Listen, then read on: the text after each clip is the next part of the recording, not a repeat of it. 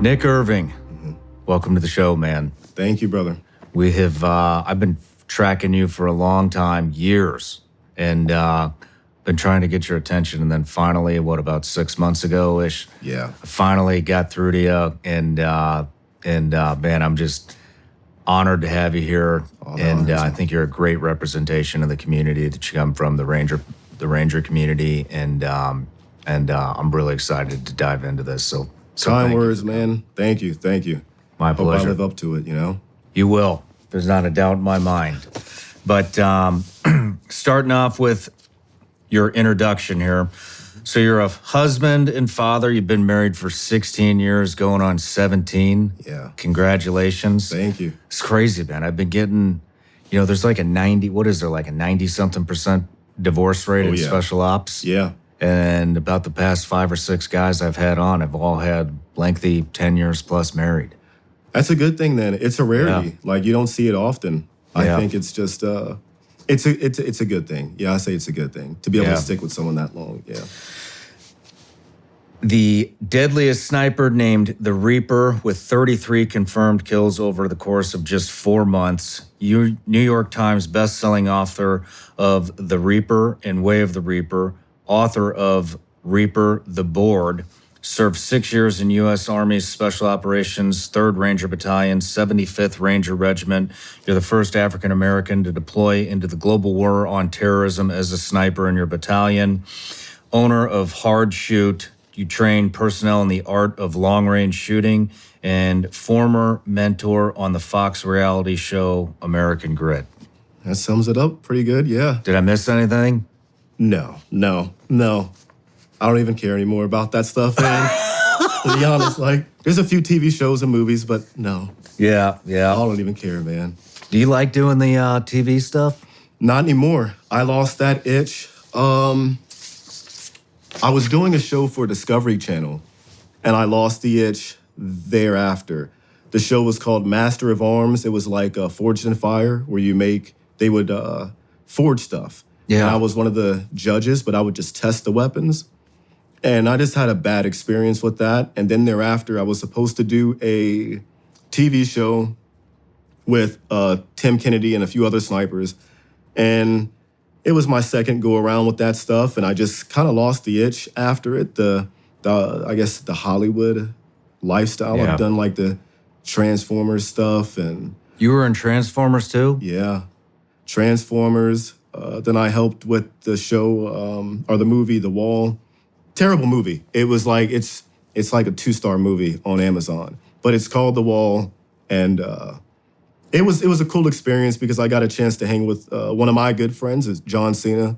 We've been hanging out since like 2015, I believe, 14 or 15. Good guy, and it was cool to work with him. But other than that, and the guy who did Jason Bourne, the director.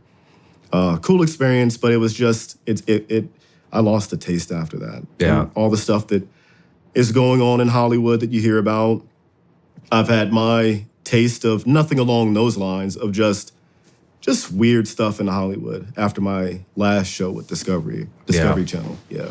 Yeah, definitely a lot is coming out about the circles in Hollywood. Oh yeah. None of it seems to be Good. positive. No. By any means. But moving on. So I have a subscription account on Patreon. They have been here since the beginning. They're top supporters. And so I give them an opportunity to ask every guest possible a question. Mm-hmm. And so here is a question from Stephen Casey. What is the best decision that you've ever made, and how has that helped you? That's the first question. Yeah, that's a tough deep one. Wow. What's the best decision I've ever made? And how has it helped me? Stop caring so much. That's probably been the best decision. Stop caring so much about the outside and care more so about what's on the inside. Meaning, what's going on in my life, observing that, how I'm feeling emotionally, the issues that I've had, acknowledging that, taking care of that, even if you're not taking care of it. You know, when I first started to acknowledge it, it was Are you talking about quit paying attention to external influences? yes, yes. Man, that's crazy. I was just on a podcast yesterday, and I said the exact same thing. Really? That's crazy. Hey, man. I was remote viewing, and I heard you say that. That's what happened. But that's like the best thing or best advice that I've taken from myself was, so yeah, stop caring so much about the external forces and things that are out of my control. I can't control what other people think, what they believe, what they, want to believe about me or anything. I can't control that. Only thing I can control is myself. So not worrying so much about the outside, just more so about taking care of me. Like when we die, we're all going to go in that casket by ourselves, And I think that is my biggest takeaway, knowing that at the end of the day, it's just going to be me anyways. So I really shouldn't have to care about the outside forces and other things that I can't control, I have to stand before the judge by myself at the end, so.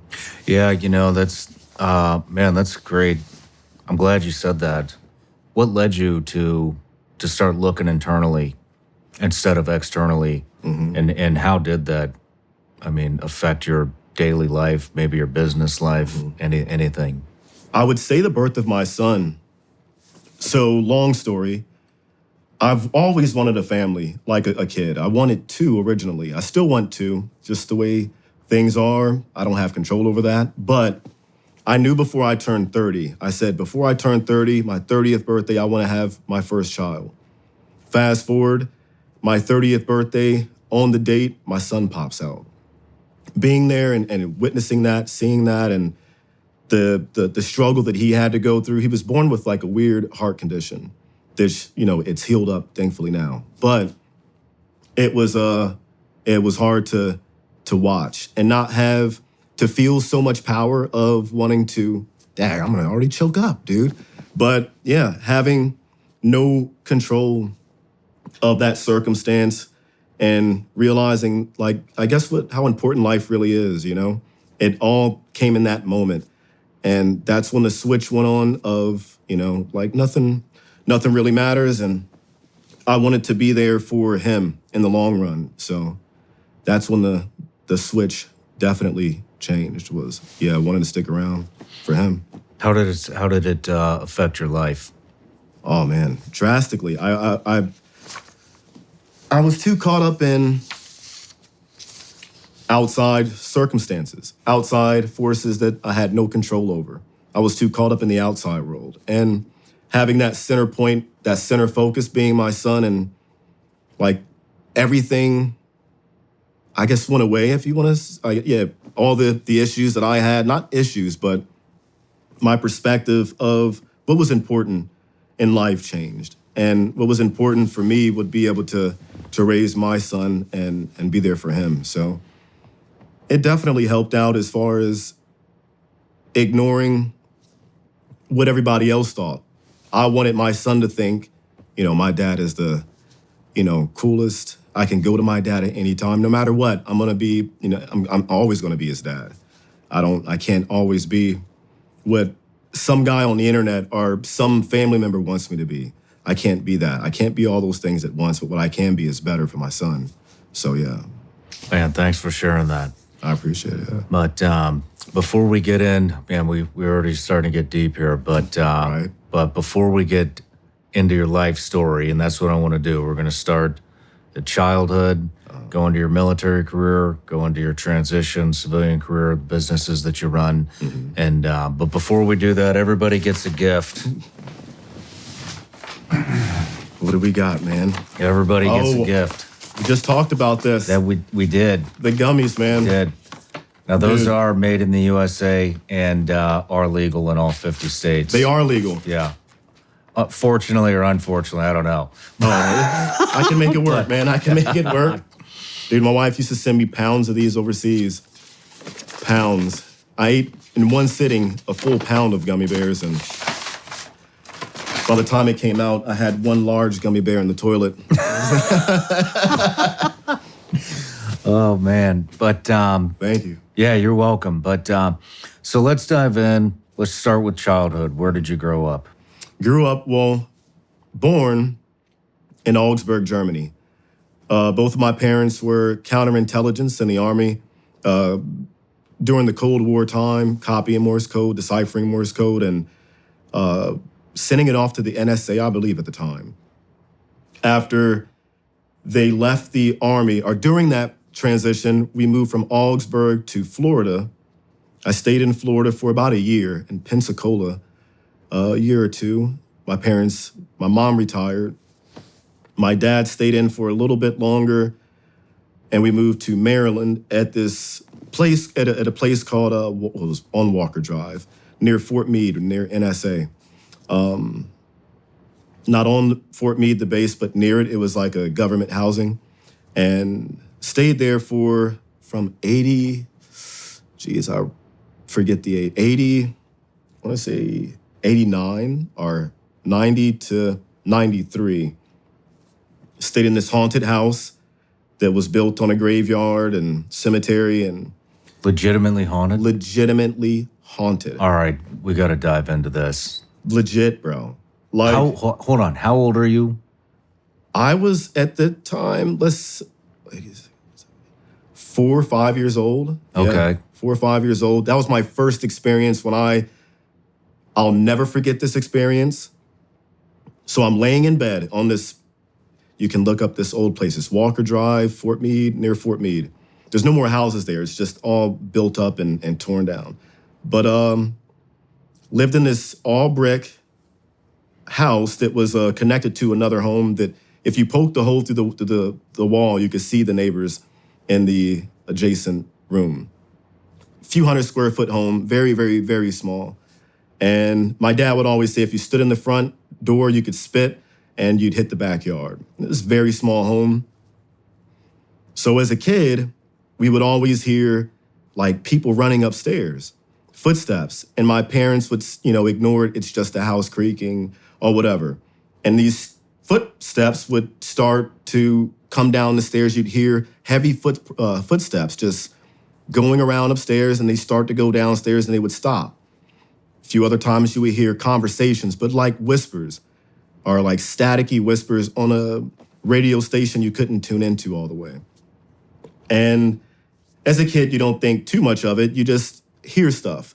But the scariest, most traumatizing, if you want to call it that, experience that I've had, I was laying in bed, and to this day, I'm paranoid of sleeping on my back because of it. Laying in bed on my back, and something woke me up.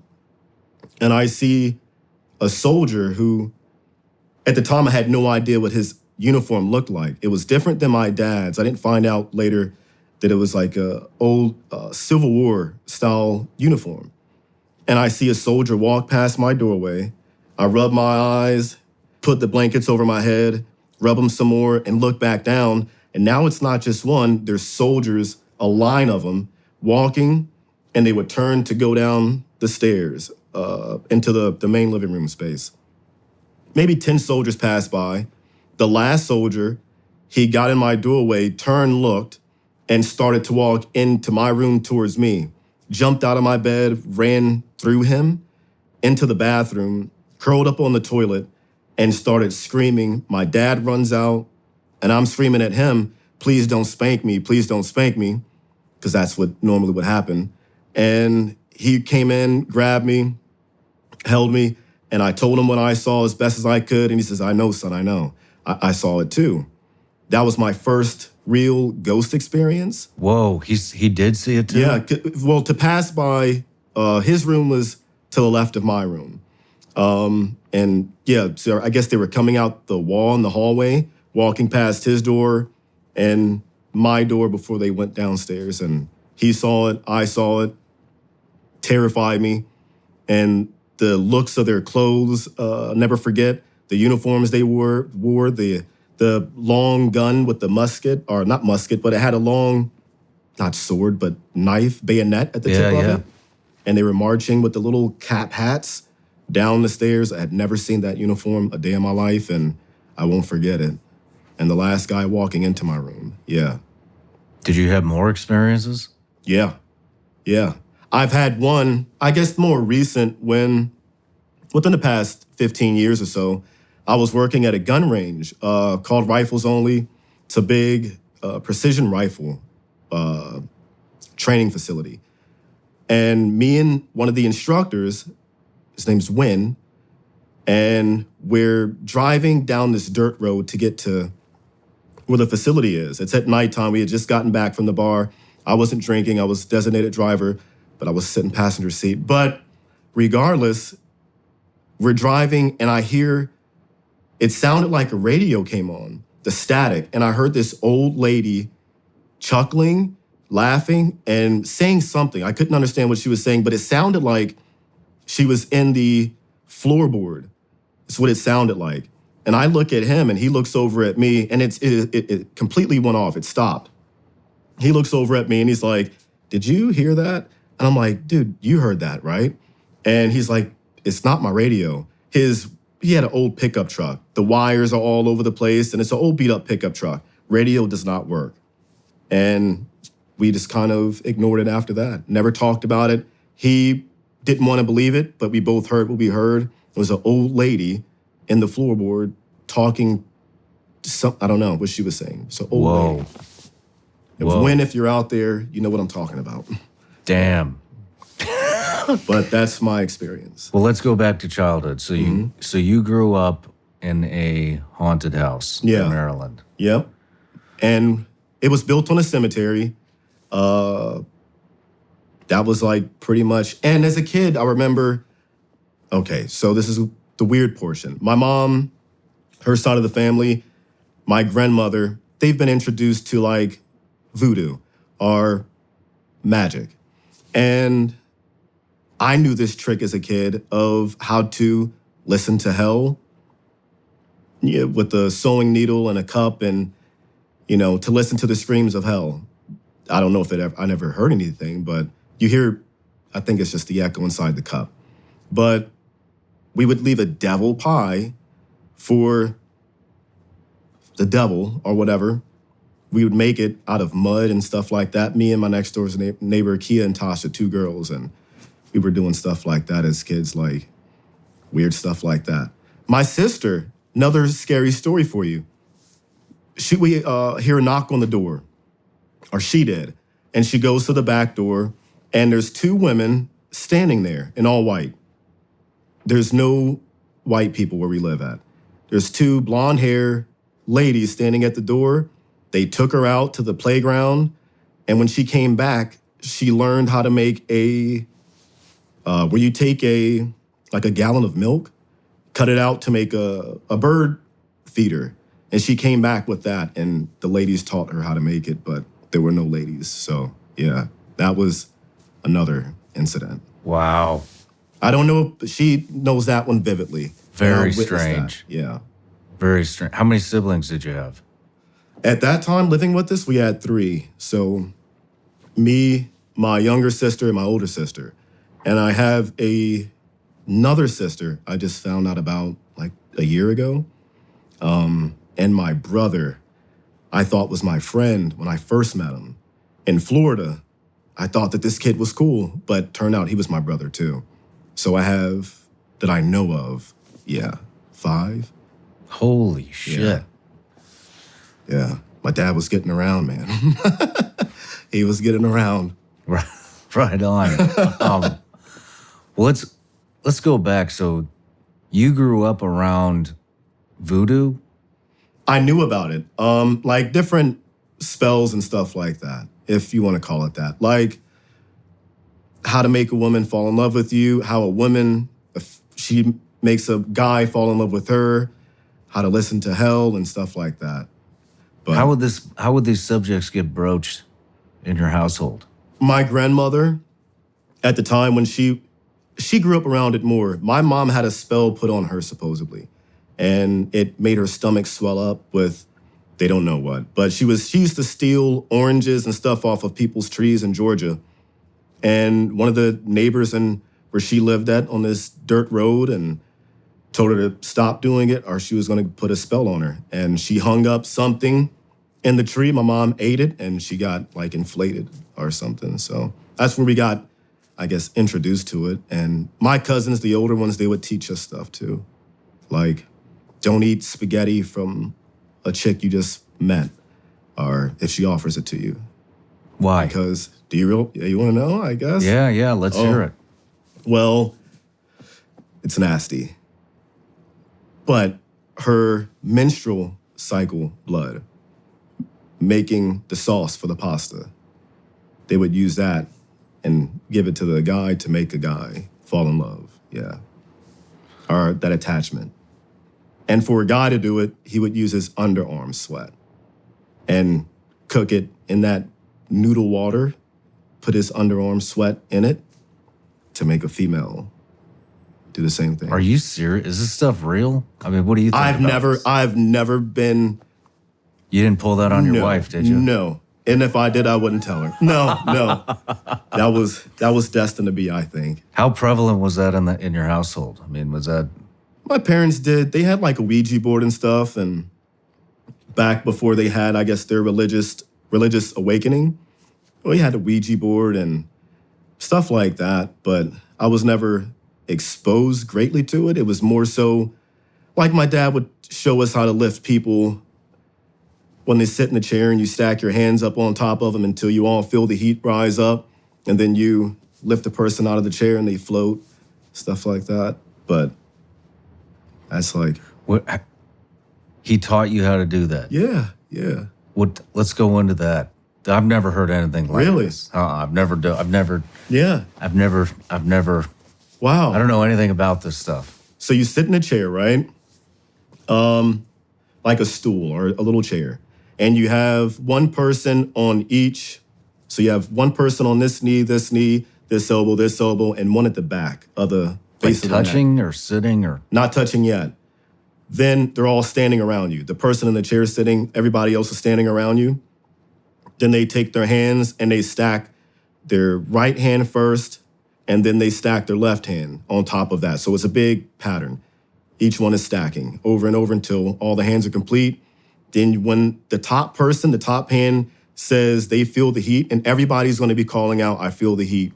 When they feel the whatever is rising up through their hand, when it gets to the top person, they all go like this and they touch this side, this elbow, and the person at the back of the neck does that, and you lift the person up and they float. You seen this happen? Yeah. I've done it to my sister, me and my cousins. Are you serious? Swear to God. Yeah. I gotta look this up. Yeah. What do you call it? I don't know. I have no idea. Like they're legitimately floating. Legitimately, well, you're touching them and they're in the air. It's like some levitation stuff. Like that. But they're not, you don't let go. You keep your fingertips on them. And I think that's where the energy goes back into them and they lower back down. Yeah. Whoa. You should look it up. Yeah. I will look it up. Definitely. Wow. We'll do it one time. Need some more people. But it's legit.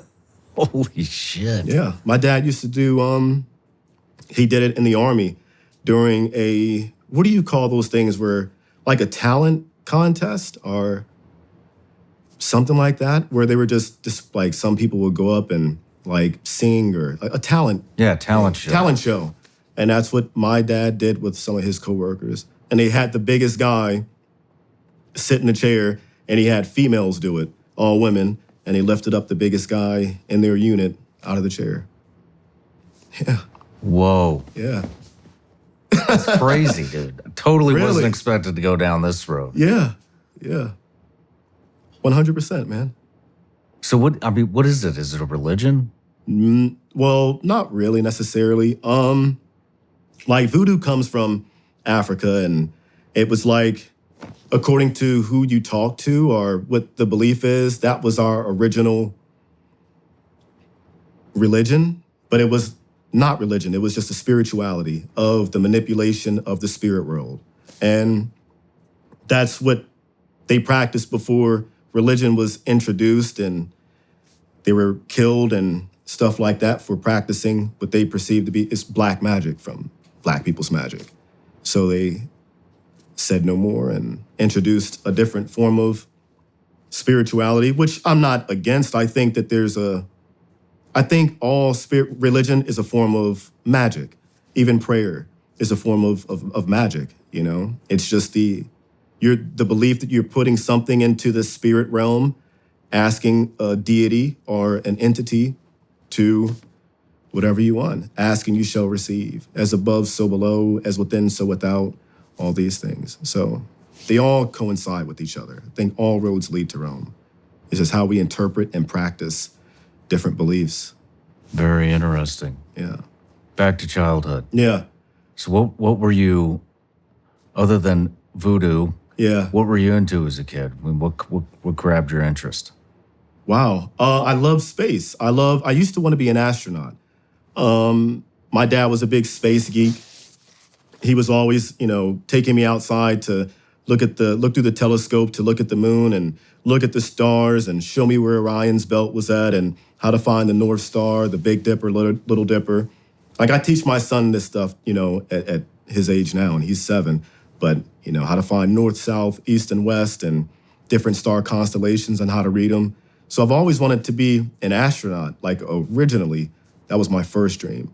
So for fun, pretending I was an astronaut, making cardboard boxes and wanting to blast off into space. That was like my original dream until my dad showed me Chuck Norris Delta Force and Charlie Sheen Navy SEALs.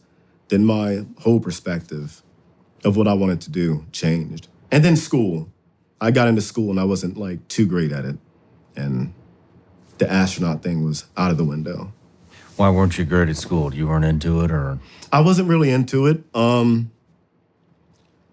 Like first grade was easy. Anybody can say that. But I just like to play and I like to joke around, and I don't know if I had like ADHD or something like that, but it was hard for me to focus.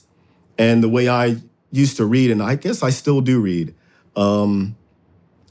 like for me, I would read one sentence and build that story as opposed to reading the whole paragraph and then building it as you go along. I would break each sentence out of that paragraph or chapter into my mind to build that story. And I guess it just took too long, and, and I wasn't great at math and anything. So started to realize I wasn't great at school in like the 2nd or 3rd grade. And that's when I used to get into a lot of trouble at home for not bringing home, good grades. So, yeah. And after the haunted house, I moved to a little bit near the city portion of Baltimore, Maryland. Not this city, but in Maryland. And that's where I stayed from 1993 to 2004 when I graduated.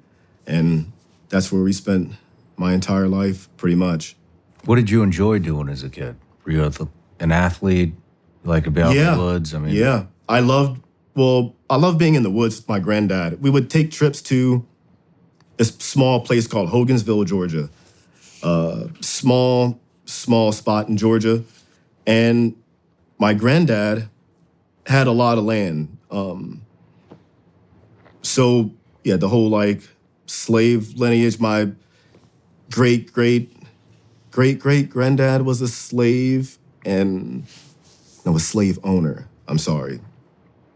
And ended up raping one of the women. And so we come from like that lineage, and that land and that plot of land ended up staying with the family because the guy who is a white guy who was a slave owner, of course, and having a relationship and with one of the slaves and mistresses, whatever you want to call her. And somehow that land, because he loved her, got inherited to our family.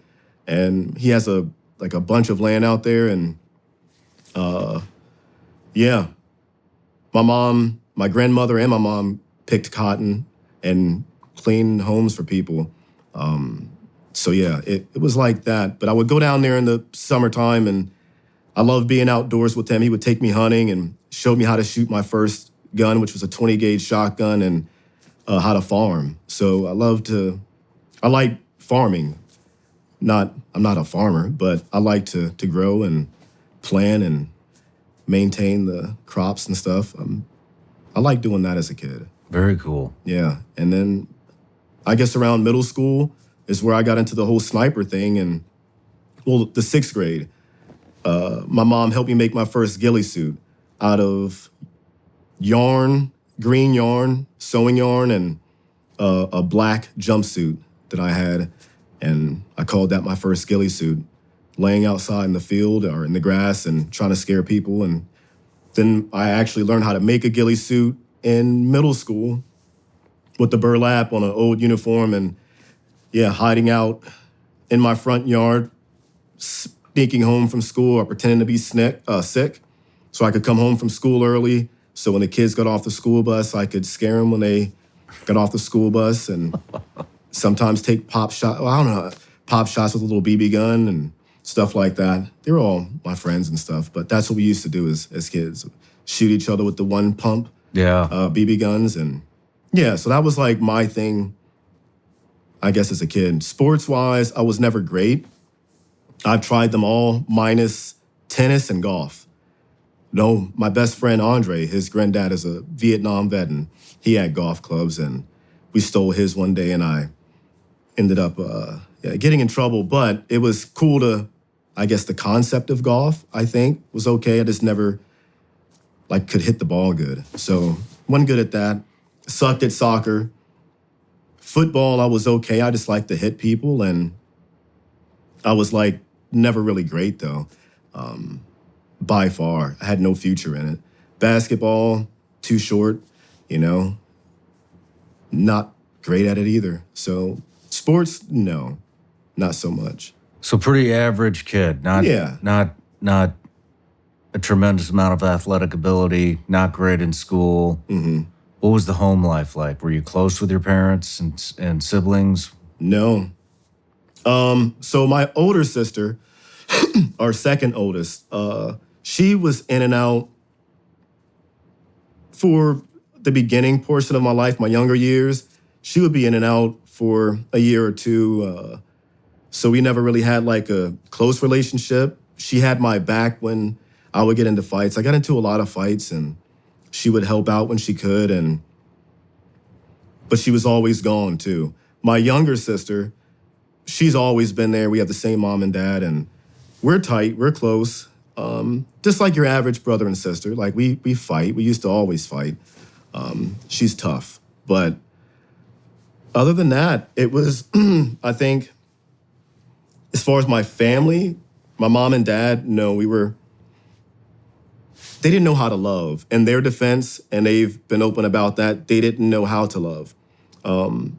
They come from a broken home that, for fun, my dad would get beat up by his dad and his 8 brothers and sisters, and my mom's 8 sisters and brothers.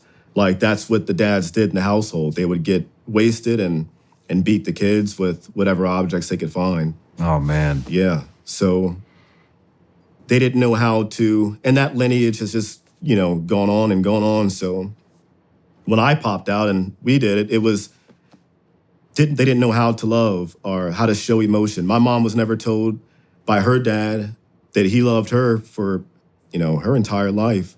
My dad's dad died when he was in the 6th grade, and yeah, and then it was just a hard lifestyle for him.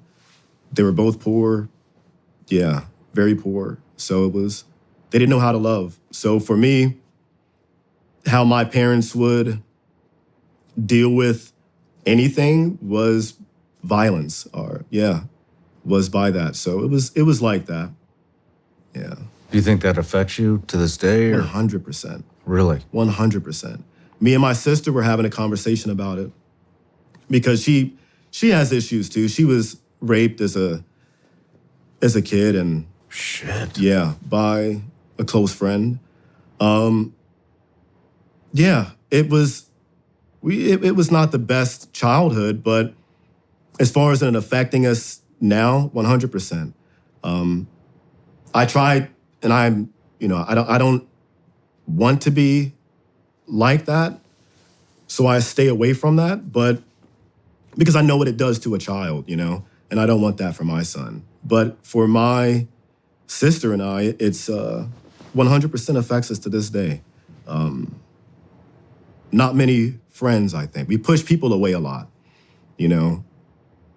This is gonna sound weird, but like we weren't allowed to have friends growing up.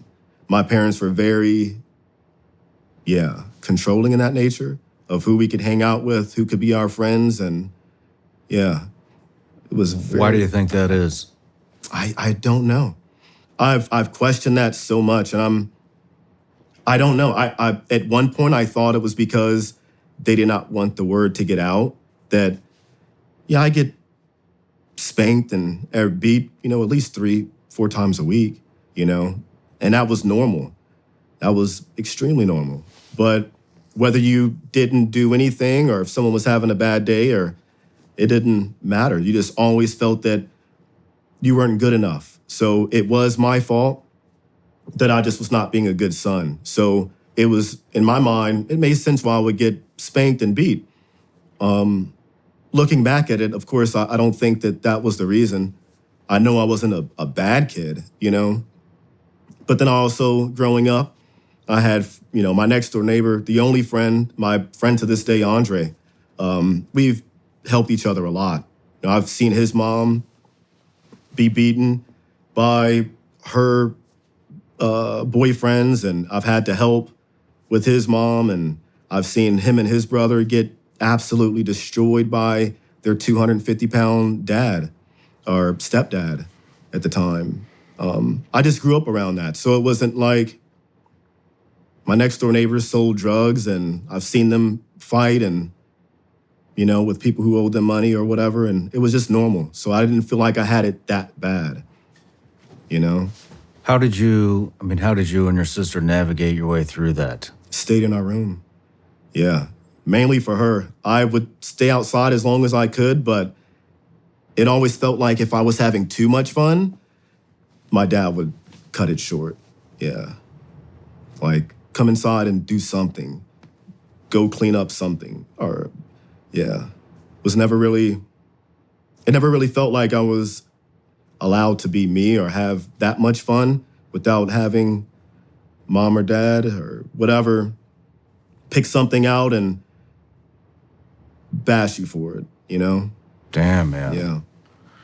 What would you say to kids that are growing up in abusive environments today?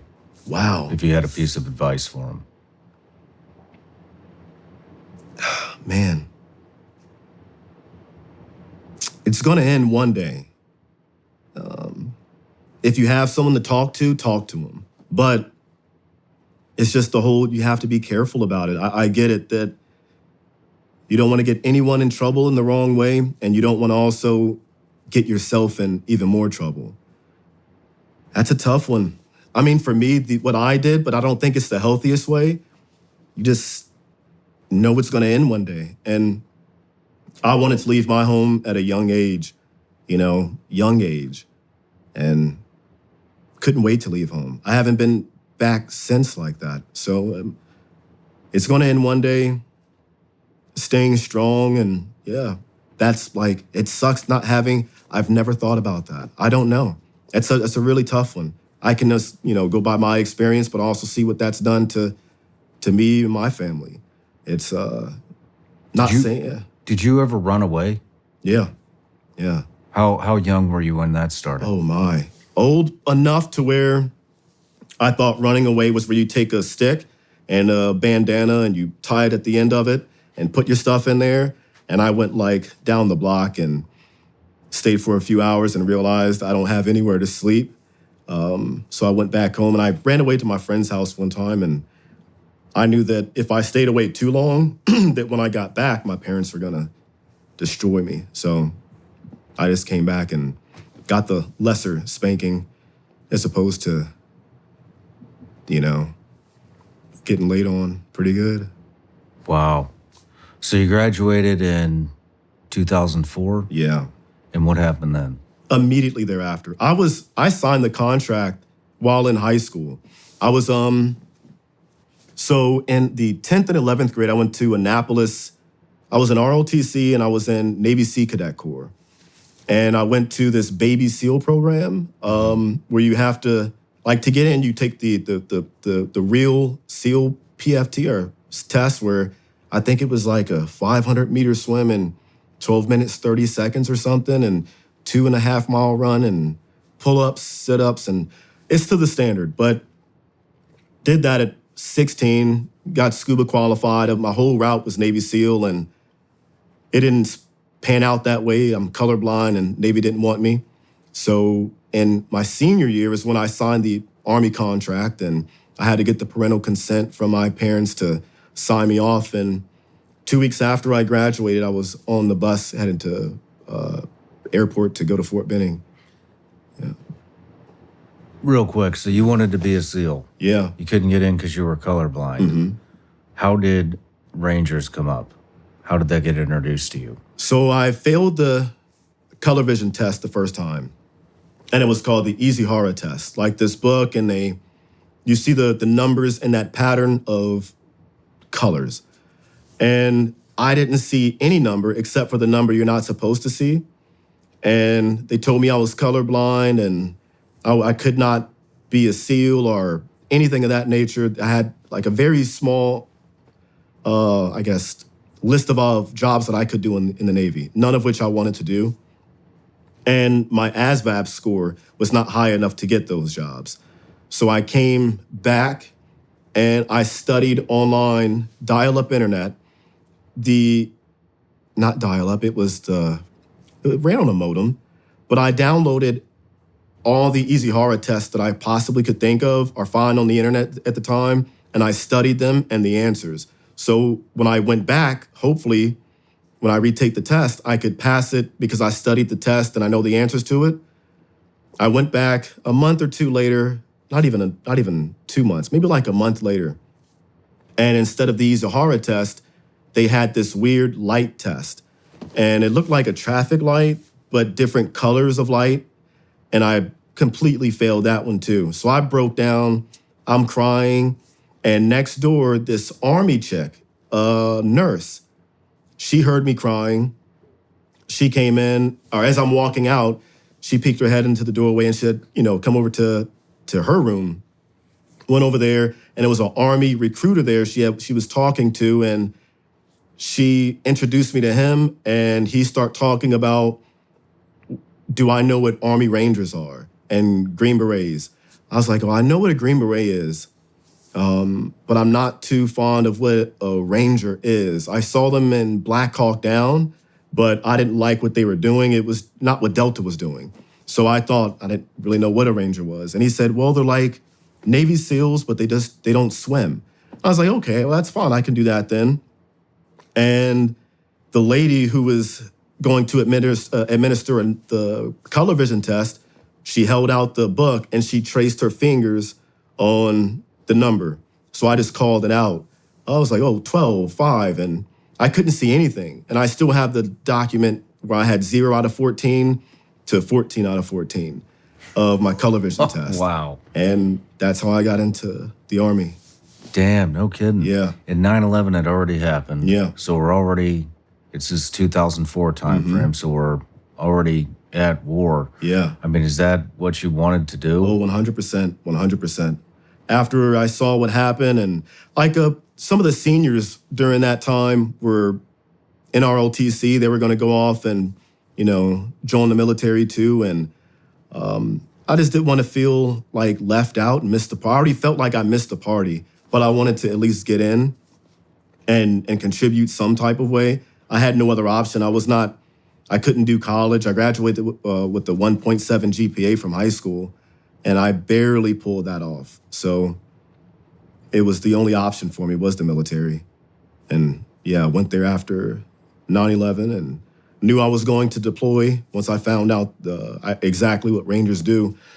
Granted, as long as I made it. If I made it, then I knew for a fact I was going to go to combat. So that was partially my driving force. The other was I grew up telling my, best friend Andre and, my family that I'm going to do this thing. I'm going to. I can't come back.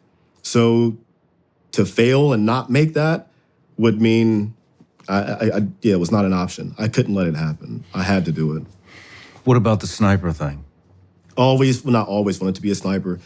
Since ghillie suit days is when I wanted to be a sniper.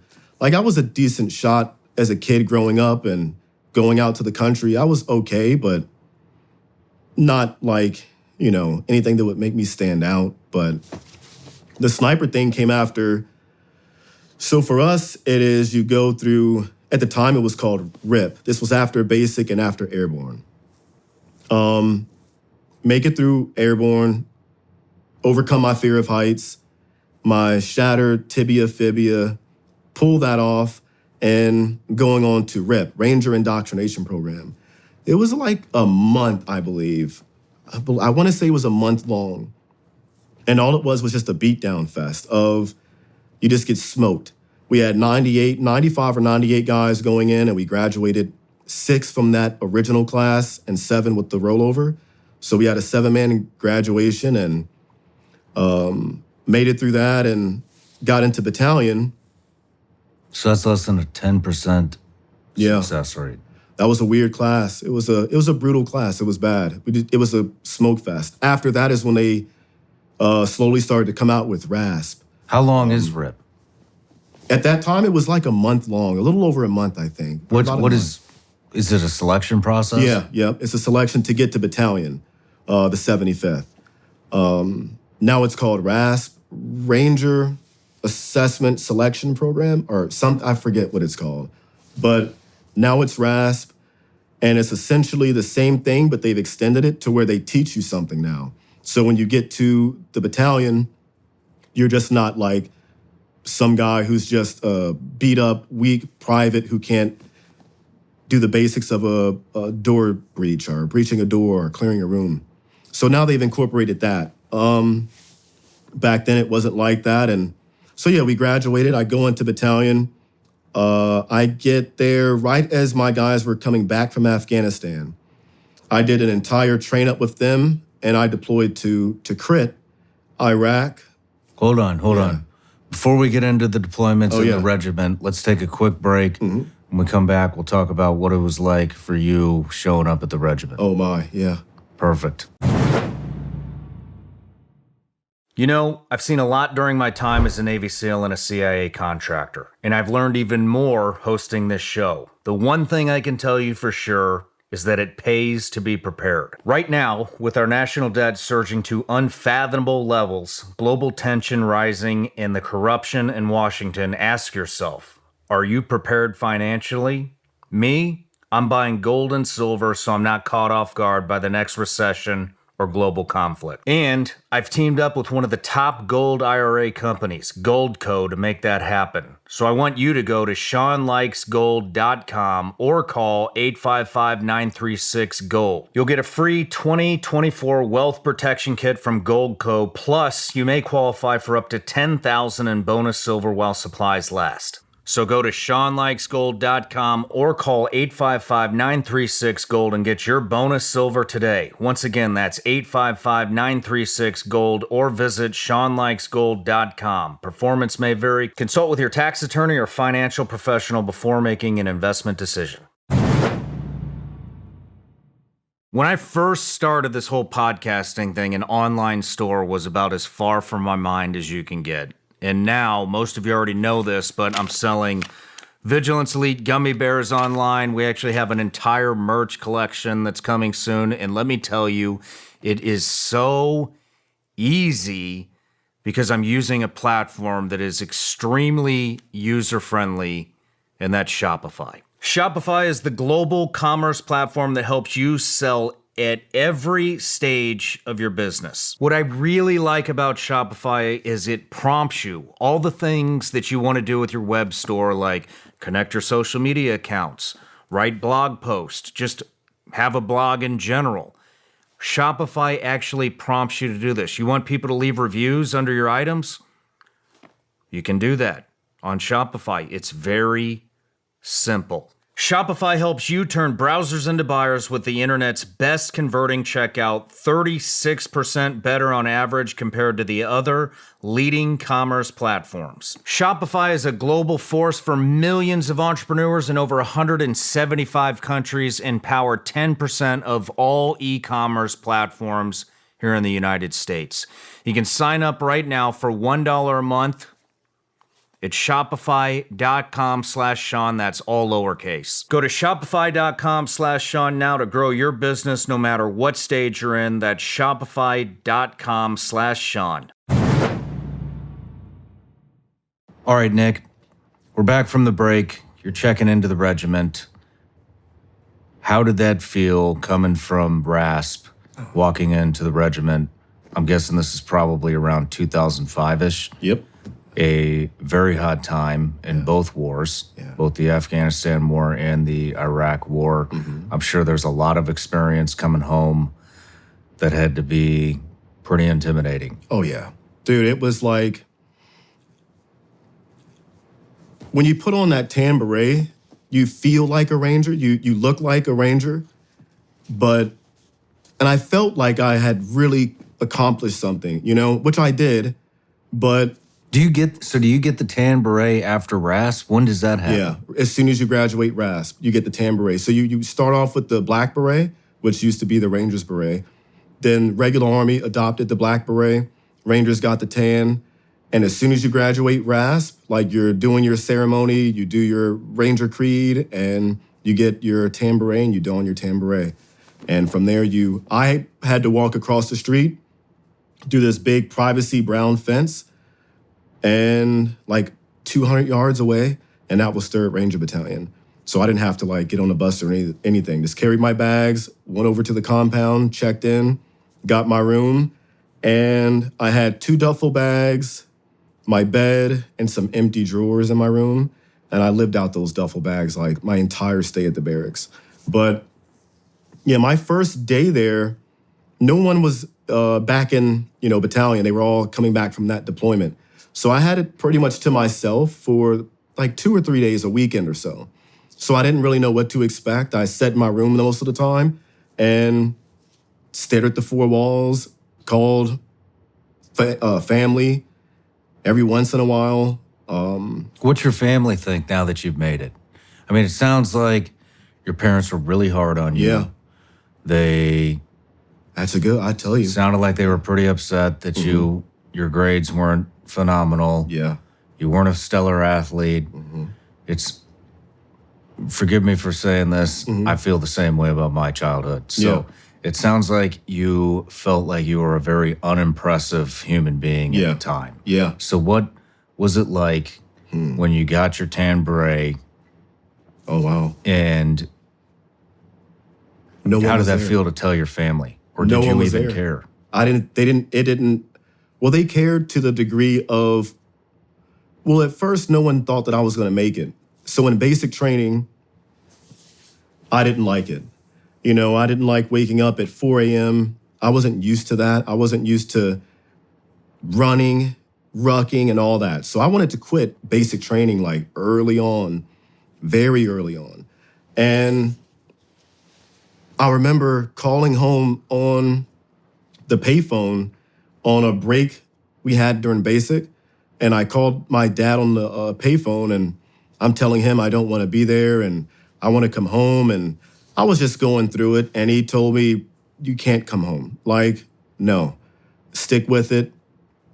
Suck it up, I guess. So I never really wanted to be there until after, I don't know, the first 7 weeks or so out of the 14-week basic is when I kind of fell in the groove of things. And it was not smooth sailing. I messed up, fractured my tibia fibulas and in both legs. And it was kind of smooth sailing. They came to that graduation.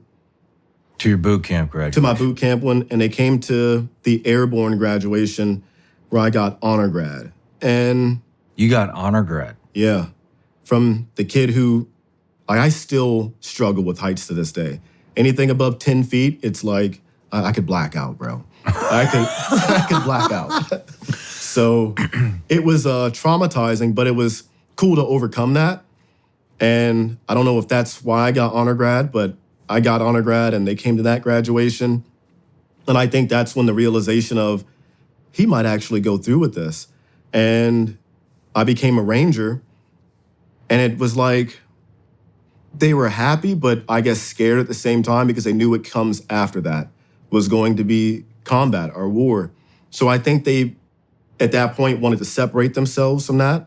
My mom, she claims to this day, or she says that a lot of her depression comes from that time in my life, was the constant deployment. But I just never understood that because I didn't feel that love at home.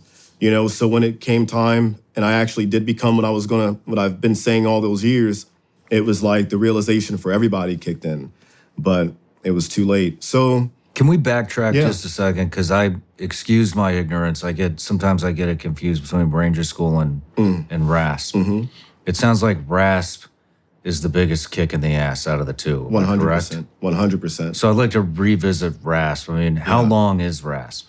About a month long. It's a month. Yeah. Oh, a RASP now? I'm not sure. It's over a month. When I was you were going in. through, it was a month long.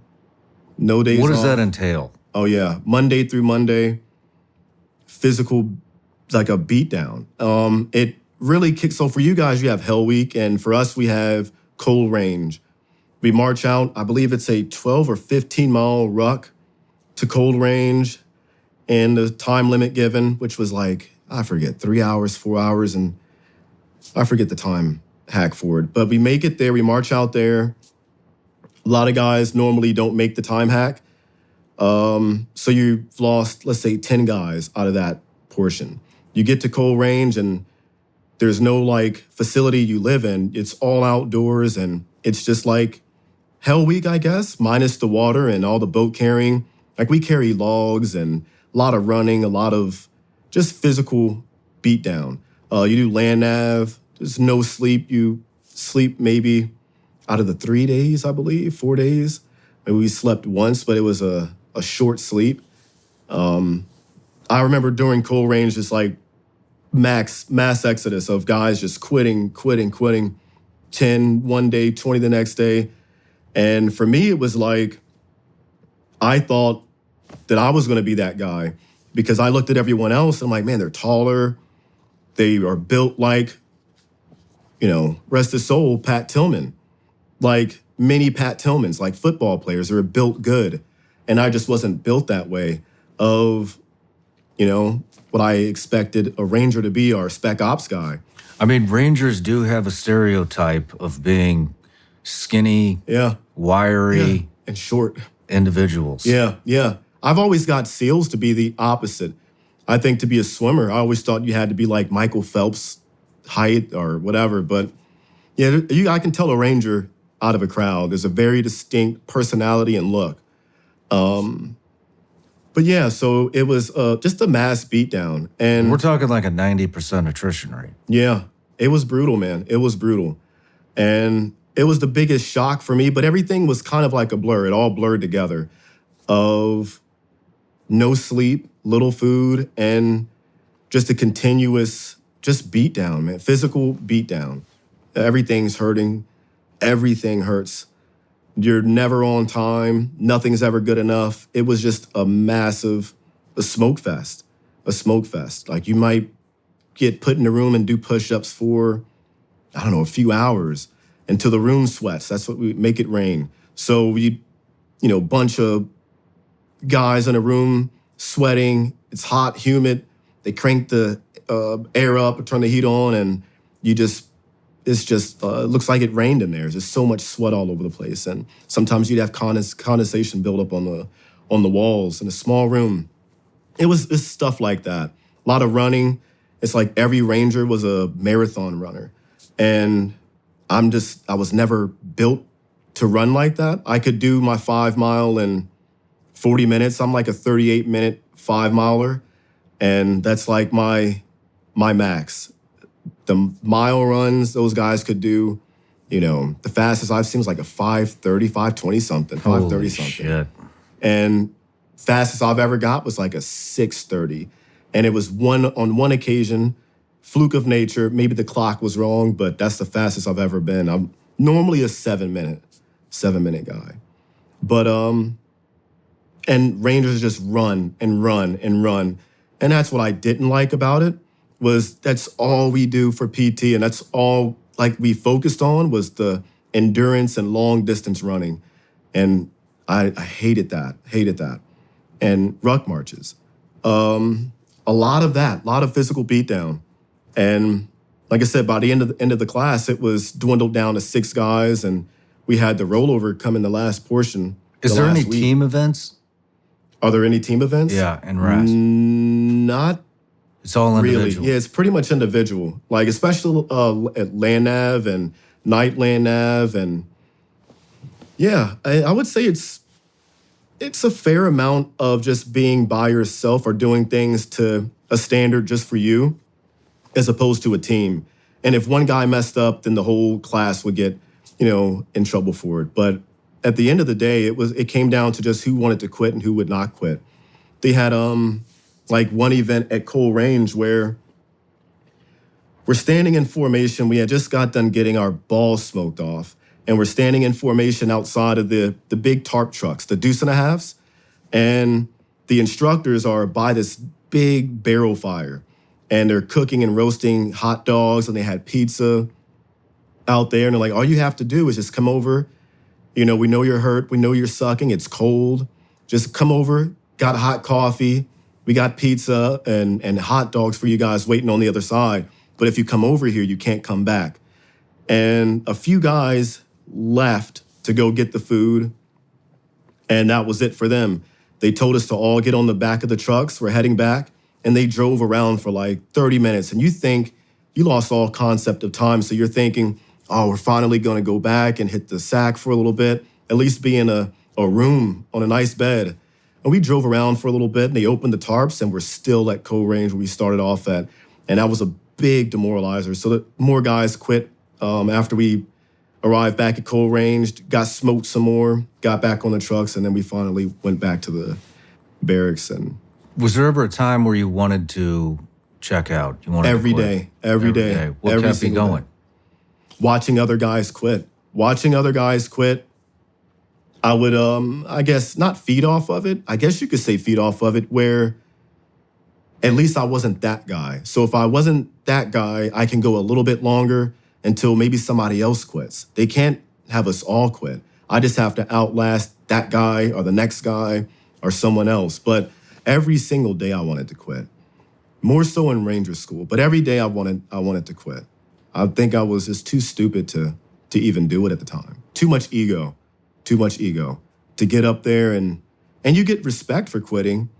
They respect you, and they don't treat you and call you names. They don't treat you bad. So it was more so of an ego thing for me of not wanting to quit. But yeah, I wanted to every day. Interesting. So they make it appealing to quit. Oh yeah. Huh. So that was the biggest thing about RIP. And I think that's what I think made it hard too, is it was different than basic training. You're more on your own, and you're given a set of instructions to do something, and you do it. You're not like in basic training where they hold your hand the whole way. It was different in that aspect too. And just how mean they were. Like, these guys were demonic, it felt like. I was terrified of Rangers going in. I saw a guy with the tambourine. As a kid, avert your eyes, and I would always say to myself, oh my gosh, this guy's probably killed people. And that would terrify me, because a Ranger to me always looked very neat, very neat, very well put together. And knowing that this guy, or thinking that, this guy has taken a life, was like weird to me. It scared me. So I was always scared to look these guys in the eye of, that. So I was scared of all my instructors. Interesting. Yeah. All right, so let's move forward again. Mm-hmm. You're checked in. You're at 3rd Ranger Battalion. Mm-hmm. What's it like when you meet your team? Terrifying. I heard a mass, like a stampede, coming through the barracks. They're screaming, loud, doors being kicked, and they're screaming, where's the fucking new guy? And I'm huddled in my room, sitting on my bed, terrified. I'm like, there's no way they're going to find out I'm in here. And all of a sudden, I locked my door, and I see my door shaking, and they're picking the lock. Then they kick my door open. All these guys come in, and they flood my room with beers in hand. And like, you got to drink all this. So I'm looking at them, I'm like, I'm not even a drinker like that. I had like one Heineken and Airborne, and I hated it. So now I'm stuck with this room full of Rangers shoving beer down my mouth and throat. And let's take that back. That sounds really bad, but they're giving me a bunch of beer and stuff like that to drink. And I remember getting just absolutely shit-faced. And that next morning we had to run like 6 miles and me throwing up. But it wasn't as bad as I thought. It was just terrifying that these guys, in my mind, all just came back from killing people in war. And Had now, they? Yeah. They were in Afghanistan during that time, and they did a few recovery operations with the SEAL team. And most of the stuff in Afghanistan, that's when they were getting into more of the direct action type stuff. So they were upping their package and their amount of combat that they did see. Prior to that, it was a lot of working with Delta and pulling security and stuff like that before, I guess they got their hands full, Delta, and we started picking up the more direct action and purely just direct action raids, and sometimes doing side-by-sides where Delta's hitting one building and we're hitting the other building, and, working with them in that nature. Yeah, it was terrifying, but also at the same time, I felt like it was good to be a part of a group like that. I just wasn't sure if I could hang because they were animals, physically fit. And I had no idea if I was going to be able to even keep up with these guys. So I thought my time was going to be short-lived because like these guys could be hammered one night and the next morning running 6-mile runs like it's nothing. And it was, I didn't think I was going to be able to keep up with these guys. And then we went on to the training cycle. 6 months training cycle. Started off with airfield seizure, and that was my first introduction. This was like a few weeks after I arrived. And my first exercise was taking over an airfield and had no idea how to do it, except for how to jump out of a plane. And it was my first nighttime jump in full combat gear and equipment. And as a new guy, you're stacked onto this C-17, and the Humvees are in the middle of the formation, lined up on the bed of the C-17, and watching them get sucked out the back ramp as a new guy, never seeing this, my mind's blown of like, wow, this is pretty neat. I'm actually doing like cool guy stuff. And it's time to jump. My first jump in battalion, I'm weighted down. You jump out into this pitch blackness, and my risers got stuck under my left leg. I ended up tumbled through my risers, and I get a cigarette roll. So I'm falling, and I knew something was wrong because I can still hear the wind of the whistling of the wind, and the black figures' bodies like passing me at a higher rate than what I knew was, not right. And I can hear people as I'm following, pull your reserve, screaming, pull my reserve. And I watch this thing come out like slow motion, and it, comes out, and I'm looking down. I don't have much room left, maybe 500 feet, a little less than 500 feet or so. And I'm coming in on the tarmac, the runway. So I'm trying to slip and pull my risers on my reserve, but those don't steer the way your main parachute will. And I'm all tangled up and tied out. My gun, a Mark 48 machine gun, is flung out somewhere and lost in the field. It popped out, and yeah, bad experience. I landed on one leg, tore up my pants, had no weapon, and I show up to the rally point in the middle of this airfield, about to take over the airfield, and I'm mimicking like I have a gun because I didn't want to say, hey, I lost my gun. As a new guy, my first jump. So I'm mimicking like I have a gun and hoping no one's going to notice. And the first thing they notice, like, Irv, where the fuck is your gun? And I say, I don't know, Sergeant. It's somewhere in the field. I lost it. And he blew his lid So I had to mimic the entire taking over the airfield without a weapon, just nods, a helmet, and yeah, nothing. So got the entire battalion in trouble. We all That had to go be out pretty there. And humiliating as a it new was guy. very, and not on top of that, the next morning we had to all get on formation, the entire battalion pretty much, and walk the airfield. While I stood on the back of a truck and watched all the guys look for my equipment to make me stand out. So that was my first experience. Shit. Yeah. After that, it was never happened again. I mean, that can create a lot of hatred. Oh, yeah. It was a lot. How did you rectify that?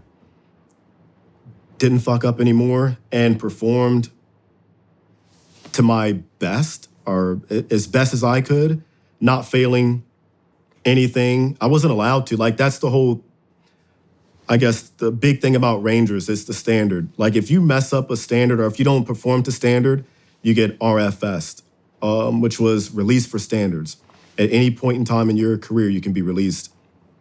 So I guess to rectify that was staying in the gray man for as long as possible until my first deployment and keeping my head down and just performing.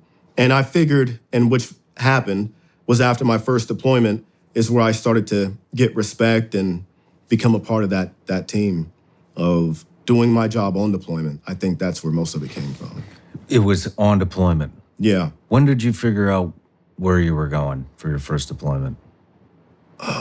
Like the last month, a month prior. It's always fluctuating. 1 minute you're going to Baghdad, maybe Afghanistan, Jalalabad, or you're going to Tikrit or Mosul. It's always a toss-up. And like at the last moment is where you kind of find out, within that last month or so. We found out we were going to Tikrit, Iraq, and they were saying it was a pretty hot environment at the time, which it was. And like we ended up doing that deployment, 120 missions and that 90-day deployment. We were doing 90 days at a time before we went to the 120 to keep up with Delta's rotation. But the 90-day, 120 missions was like average for... You did 120 missions in 90 days? Yeah. Yeah. What's going through your head when you figure out you're going to Tikrit, Iraq? I was scared. I thought it was going to be like Saving Private Ryan, where you get off for me, I thought when we lower the ramp on the C-17, it's because we get picked up in our backyard. So we don't go to like an airport. It's not announced when we're leaving. It's just the C-17 lands in the back runway behind our compound. You get on and we fly to Germany. From Germany, we go to where we're going. I thought when they lower the ramp, it was going to be bullets flying. I'm going to come out charging, and that's how you enter war. But instead, it was the exact opposite. And I kind of got that picture as a new guy when I was also high on Ambien. I took the Ambien pill before I was supposed to, and I didn't know what Ambien was. I knew it was a sleeping aid, but I took it before I was supposed to. So I had to fight staying awake while on this C-17 waiting to taxi off the runway. And as I'm sitting there waiting, I started to see faces pop out of the chairs. I'm hallucinating, like I'm cracked off this Ambien, and I'm hallucinating, and I'm seeing stuff. And my team leader, Salazar, he's like, did you take your Ambien before? And I'm like, yes, I'm tripping. And he's like, dude, just wait. Finally get an opportunity to sleep. But yeah, we get off the C-17, we're running off, or I think we're gonna run off, and I don't have a mag for my gun with bullets. I'm like, where do we get bullets? Did I miss that meeting where they handed out the bullets before we go on this deployment? And I'm saying to myself, well, when we run off the C-17, I'm gonna pick up the first guy's ammo that drops, like Saving Private Ryan. But you legitimately thought that's what I thought that's how we come into war. And they lowered the ramp, and you see people walking around, little coffee bean shops and Burger King joints and stuff like that, and food places, and it smelled like not bad. It smelled like, well, Iraq, but where we first landed at, it just smelled normal. I didn't smell like bombs and anything like that, burning bodies. No, it was pretty chill when we landed. Drove to our compound. It's a compound within the big compound, but it's all sectioned off with big 12-foot T-barriers and satellite communications in there, and you have to have a badge to get into this compound and stuff like that. It was pretty neat. And within the first 8 hours we were in country is when we got our first mission. And I remember going out that night, landing we were on a Black Hawk helicopter, feet hanging out off the side doors, and we land and get off, and I see them raid this home. I'm a machine gunner at the time, so I'm pulling security and just hearing the stuff going on and inside and how they got to the What was the op? Direct action. We were going to go kill or capture a high-value target, and they got there. The assault teams went in, did their thing, and looking at it through nods was just like, it was like watching the news almost. It didn't feel like I was really there. It was like an outer body experience, of watching these guys do their thing. And I had been watching them my entire training cycle, but seeing them in combat do it, and I wasn't sure if it was a 9-banger going off or just a regular banger, or if it was gunshots going off inside this little home we were raiding. But it was cool seeing them do that, and I got a chance for the first time to see how fast they were and how good they were. But it was just surreal. Like, I didn't feel like I was really there. Like, did I really earn my spot to be here as a new guy? Or I didn't feel like I was ready yet. I didn't feel like I was ready yet. 6 months went by really fast. Yeah. So I felt like that, but got into the groove really quick. I had a really good team leader. Were there any engagements on that first op? Not the first one, no. Just bangers going off that I thought were, gunshots, but it was just, I guess, a normal routine op. We didn't start getting into firefights until maybe a few ops after that. It happened pretty quick. Within the first 3 or 4 ops, 5 ops, we were getting into pretty good contact. How long after you got into country were you on your first operation? 8 hours. Yeah, 8 hours. Yeah, 8 hours. Sometimes it's faster. We've done some where as soon as you land, you're getting geared up and you're heading out the door within a few hours. It's really quick. Wow. And I think the way we trade off. So there's always a battalion overseas. So for us being 3rd Ranger Battalion, we would replace the outgoing battalion, which would be first. Our first would come in to replace us. So we were replacing second. And the way we would pass off information and the packages and the intel that we've gathered, we just pick it up and continue on with the missions that they were going to be doing anyways if they would have stayed for another 3 months or so. And we build our intel and stuff like that from the homes that we raid and build more packages and stuff that way. So if I remember correctly, on your first deployment, you did 120 operations within 90 days. Mm-hmm. We were doing multiple a day sometimes too. 5 or 6. After 5 or 6 is when you started getting into full-blown engagements. Oh, yeah. Let's talk about the first operation where you and your team or team got into an engagement. Yeah. We were in... What was the operation? It was regarding Zarqawi. Around that time, we weren't going after him yet. It was around that time, going after somebody else. With the group the guys that he ran with. And I remember landing on the Blackhawks. We get off and walking to the objective. We were walking down this long field through like palm groves.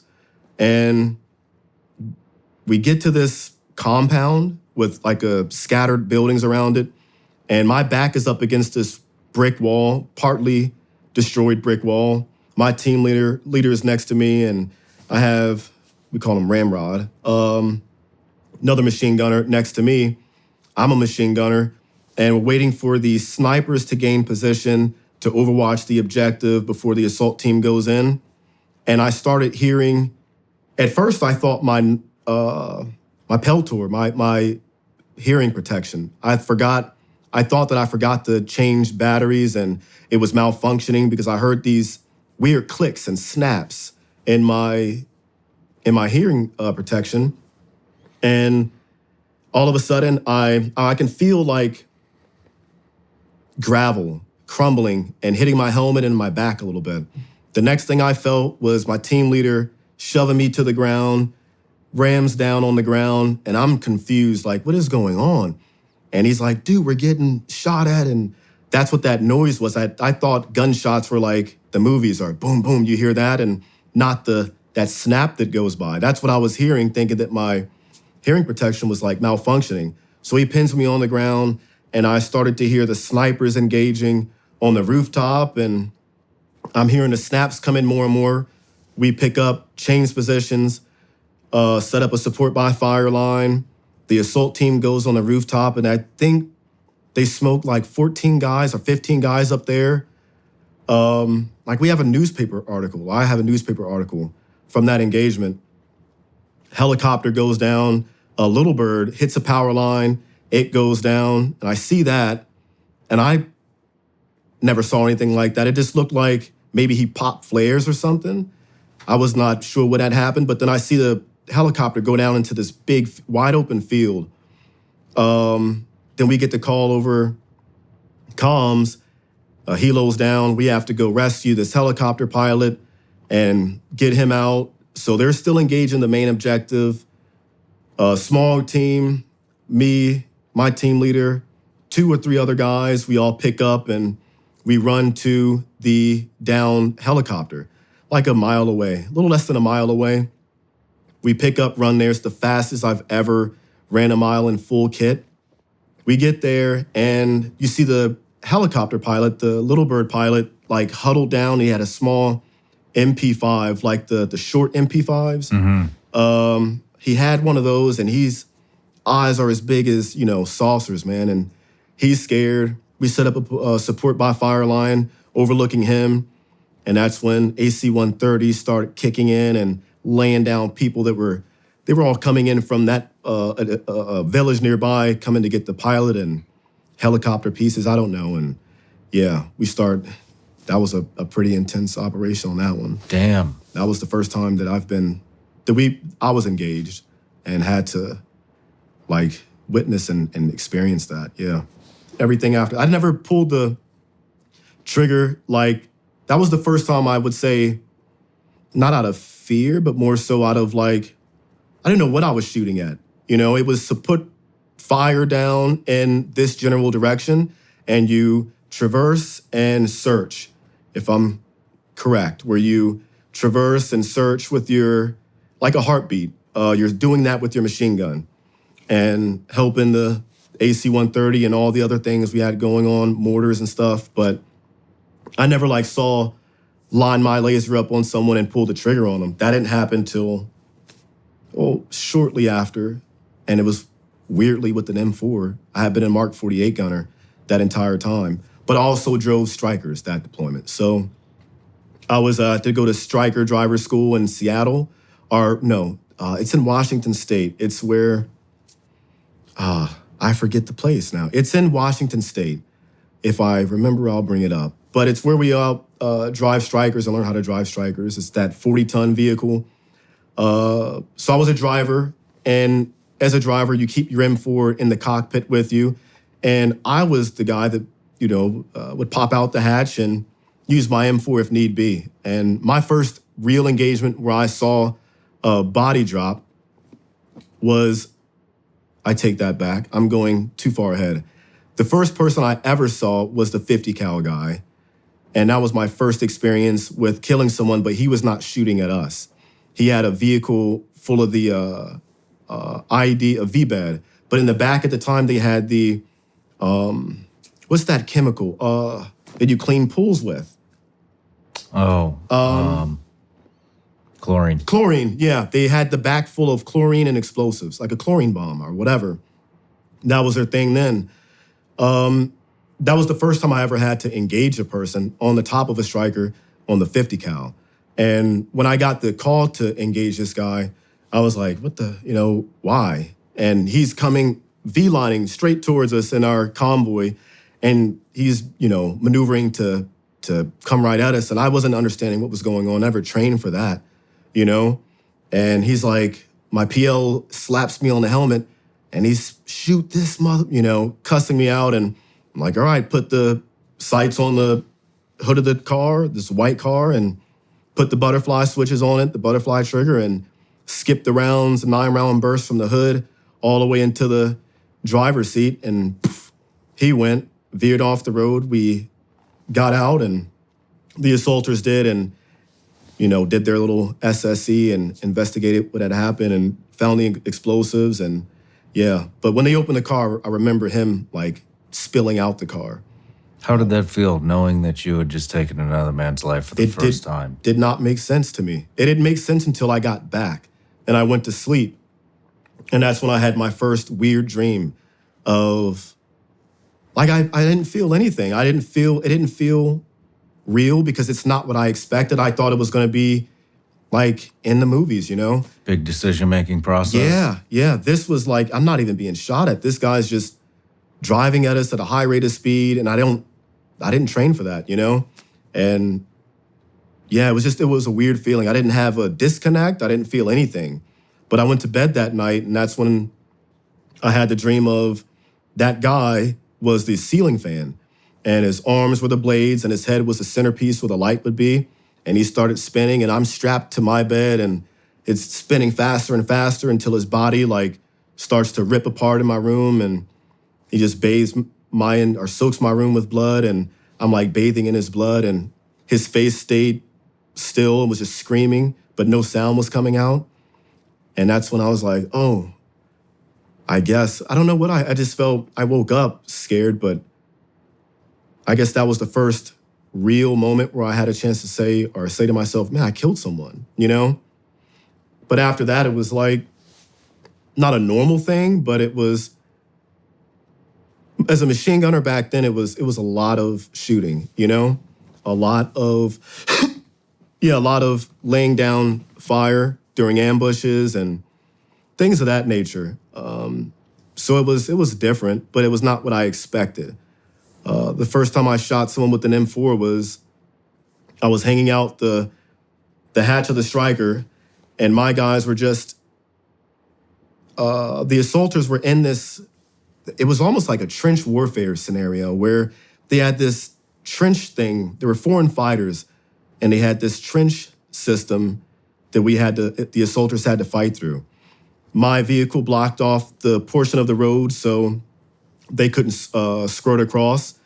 One guy did, and I remember I'm parked next to another Striker, Rico 2 or whatever, and I remember him looking at this guy, and he puts his laser on the guy, and in his floodlight, when his floodlight hits him, that's when you see the AK. And he's running back looking at our guys, and he's running with an AK. That guy starts shooting, my guy starts shooting at him. So I'm like, well, we got to light this guy up. And my first time doing that with an M4, I hit the safety, or not the safety, I hit the mag release on the side of my M4.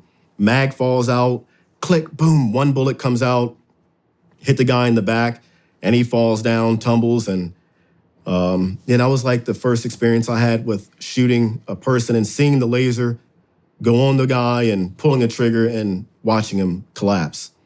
But I wasn't like the sole contributor. I don't think I killed him myself. It was a joint thing where he was being shot up by lots of lasers. Yeah. It was my first experience, but with that though, But I don't contribute to, no, my bullet did. It was a few lasers lighting this guy up. Yeah. And it was like that for pretty much that entire deployment. Was just a lot of direct action, but the firefights were never to where we thought that we were being overrun or going to lose a firefight. It was pretty one-sided and was over pretty quick. Did you guys lose anybody on that first deployment? No, we did not. We lost somebody in a different platoon, I believe second platoon. We lost one guy during an IED blast that blew up his Striker, and a nut that goes onto one of the screws in his Striker blew and punctured the back of his back and went through him, and he bled out. That's the only guy we lost on that deployment that I knew. Sounds like a very kinetic deployment. Yeah. Most of them were. except for one, and that was working with SEAL Team 6 in Jalalabad. And that's the difference, yeah. I got my, it wasn't fun. We'll get there. Yeah. We'll get there. So you do a 90-day deployment, about 120 raids or ops. What is it that you think? I mean, if I remember in your outline, we talk about that you know, your first. I mean, how did you gain your guys' respect? What was it about you that?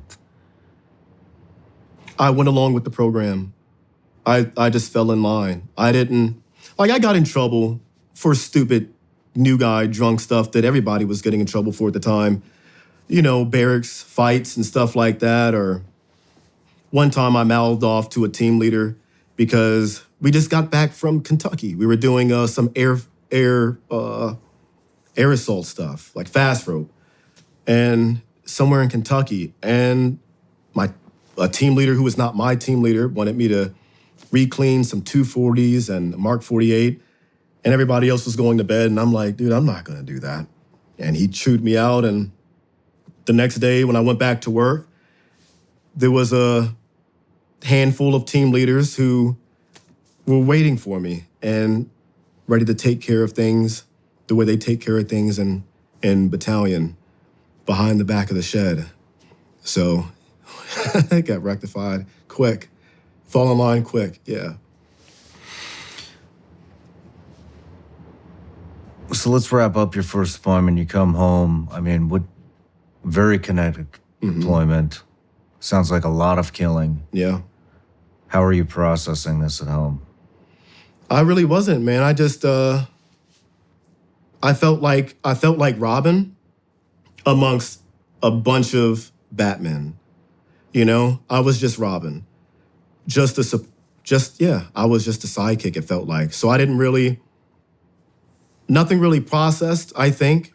It happened relatively quick and I got wasted, you know, to be honest with you. Like, that was the first thing we did when we got back, was just drink and drink and drink and drink for like 2 days of binge drinking. And as soon as you're done that, you're back into training. Like, there was no time to, we had 2 weeks, 13 days.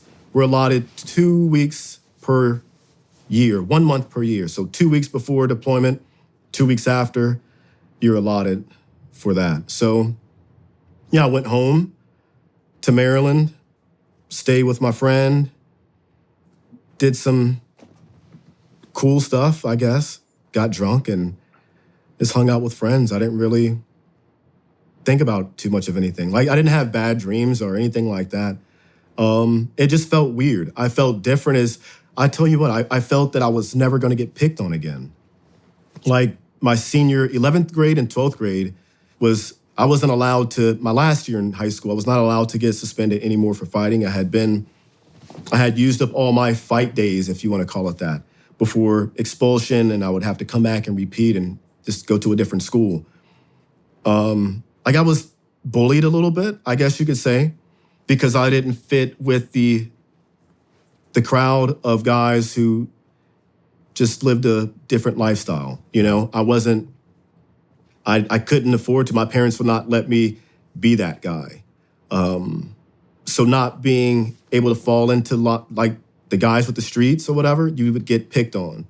But so I had to fight a lot, you know, and after that deployment coming back, I knew I was never going to get picked on ever again, because it was, yeah, I felt like that and I've killed people, you know, and it was not a big thing to me. Like, I didn't cry about it. It wasn't like the movies or anything. It just was what it was. So I carried that back, and I still to this day carry it I don't ever want to kill anyone again, but because I think it does take a piece of your soul every time you do it. I don't know, my opinion. But if I had to, of course, I would. I would, yeah. At what point did your wife come into the picture here? 2006. Oh, so during that deployment, during like the later portion, I'm on MySpace. I had snuck out to go to the MWR. So that was the only place where MySpace was allowed. We were not allowed to have it on our compound or anything like that. I go across the street to an MWR that the legs use, the regular Army guys, and I go in there and I hop on MySpace, and this girl, Jessica, she messages me, and her picture didn't pop up at first. And she just says, hey, we went to school, elementary school together, just wanted to reconnect or see how you were doing. And I thought it was a different Jessica that I did not like. So I clicked X and I was like, there's nothing there. But it ate me up for the rest of that day, and because I wanted to see if it was the right Jessica. I go back the next day and her page loads up, and it's the girl that I went to school with in elementary school. In the first grade, the girl I used to pick on and threw a frog on and a spider on and stuff like that. And dated elementary school style. Same girl, but just looked way hotter. And I looked at my friend who was next to me. I'm like, dude, I'm gonna marry this chick. And he laughed, he chuckled about it, printed out her picture, messaged her, got her phone number, came back, and I called her from a sat phone. And we talked. She knew I was in Iraq, but she didn't know what I was doing. She knew I was in the Army and I was overseas in Iraq. Like, it's all I was allowed to say at the time or whatever. And I met her after that deployment. I got a flight to Maryland and I got a flight to San Antonio. And I went to go see her and stayed with her as a friend for a few days. I couldn't afford a hotel. I had spent all my money on some rims, 20-inch rims. and I got ripped off. They charged me like 10 grand for something that didn't even fit on my car. So it was a bad story. But spent all my money on that and plane tickets. So when I went to go see her, I was broke, but I was broke balling. I made it, it was a good time. And yeah, she liked me, but I guess not the way I wanted her to like me.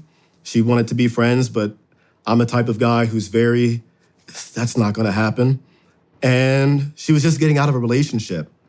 So, and he was still trying to talk to her. And my way of telling her I'm the right guy was, I will beat your guy's ass. And yeah, I just did worked my magic, no voodoo. And we ended up dating in 2007, got married in 2007, November, after my second deployment in Ranger School. Yeah, our third deployment, got married. So second or third deployment, Ranger School, and then my second deployment, got married. Okay, so you came home. Yeah. You met your wife. Mm-hmm. Go on another deployment. Yeah. When did it start getting serious between you and her? Well, okay, so it was always serious to me. Mm-hmm. I introduced her to my friend Andre, the one I grew up with, and I introduced her as my girlfriend, and she was like, no, we're just friends. And I was way on to her early on, more so than she was me, all the way to when I proposed to her. Like, her parents, they're old-fashioned Mexican, and I was a gentleman. I approached the mom, told her my plans. I don't know how she felt about it. She seemed like she was cool about it until it was time to talk to the dad. And I kind of understood it, that he said no, but I didn't understand the why of what he believed in. So it was, when I proposed to her, it was tough because the parents were not for it, They did not want any of that intermixing, So she was disowned really quick. And it's more so after we had our child. She was pregnant before that, had a miscarriage. I think during I had moved her down, so it was like 2008. And the backlash she got from that initially was pretty bad.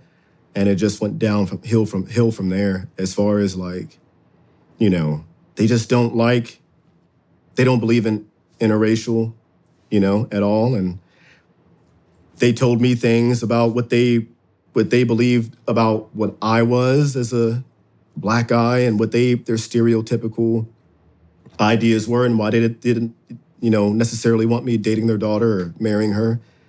So it was like that, still is, and now they just don't talk and haven't in Oh man, they never forever. got over that. No, no, no. I remember when we had our child, and yeah, her dad held him in like disgust, gave him back, and never saw him again, and never has not talked to his daughter in almost a decade. Shit, man. Yeah. I'm sorry to hear that. Dude, it's all good. I think people like that are just, hey man, you can't change that mentality. One, two, it's not my first rodeo as far as being like not liked because of what I look like. So it was nothing like new. It was more so new to her. But that's what she was, she grew up hearing that was you're allowed to be friends with them, but you're not allowed to be in a relationship with them. So she was already going against that from what she was brought up with. But I don't know. I'm not mad at it though. I think it hurt her more than anything else though, We'll dive into that more later. Yeah. So you meet your wife. Mm-hmm.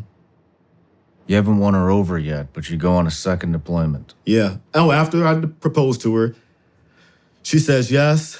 And as I'm leaving to go on deployment, she said no. Parents got in the ear.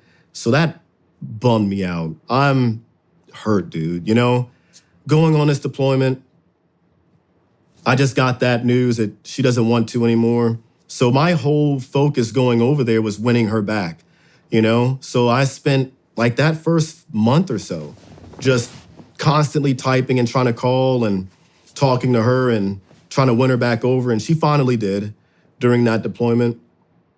And we made the decision we were going to get married finally, like when I got back.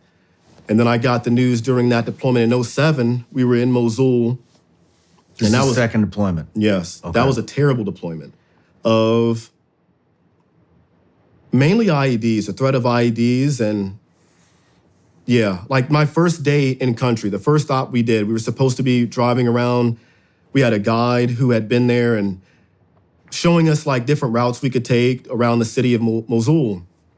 We go through this one place called RPG Alley. Nothing happens. There's no RPGs. And then we go down to where going down this neighborhood or segment of this route we were taking. And the guide says, yeah, there's nothing ever happens here. It's, silent. Don't have to worry about anything here. And the striker in front of me blows up, lifts off the ground, boom. And I'm like, that doesn't make any sense. So I call IED over the comms. We go to our, procedure as far as how to secure that site and provide cover. And that was within the first few hours in country, like watching my roommate get blown up by it's like a 50-pound or something IED, but they buried it too low or upside down or something that it didn't split the striker in half, but it lifted it off the ground by a few feet and snapped the axle on it. And they had to, come get it out with the big machine, big crane or something. Was anybody injured? Yeah, the driver was. He was injured. Nothing too serious, though. He just covered in oil and, I think he broke his ankle or something like that.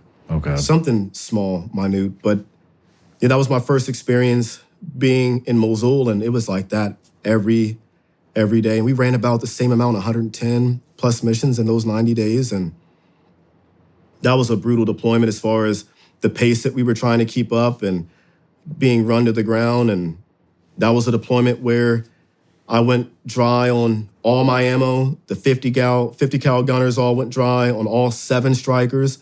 The Kiowa helicopters all went dry. The pilots are hanging out the side of their doors on the Kiowas doing strafing runs with their M4s and on full auto doing strafing runs we were going to go take down this apartment building, like a big apartment building. We were introduced to it. This leg unit who lived nearby to our compound knew who we were, and our rules of engagement were different at the time. So they came over and they needed help because every time they went down this road, they would get ambushed. Their SOP was to just blow through it, but they were tired of constantly getting hit. So they asked could we help out using our ROE? So we dressed up like them, put their patches on to look like them, went down the road and drove down that route, and no shit, man, we get ambushed by this big, like, apartment building, few hundred guys in there. And dude, we parked the vehicles, all turned 50 cals that way. Everybody dismounted except for the drivers, and we start hammering this building. And it was like playing whack-a-mole. Like, I'm looking through the ACOG of my M4, and a head would pop up, and you'd send off a round or two, and you don't know if you hit the guy, but another head would pop up, and another head would pop up. And we stayed there, I think it was like 6 hours. We're just laying into this building until everybody went dry, drive back, and they dropped 2 500-pound bombs on it after we left and leveled the place. And yeah. Damn. Yeah. No idea how many people, anybody. It was just chaotic of, leveling this place. How did you get your head right from being basically turned down for your marriage proposal by your future wife and walking into an extreme, hostile, engaging environment full of combat? Being shot at? Yeah. Yeah, that was the only thing that made it, take my mind off of what was going on back at home. The only thing. It's up until that point, like, there was you're just waiting to get, I guess, shot at or get that rush of your only focus is kill the bad guy and make it home.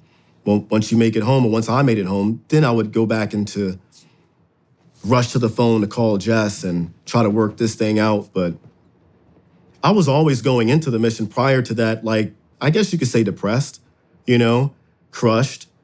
I wasn't used to that. So yeah, just the firefights. And it was a constant, we were always, getting in the firefights. So it was easy to keep your mind off of it. But it didn't have to last long. It was like a month into that deployment, and she was okay with it. And we decided to get married. And I was back on my A game after that, mentally, I guess you could say. Mentally. And she was the only person to ever be there when I got back from deployment. Like, family, I never had family members. Your family never did come around? No, after my deployments. And like my first deployment, I was sad. You'd watch the guys have girlfriends meet them and family. I just got off the bus and went to the room, got drunk with the guys, and, so having her, and she was there for all of them after that, always there, was really, really good. At what point does the sniper come on the radar? I always had it on from day one. It was just the process of getting there. I knew I had to go to Ranger School, and I wanted to stay far away from Ranger School as possible because it was a 62-day course if you go all the way through, and it's rare that guys do. And why do you say that it's rare that guys do? From my experience in battalion, it was rare you saw a guy, unless he was really on his A game. He could, even if you were, it was just luck. You could still be peered or somebody. You could have a bad, I honestly forget what they call it, where a graded portion of the school where you take lead and you're, in charge of all your guys, you plan all your routes and, basically like mission planning, your op board. So when did you go to Ranger School? Was it after your second deployment? Yep, after that in 2007. So we're pushing almost wintertime now.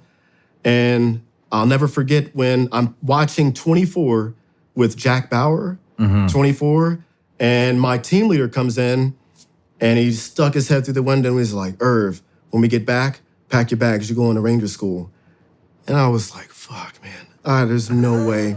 I wanted to get married when I got back, and I thought they were doing that to be a dick and just wanted to throw off that wedding thing. But in order to be a Ranger and stay a Ranger, you have to go to Ranger School anyways, or else you get kicked out. So I knew the time was coming. I just wanted it to be after I got married. So I'm depressed because of that now. Kind of have to call off the wedding a little bit, push it to whenever I graduate. I said best case, 62 days plus, maybe 70 days. Worst case, I stay there like another guy I knew in battalion and stayed there for almost a year, just trapped in the school, don't want to quit. Because if you fail, you get kicked out of battalion and you go to like Korea or somewhere, Italy. So go to Ranger school. Like first day was your PT test, your 15 or 12 mile ruck march, 5 mile run. No, your PT test, 5 mile run and all that stuff. Your road march comes after the fact. You do your water confidence stuff, which like I grew up like wanting to be a SEAL and I could swim, but I'm not too comfortable with heights. So like that was my only thing I had to overcome was my height, the fear of heights. And that was all on mainly day one until you get into mountain phase of Ranger school. But it sucked. Not so much physically. It was just, I was hungry a lot, you know? I was always hungry. I lost 35 pounds and like I got sick in Ranger school. I drank some water that I didn't purify and had the worms and I got really, really sick. Painted some trees behind me one day while walking to an objective and just enough to put my pants down and spray the bushes behind me. And the ranger instructor was like, "What the hell is wrong with you, man? Go get checked out by the medic, get some IVs, stay for like a day at the hospital and come back out in the field." But I wasn't able to eat solid foods for a while, you know, before it would just pass straight through. Lost 35 pounds. Couldn't feel my big toes for like a year after. My nails stopped growing. And yeah, got married. Extremely malnutrition and yeah, skinny and frail. Got married in the courtroom, in the courthouse, like $25, $75 or whatever it was. And her dad didn't show up. So her mom, I believe, walked her down the aisle. My grandmother showed up to mine. Rest her soul. She just recently passed away too. Sorry to hear that. All good. Yeah, lost all my grandparents now. So all in like 2 years, this past 2 years, man, it's been crazy. Damn. So yeah, she showed up and my aunt did, and that was it. Had a little small wedding after Ranger school and ended up deploying right after that again, like a couple of weeks after to Baghdad. So when it comes to Ranger School and RASP, from what I understand, Ranger School is actually more of a leadership course, That's correct? exactly.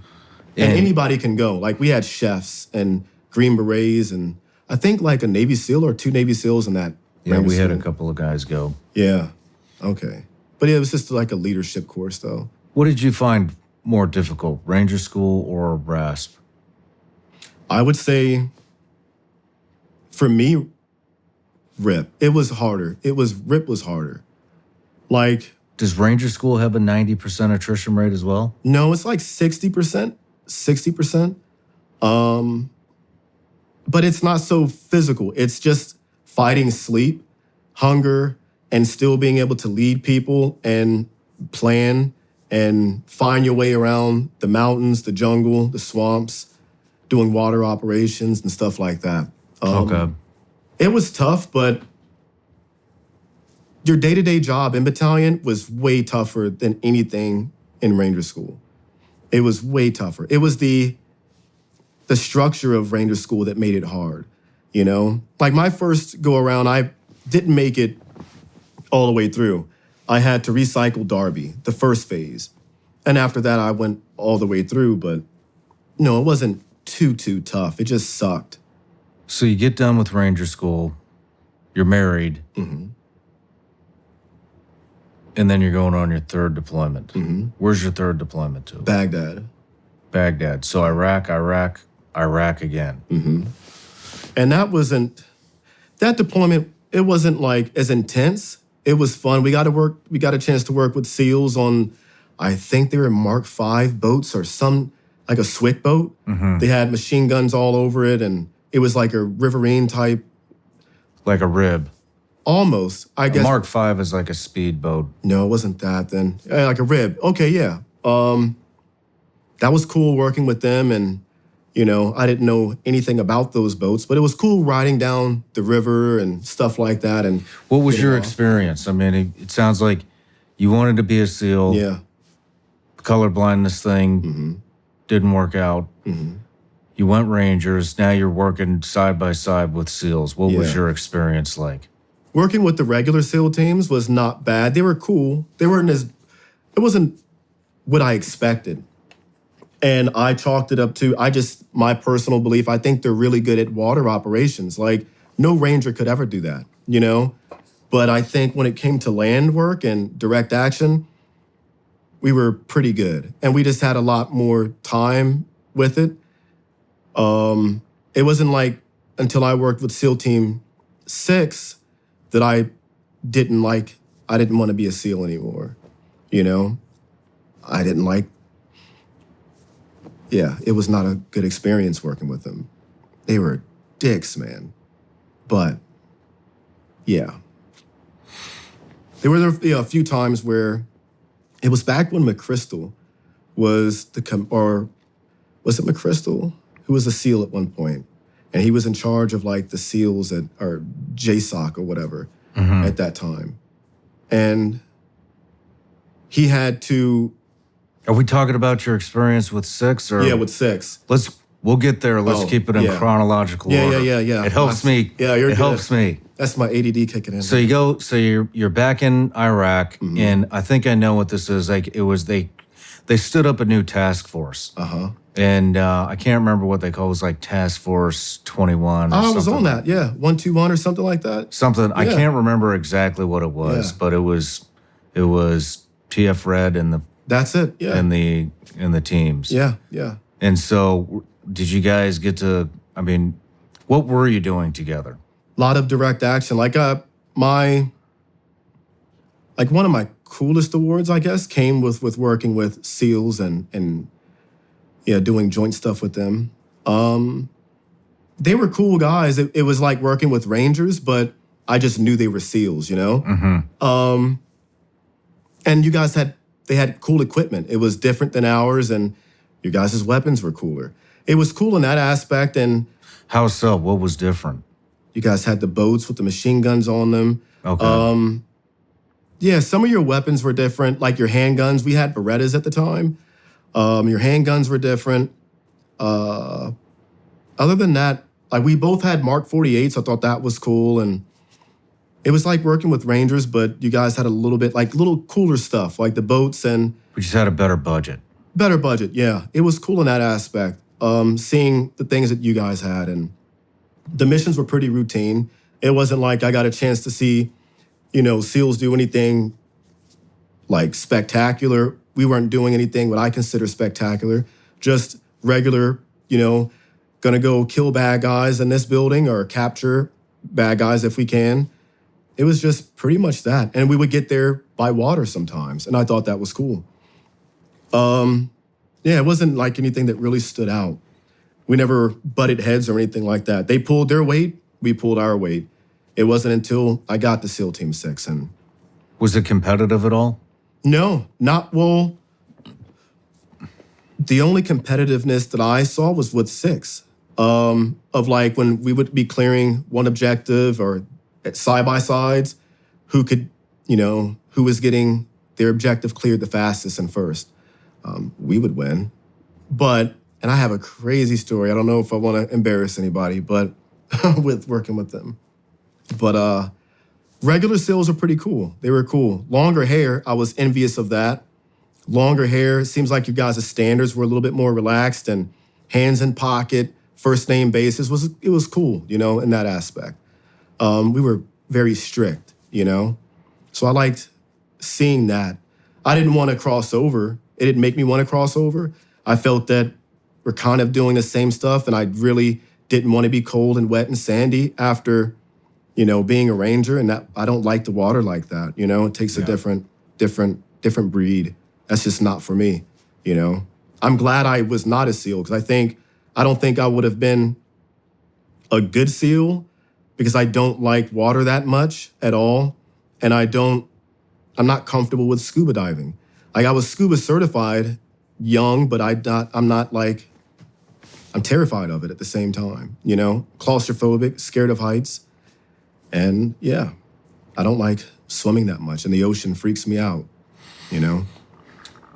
Doesn't sound like a spectacular deployment. No, it wasn't spectacular. No, but it was cool. Do you think maybe it was also with the fact that this was your third deployment to Iraq, and so were things becoming very routine? Yeah, routine, and it was kind of dying down at that time too. It wasn't as hot as it was like in '06, '05, '07. No, far from it. It was not. We were not running like 120 missions at that point. It was like maybe 70 missions, 80 missions, 90. Lower amount, not triple digits. In a 90-day deployment, or are you up to 120 This is now? 120 at this point. Okay. Yeah. So it was not a lot more free time, and it just was not as intense, But it was, you're right, 100% routine. The change up didn't come for me until Afghanistan. Had you lost anybody that you know up to this point yet? At that point, no, not personally. No, I knew guys who happened to be killed in combat or blown up or something, but I wasn't like, I knew of them. We butted heads a few times walking to chow, and I might have seen him in chow or PT or something, but I didn't know him like that. When did you find out you were going to become a sniper? After my wife told me to go ahead and pursue it, and I knew 100%. I was skeptical after. This is after the third deployment, though. After that, I was skeptical of going because I had built such a bond with my guys. I didn't want to lose that, So when you go, I got questions about this because that is, correct me if I'm wrong, did you go to RRD? Is that what it's called? No. Okay. We get an invite, just like we get invites from Delta or whatever. What is RRD? Ranger Reconnaissance Detachment. Back then it was RRC, Ranger Reconnaissance Company at the time. And it's like our only tier 1 unit. The first, I had no idea they existed. I just would randomly see guys with long beards, long hair, never in uniform on our compound. And I didn't know who they were. I thought they were workers or contractors or something.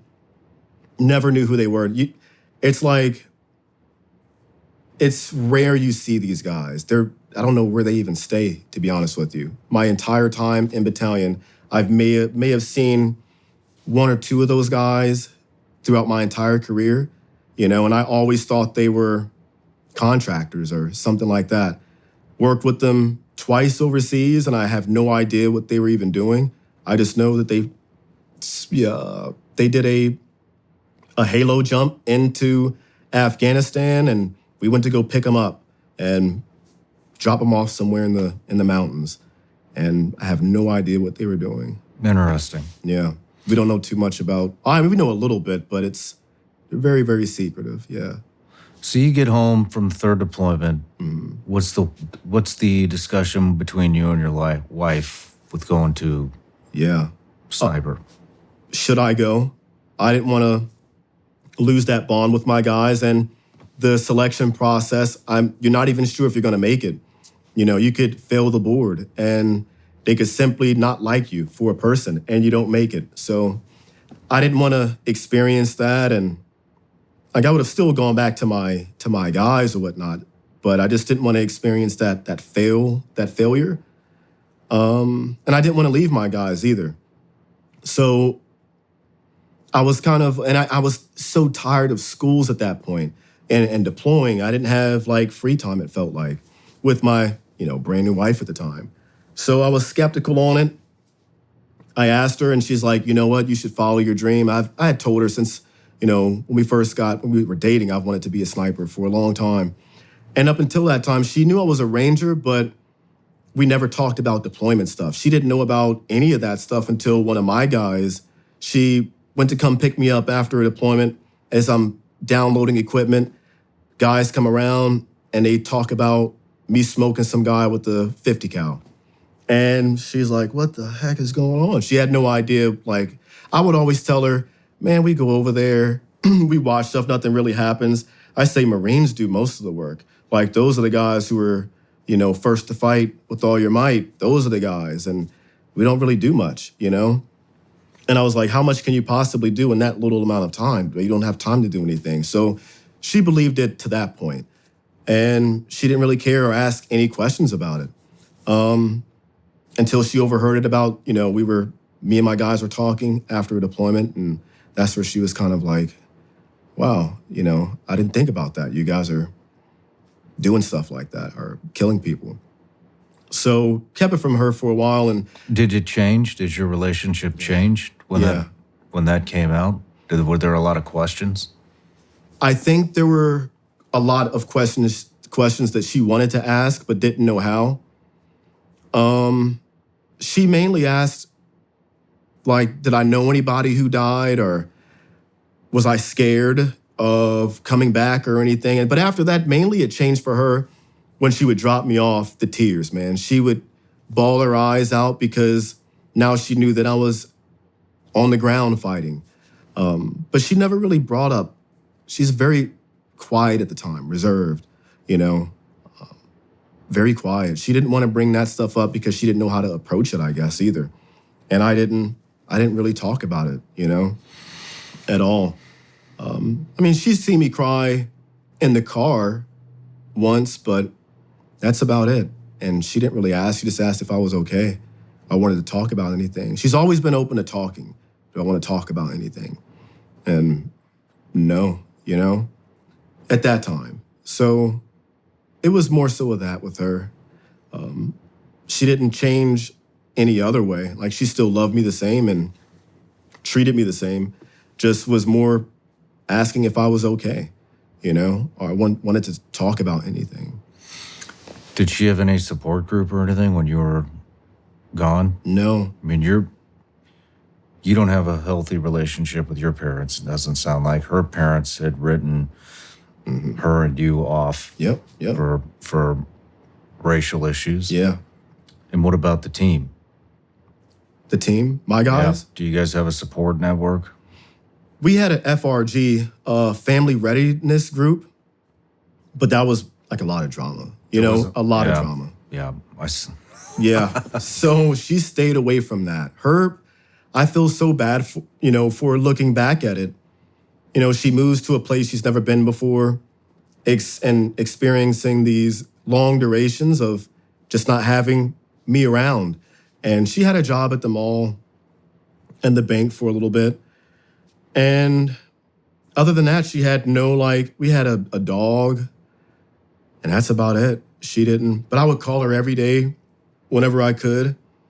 But no, she was a lonely person too, So I guess we kind of fit good in that aspect. We matched we could both deal with loneliness together, How was it getting into sniper? Do you put in for it? Yeah, you put in a packet. You through your chain of command, like your squad leader to your platoon leader, platoon sergeant, platoon leader, first sergeant, platoon leader, all the way up to the chain of command, and they review it to make sure you're good to go. You go qualify with the M4 open sights to make sure that you can hold a group to get in. And then that's where the selection portion starts, which is your basic PT test, more shooting test, and then a board of a panel. You go into this, or you take a psychological evaluation first, a couple of those written, then you talk to a psych. Then depending on what the psych says, and if you've passed everything else, the physical portion and the shooting portion, the psych portion, then you have to go to the board, and they sit you down and interview you about your basic knowledge of what it is to be a ranger, different operations, who you are as a person, family man, and just to get to know who you are. Then they send you out the room, and you'll find out later that day or the next day if you've been selected. And out of the, I think 14 guys we had, 7 of us got selected, and we joined the sniper section, and there was 12 total at that time. 12 students? Snipers, not full-fledged snipers at that time. The 7 who made it through the selection process, plus the guys who were already there. Most of the guys had gotten out. So we had the veteran snipers who had been there for a few rotations go in. And after that, you get sent to sniper school. But for us, it was it was when we got like an increase in the budget. So we sent guys to like these civilian courses I went to like long range precision, mountain precision, this place down in Corpus Christi or Kingsville, Texas, that does all types of crazy type of long range and moving target stuff. And it was a sick course, man. The best shooting I've ever done, the best I've ever been at shooting was after that course. Then I went to sniper school. No shit. So they're sending you to all these civilian courses leading up to Sniper school. sniper school. Yeah. Is the sniper school Army sniper school? Mm-hmm. Army sniper school. Or is it specific to Rangers? No, it's Army sniper school. Okay. At that time, I think it's an 8-week sniper course, or I forget. I think it's. Had you done any stalking? Yeah. Or was it all shooting courses before you went to sniper school? Most of it Army was. sniper school. Most of the civilian courses were shooting. We did a stalk here and there. It wasn't like harped on or focused on. Like the extreme long range shooting course was strictly shooting, and the mountainous stuff in California, high angle stuff, not the Marine high angle. It's a civilian course that was all 100% shooting. The only physical thing was getting up to the top of the mountain. And then we learned like Were there other civilians in the course? No, not. It was just time. you guys. Yeah. Okay. Yeah. So it was this basically, what did you say, 7 of you? And you guys are just filling these courses, these civilian. Yeah. That's pretty badass. Yeah. Best shooting courses I've been to were the civilian ones. And like by the time you get to sniper school, the shooting is the easiest part. The stalking is where it gets like, okay, well, this is a whole different ball game. All of us all the guys passed that. And then from there, we'll start to send out guys to Marine, Scout Sniper, their high angle course. And what did you find the most challenging portion of Army sniper school to be?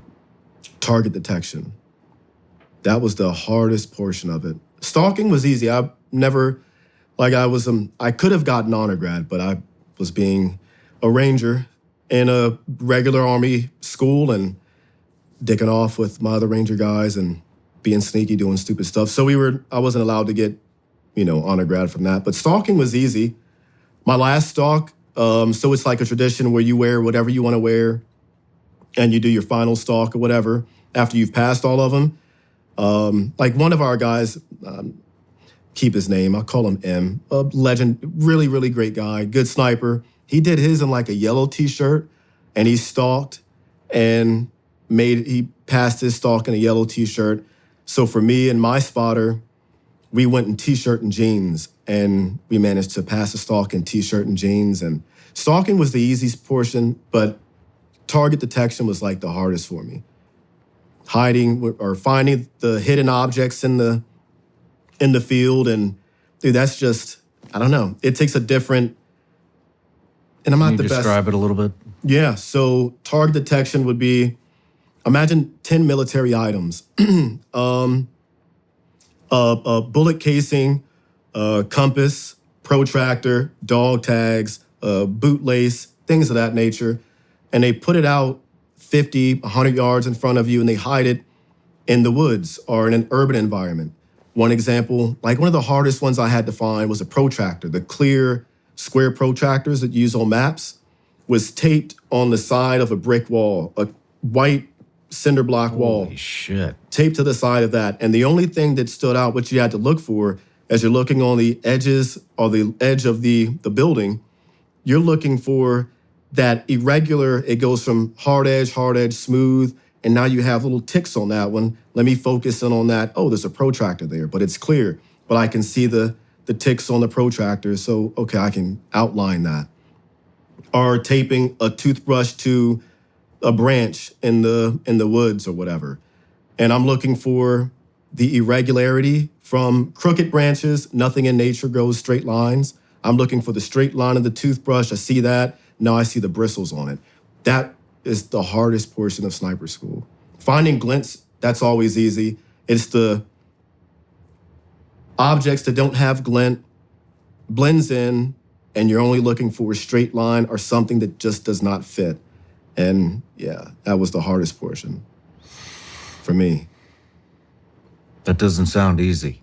No, man, that was the most stressful. I failed Finding a clear protractor at 100 yards. on a wall in an urban. Yeah, that was the. Do they give you any parameters, or is it Oh, yeah. 360-degree environment? Or No, so there's like a tape line in front of you, and they give you your sectors, left and right field of sectors, and everything in front of you from the tape line to 100 yards or further, whatever, it's fair play. There's 10 military items in there.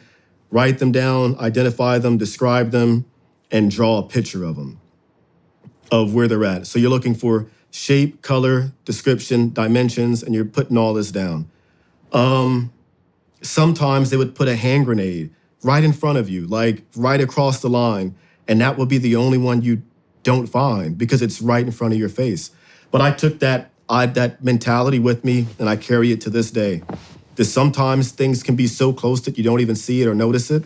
It's like your nose. If you focus on it, you can see, oh, I have a nose right there. But how often do we really see the nose that's sticking right out in front of our face?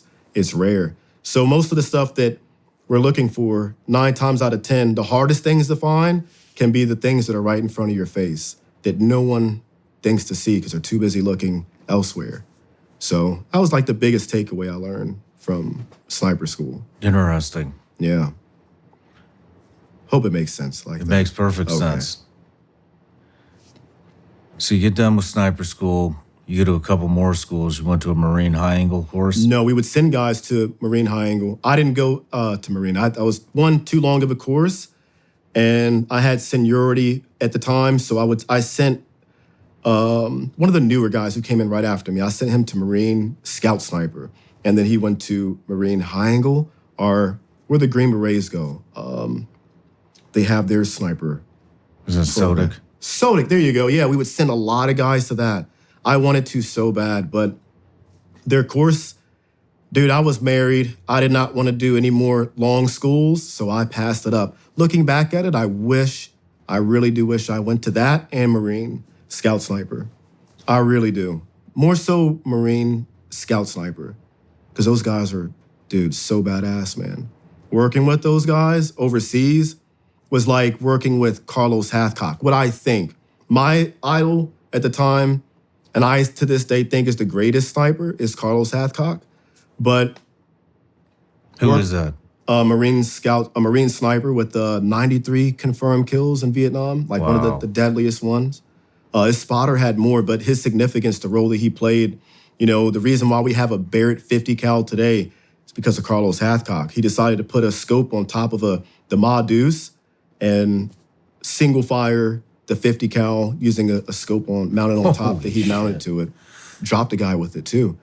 But so yeah, I think he's the best. And his stalking story of stalking this NVA high value target, 1,000-yard stalk, taking out his target. He was not supposed to come back. It was a suicide mission. And his whole story about that, dude, it's like cutting slits in the back of his uniform to shove grass through to makeshift like a little ghillie suit, and stalking this guy and taking him out was just so badass, man. Never got a chance to do anything like that, but close working with the Marines. The Marines, I got a chance to see them work their good magic, man, and it was phenomenal. Let's go back just a little bit. Let's talk about the sniper Yeah. spotter relationship. How does that happen? In regular Army, you have a traditional spotter and sniper. In Ranger Battalion, we call them spotters, but they're snipers too. There is no spotter in Ranger Battalion. You're kind of both snipers, just know how to do the spotter work. You only practice spotting in sniper school just to get qualified and to pass the course. But after that, there's no more spotter stuff. We know how to do it, but the work we're doing, direct action stuff, there's really no need for it. It's more typical engagement is Closest I shot someone was like 20 feet, and the furthest was like half a mile. But that was an extreme rarity. Most of the engagements was Which was an extreme rarity. the long distance half-mile shot. What would you say the average shot was? Like 100 yards, within 300, definitely within 300. Average, about 100 yards, yeah. Well, before we get into your sniper work, you get done with the sniper school. You've been talking about being a sniper since you were a little kid. Yeah. I mean, how did that feel graduating sniper school, knowing that you're going to go to combat as a regimental sniper? A dream, man, a dream. Like, it did everything that I, as a kid, wanted to do and imagine myself doing, laying around in a ghillie suit. To be able to actually do it and have the title now meant everything, you know? All the days that I wanted to quit didn't matter anymore. It was like, I'm glad I stuck with it and stayed with this dream, because I could have talked myself out of it so easily. It was, you know, had it not been for my wife saying, no, pursue it, I would not have pursued it, you know? But actually doing it, it meant everything. It felt, you can't describe it. It was a legit dream come true, man. A legit dream. Legit, you know? Right on, man. Yeah. Let's take a break. When we come back, we'll get into your next deployment as a sniper. Oh, good. Ladies and gentlemen, we're getting closer to the edge of collapse. We see things falling apart around us, and this is just what we're being told in the mainstream media. Folks are fighting back and investing in emergency food storage. You should too. We need to prepare for when the facade falls and we're going to be left on our own. Get prepared at mypatriotsupply.com. With My Patriot Supply, the nation's largest emergency preparedness company, you'll be ready.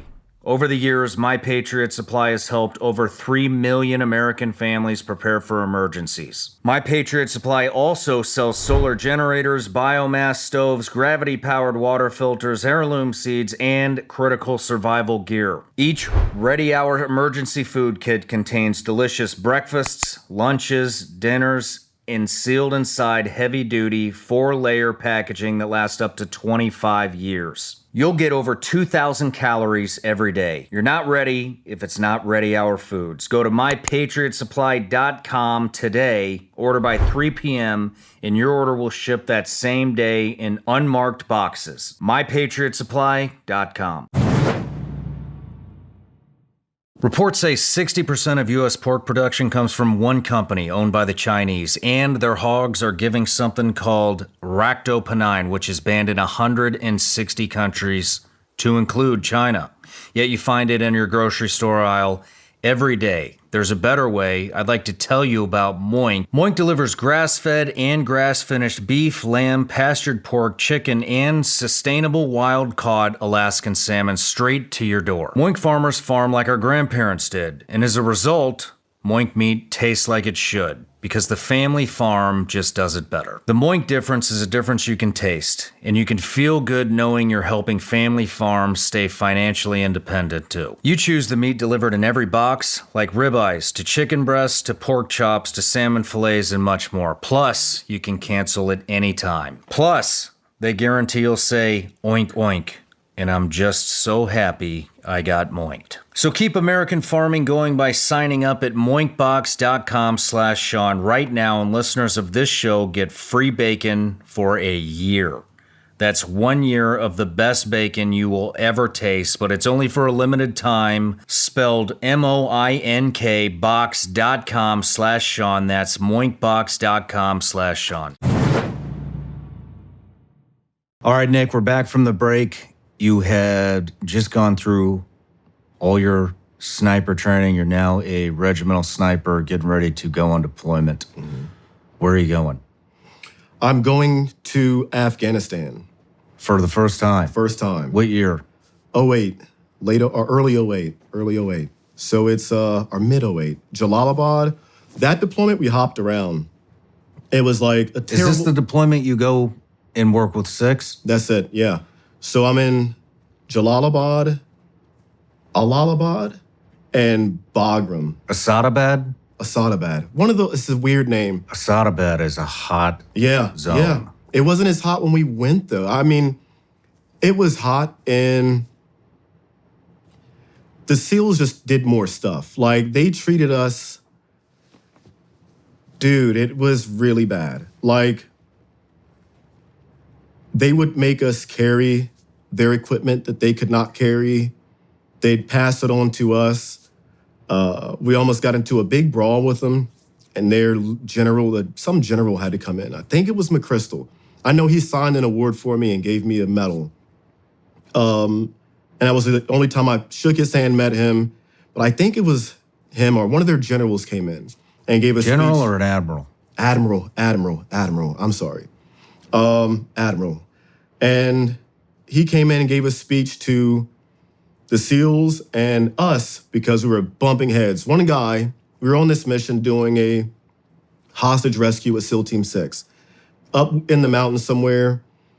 And one of my guys walking up the mountain, he fell down and he didn't break his leg, but it folded back in. So dislocated his whatever tendon is right here or whatnot. He snapped his leg back. Had to carry him out. When we got to the, debrief room, there was a bottle of Vagisil that the SEAL guys had placed where he used to sit. And we got into an argument about that, almost got into a fight. Admiral came in and he's like, set us down, had a big speech, and basically said there's way more Rangers. I don't care how badass you guys are. There's like 35 of these guys and a handful of you guys. Like they're, probably not going to end up the way you wanted to. So they put up this green fence in between our compound, the SEAL Team 6 compound, and the Rangers, and we had different chow times to eat. And I remember we were doing a mission with SEAL Team 6, and I won't say we were going out of Afghanistan. We were going out of Afghanistan to a different place. Something happened. One of their guys drowned, and we came back without the body, and we were told we had to go out and get that guy. And this happened, around 2008.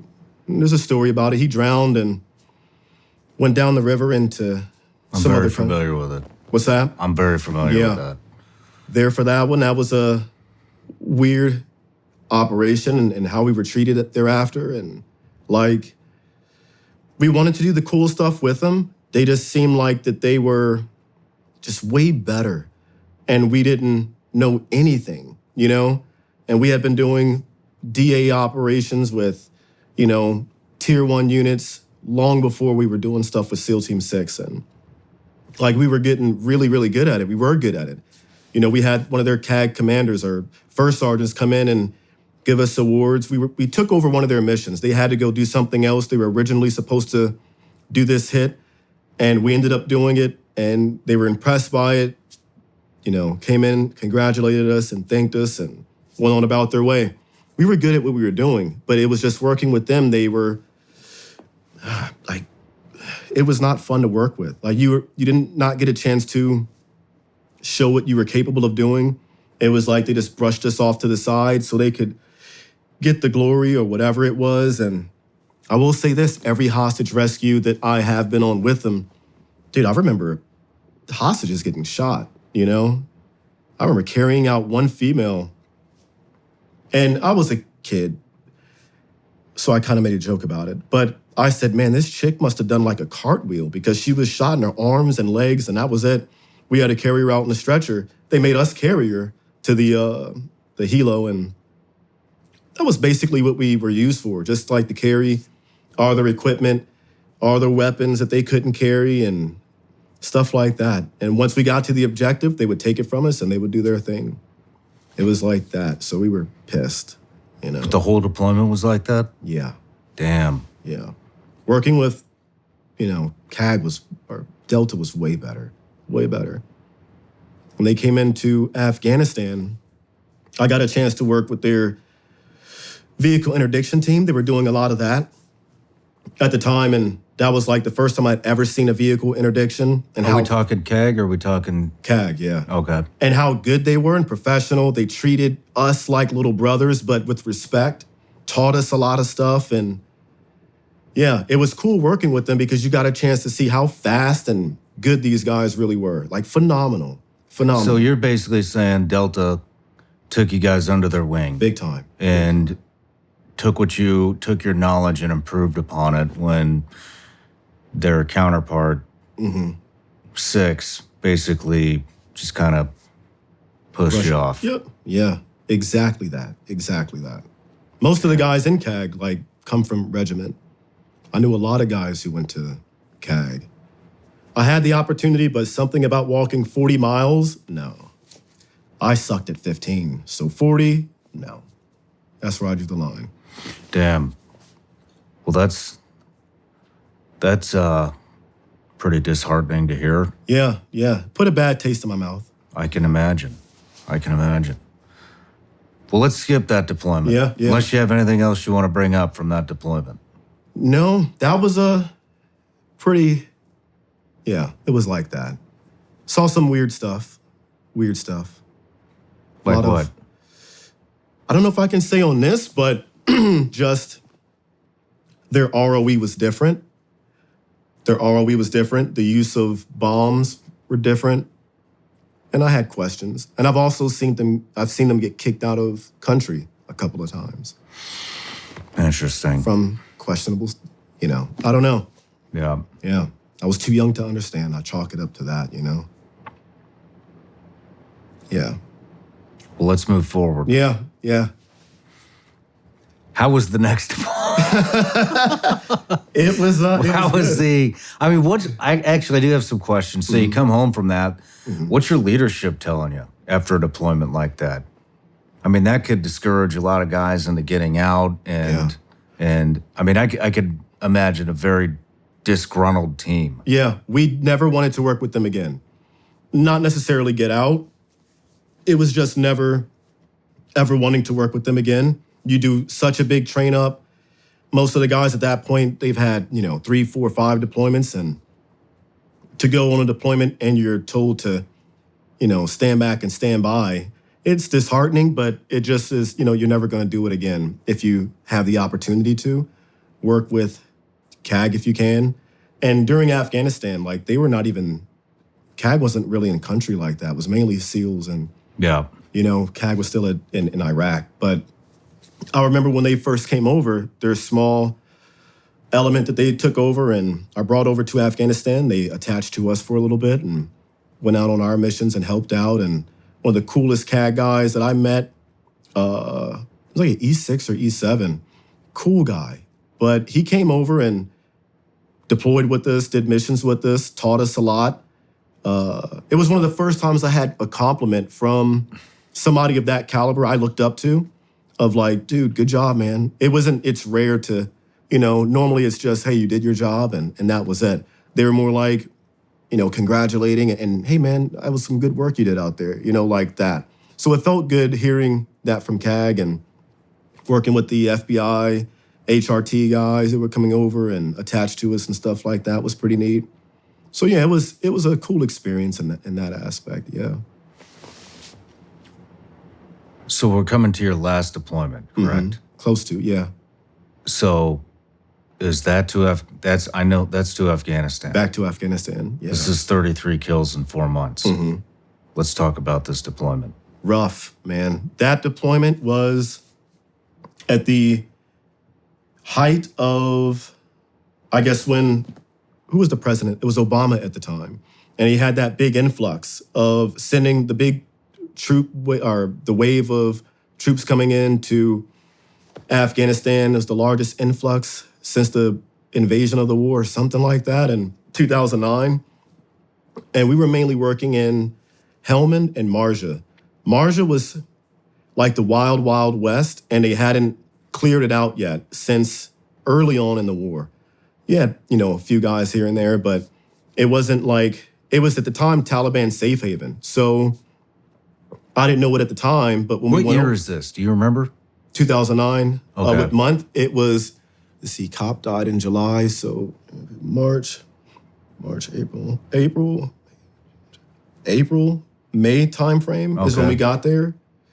And yeah, April or May timeframe.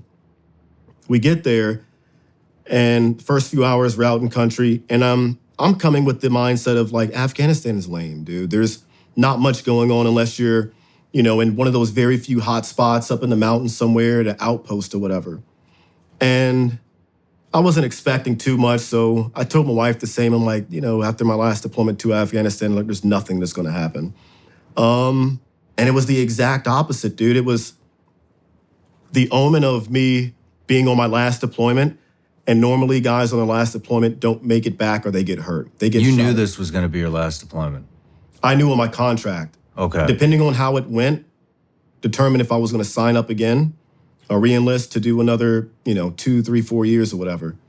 But we get there, and shortly, like a few hours in country, we go to Marja, and that's the Taliban safe haven. And I remember landing the Chinooks outside the city of Marja or town of Marja, whatever, the outskirts of it.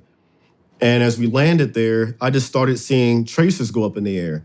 I'm like, that's pretty neat or weird. I didn't think too much of it. And it was their early warning system. So as we literally, when we step foot in the city and start walking through the homes and little huts or whatnot, we get ambushed. Our first mission out, and I remember, the first mission is where we didn't get ambushed. I killed 3 guys in a tree line.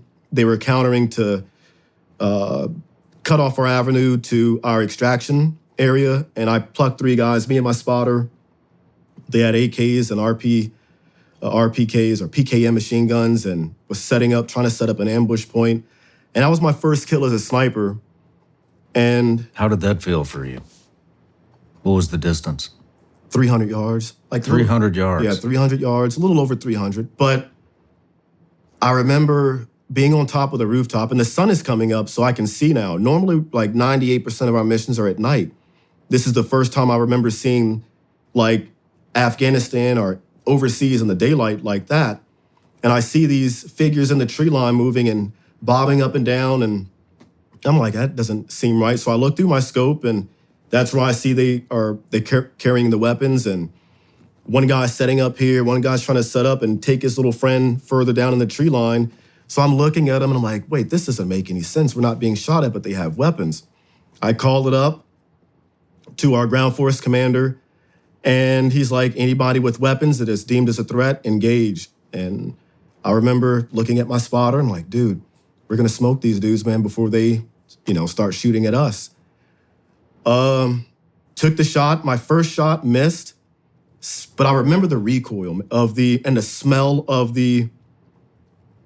when you first fire that round and you've got a clean weapon, it's oiled up, and you get that gas blowback. I was shooting an SR-25 and shot the first guy. First shot missed, hit him the second time, went down to the second guy. My spotter picked up the third guy.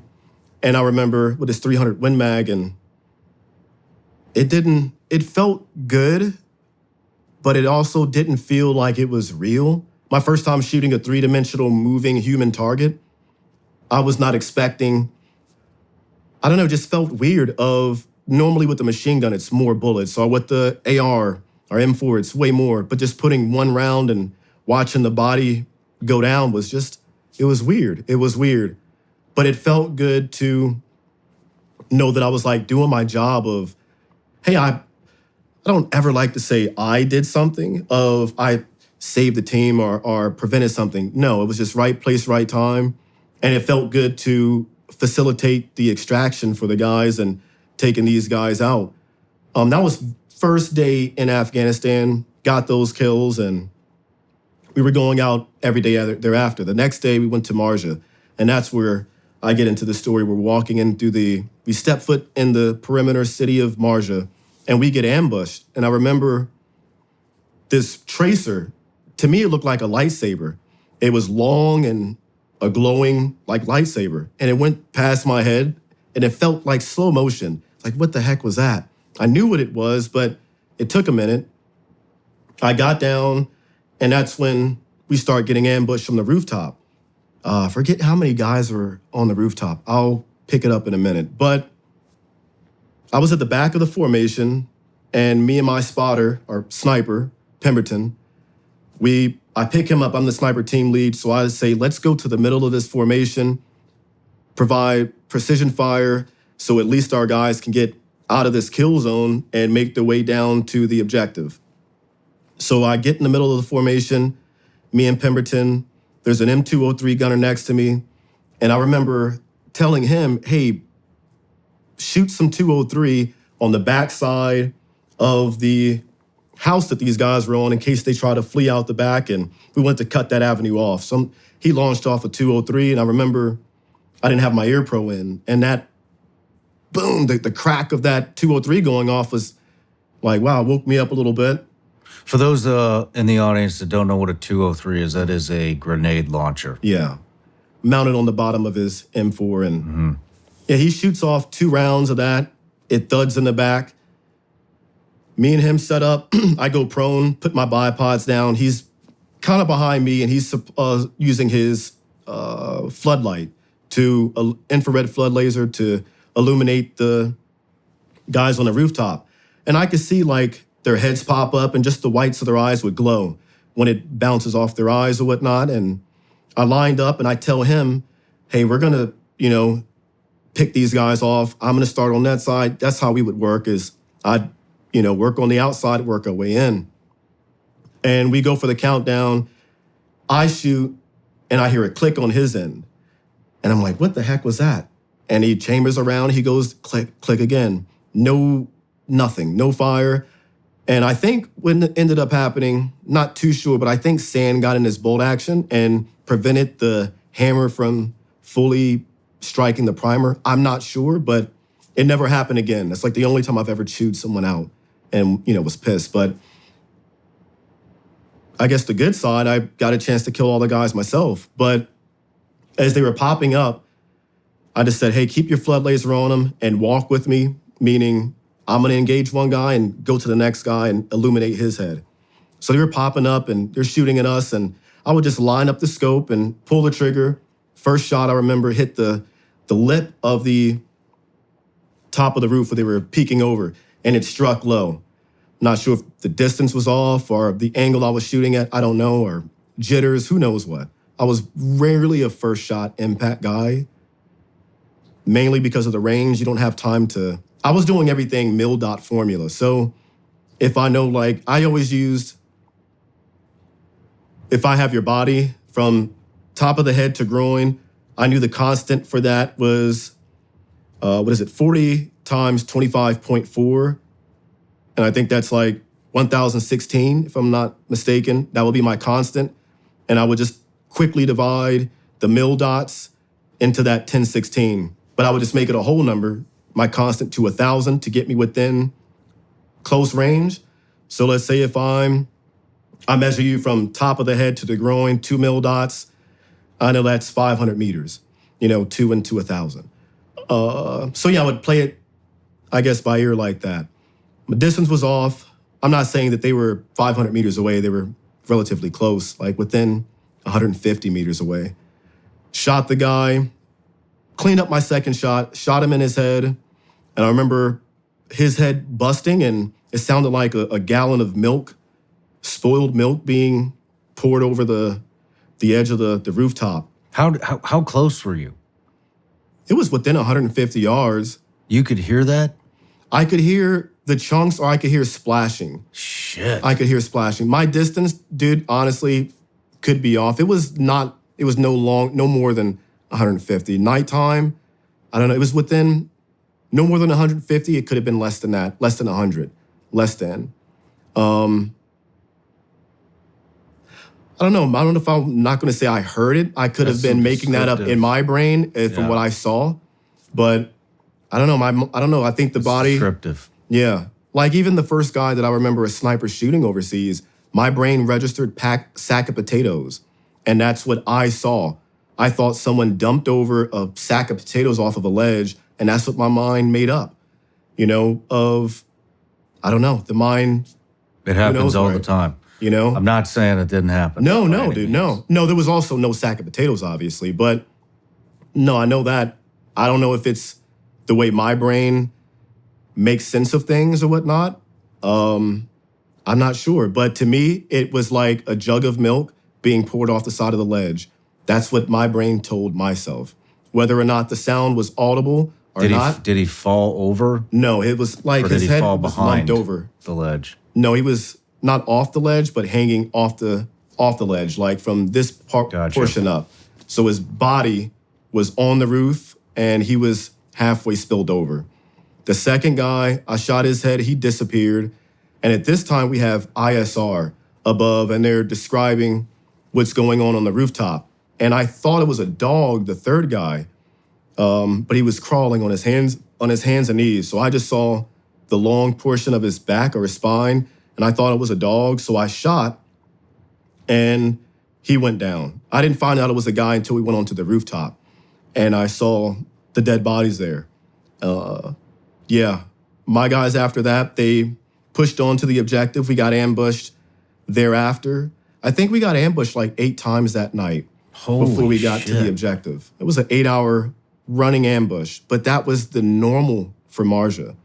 That was normal. One of my good friends, Paul Martinez, was a sniper, came in after I did, but he was on that deployment with me. He was in charge of all the interpreters, or not the interpreters, the ANA, the Afghan Army guys. And I was always around him, and he got a chance to see me do a lot of cool stuff, and that's what made him want to be a sniper. But it was, in his book, he describes it way better than I ever could, of the amount of rolling ambushes. Every few 100 meters or so, we're getting ambushed, before we even got to the objective. And then by the time we got to the objective, the sun is coming up, so now we have to run out to the pickup location, the extraction. That was like routine for that deployment. That mission, I remember, so I killed those guys on the rooftop, and then I may be tying these 2 missions together, but if I'm not mistaken, after that is where I called in the AC-130 to drop 105s on a handful of dudes, like 5 or a handful of guys, and help blow these guys up. But I also might be tying these missions together too. I mean, it was like that. But in my mind, I think that was at the tail end of that mission is dropping the 105 howitzer rounds. I'll look at the date on the award and I'll send you a copy I may be mixing 2 missions together, but in my mind, that's how it feels. It was all one. And dropped those guys. And I think that was the first time where I got a chance to feel like a sniper, where you're using air assets, precision rifle. And prior to that, I was shooting guys in the tree line. We were being ambushed again. And an assault team went up to this tree line. And I'll never forget looking through the scope. They had to walk across this field. Me and my spotter, sniper, were tucked in another wood line. And there's a couple 100 meters or so to the next tree line. Some guys had squirted off the objective and had hunkered down and was setting up an ambush point in the wood line. ISR fed us that information, and the assault team started to press them. And they have a dog with them. The dog's barking. He's honing in on something in the wood line. And I see these like flashes.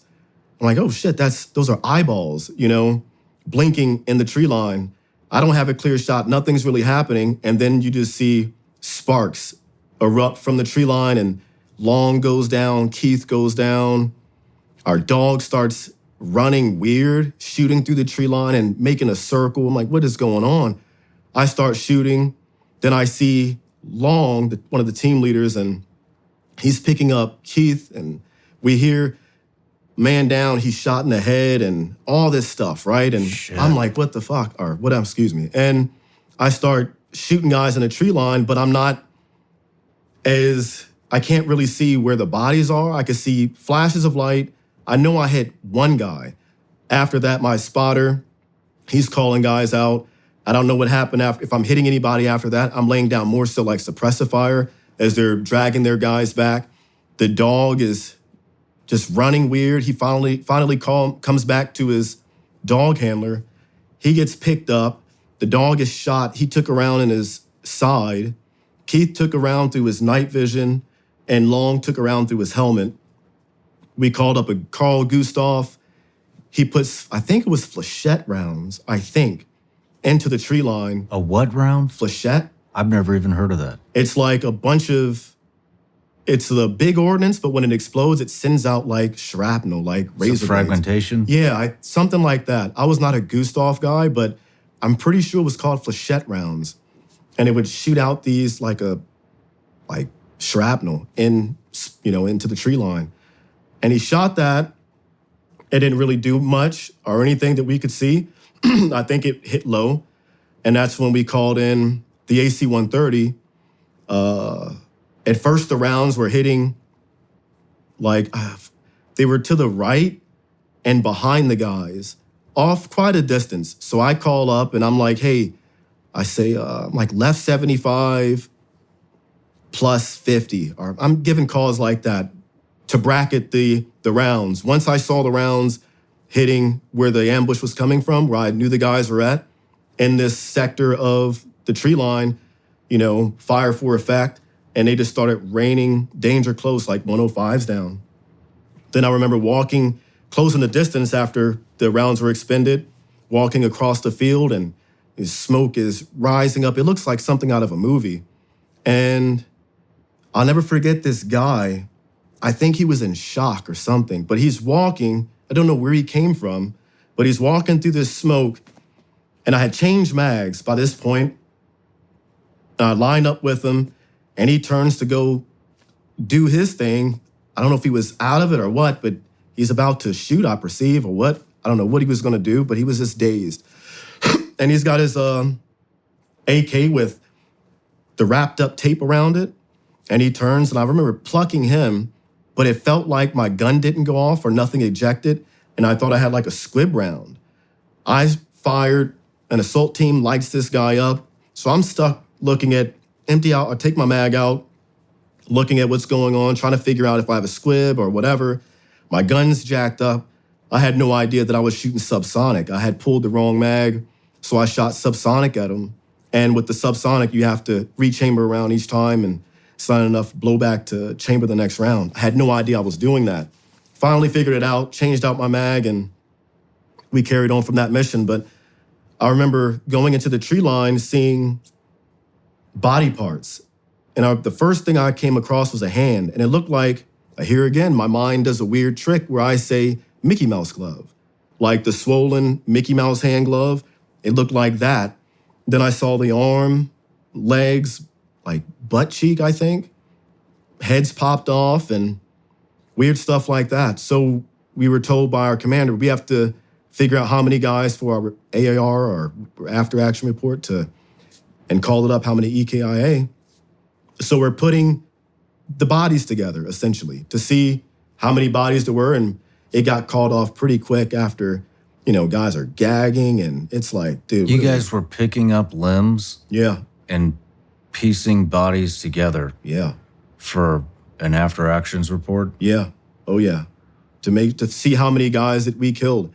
And we called it off early on. Like after 2 or 3 bodies, the ground force commander looks at me, says, Sierra, my call sign. Hey, how many guys were in here? I'm like, 5. I know for a fact 5. So we left it at 5. I'm pretty sure it was. Is that like standard SOP? Have you done that before? Yeah. I mean, not to that degree. We've done missions where. Like, what's wrong with just an BDAs. estimation? Like, I don't know, five bodies. I don't know.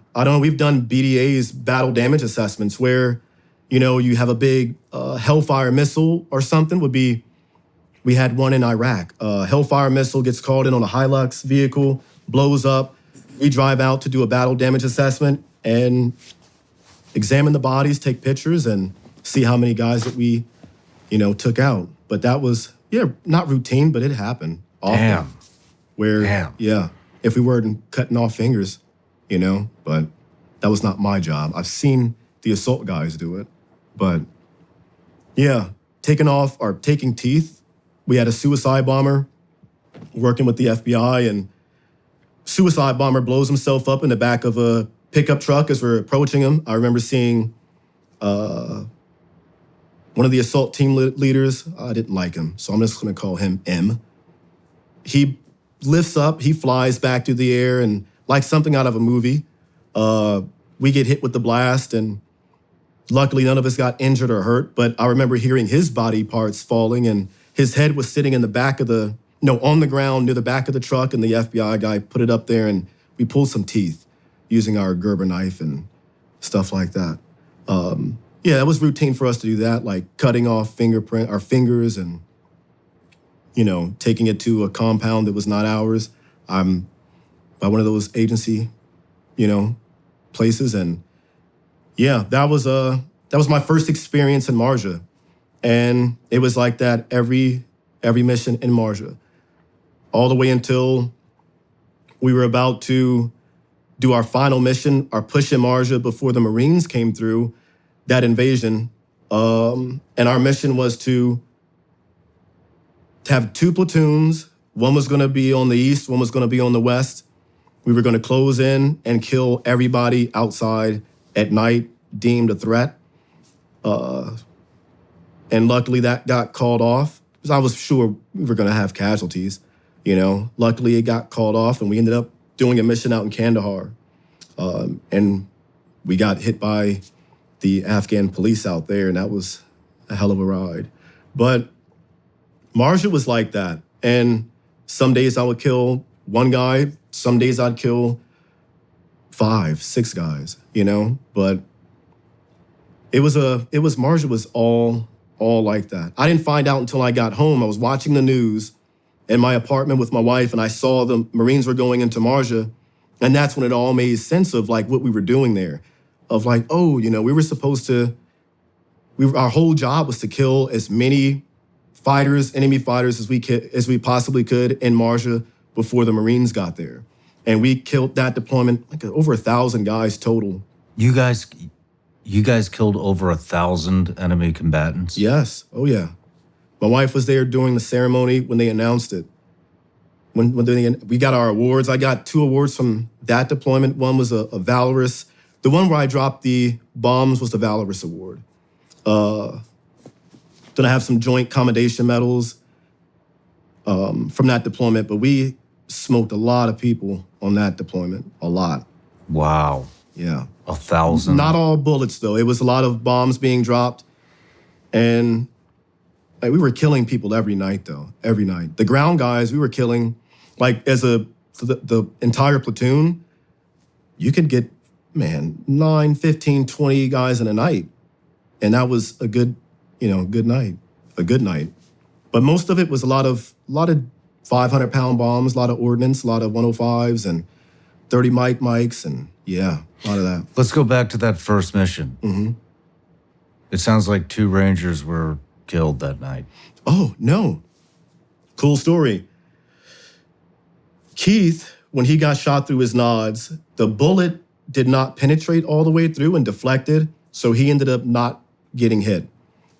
That's the second Ranger I knew who got shot in the head. The other guy who got shot in his nods, he was climbing up on a rooftop on a ladder, a sniper. He got shot through his nods, but I think the bullet went into his brain. It didn't kill him. He fell off the ladder, and I remember him chunking a grenade up there to kill the guy that shot him in the head. And he killed that guy. And Keith is the other guy that I knew who got shot through his nods, and the bullet didn't kill him. But when we got back, I remember Keith from when he first came in. I'm like, dude, what did that look like? He's like, bro, I thought it was a beach ball coming at me. I'm like, you could see the bullet? Did you see trace? As a sniper, I'm like, when you're sniping, you can see the trace of the bullet. I wanted to know if he could see the back end of the trace, and he didn't know what I was talking about. But he said he thought it was a beach ball. Someone threw a beach ball at him, and it got big, and he was knocked down after that. Long got shot in his helmet, and he was fine, too. The dog survived. We had to carry him out. And I remember the ambush and walking through the water, this ravine, and the dog handler, he patched him up, and he's carrying his dog, Chico, on his shoulder, and us getting ambushed. And that was the closest one where I shot someone, 20 feet away. It was an older gentleman who was I guess he felt that Allah or whoever was on his side, and he wanted to just run through us for whatever reason. And we got the call to drop him. He didn't want to stop. We gave him commands. I remember shouting at him in Pashto and putting my red laser on him and circling his chest with it, putting around at his feet, putting around next to him, and he is just focused on coming at us. And I was like, damn, he's wearing all white, never forget it. And I looked through my scope and I put the scope on, it looked like a button on his shirt or a pattern. And I pulled the trigger, it was just all white. I didn't see body parts or anything, it was just an all white, what he was wearing, the garment. And shot, and I looked, and then he was down. I was like, wow, I never shot someone that close before with a 308, you know? That was weird, and took the dog out, got ambushed the entire way out, and got picked up, and did it again the next day. Yeah. Of course, minus a dog and Keith and Long, yeah. They got back in the fight pretty quick, though. Wow. Yeah. I got pictures from that one I'll have to send you. Or I'm sure they get posted up, yeah. We'll put them up. Yeah. We'll put them over while we're speaking here, Yeah. what we're speaking about. But, you know, what was your, as a sniper, and you guys are getting after it every night. We just mentioned 1,000 plus killed in what, 4 months? 4 months, yeah. But it's a combination of like different platoons. Our platoon we had the lucky spot of going to Marja, but we were right next door to, I want to say 2nd platoon or 3rd platoon. So us combined, 50, 60 guys, yeah, killed about 1,000. Holy shit. Yeah. That is a lot of work. Yeah. What is a sniper that's getting that much action? What do you prefer to carry? Oh, semi-automatic sniper rifle. I wanted to take the bolt action, but it didn't carry enough rounds and it wasn't fast enough to like traverse targets. My spotter, he carried a 300 Win Mag, and I saw that not the struggle that he had, it was just slower. But when he hit someone, it was definite, Yeah, it was. I would pick a SR-25 any day of the week. Before that, I had the Mark 13, the 5.56. Was it a Mark 13? My nomenclature's off, but it was a 5.56 DDM rifle. Was that the Mark 11? Mark 11, one of those, yeah. So I've always been like a semi-automatic guy, not as accurate, past. I was going to be cocky and say like 800 meters, bro, but in all actuality, semi-automatic, I think I'm really good up to 700. Bolt action, past that to, if it's a 308, like I could pull off 1,000 yards with it, but not first shot, maybe not second shot. It would take a minute maybe. And that's just because, the like density altitude, I knew played a lot with the ballistics and how far I could reach out accurately, or before I hit transonic or the bullet started to tumble at a certain distance and it just wasn't as accurate as it would be. Let's say if I'm shooting a target at 600, 700, but reaching out to 1,000, 300 Win Mag, bolt action is what I would go to. And the luckiest I've ever been was at 1,000 yards, a little under 1,000 yards with the SR-25. And that was my longest, furthest shot. And I think a lot of it had to do with luck. And I didn't, like I said, not first round impact. I remember when the guy looked at the splash on the ground, and when he looked up, the second round was already in flight. And I remember when it hit him, and Martinez, he looked over at me and he's like, dude, badass. And I just looked at him and was like, holy shit. I didn't want anybody to know that, dude, I didn't think I could hit this guy that far away. But they were shooting at us as we were extracting. We were getting ambushed from the side. There was this big wall, and we had Kiowa or Cobra helicopters flying in. And I remember hearing like grass being like mowed or something like that, like a lawnmower going off. And that was the machine gun from the helicopter shooting over us into a courtyard that was ambushing us, trying to shoot through the wall. And we're leaning up against this wall and had no idea. Well, we had an idea. I just didn't make sense of it, that we were getting ambushed from that side and they were trying to shoot through the wall to shoot us. And then we were getting ambushed across this, like a dam almost, like a small dam or ravine, concrete ravine, and up on this hill, being ambushed from machine gun fire. And the first group of guys at that distance, I missed. He had fled behind a house, or the backside of his, wherever he was shooting from, a house, hut, whatever you want to call it.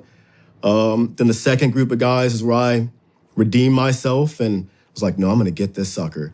I had made a bad judgment call in distance. I was way off, like 2 mils low, and I was half a mil to the left of him. And off on distance, so I compensated for the second group of guys I was going after. First shot missed, I was still low, but I was within enough of where I could make a second shot correction. Just copied and pasted the splash of, splashes here, let's say half mil low, and just pulled it up and held a little bit right, quarter mil right, to compensate for whatever wind that was out there that day. And the second round, I'm pretty sure hit him square in his chest, just based on the way that he fell, like in his own footprint, the way he fell. But that's my cleanest shot. And working with the Marines and saving, I hate using that word, man. I didn't save anybody. I just shot a guy that had an RPG. He popped around a corner, and I was overwatching this Marine. I was attached with them on this 5-day operation with recce guys, and like the third or fourth day, every morning they would get ambushed by the surrounding town. They had overtaken this school. Me and the Marine scout snipers, we stalked out, broke into some abandoned home, cleared it, set up a sniper position, waited all night, and waited for the ambush to come. Ambush didn't come. I don't know if they knew we were out there. I'm not sure. I don't think they knew. But for some odd reason, they did not engage that day.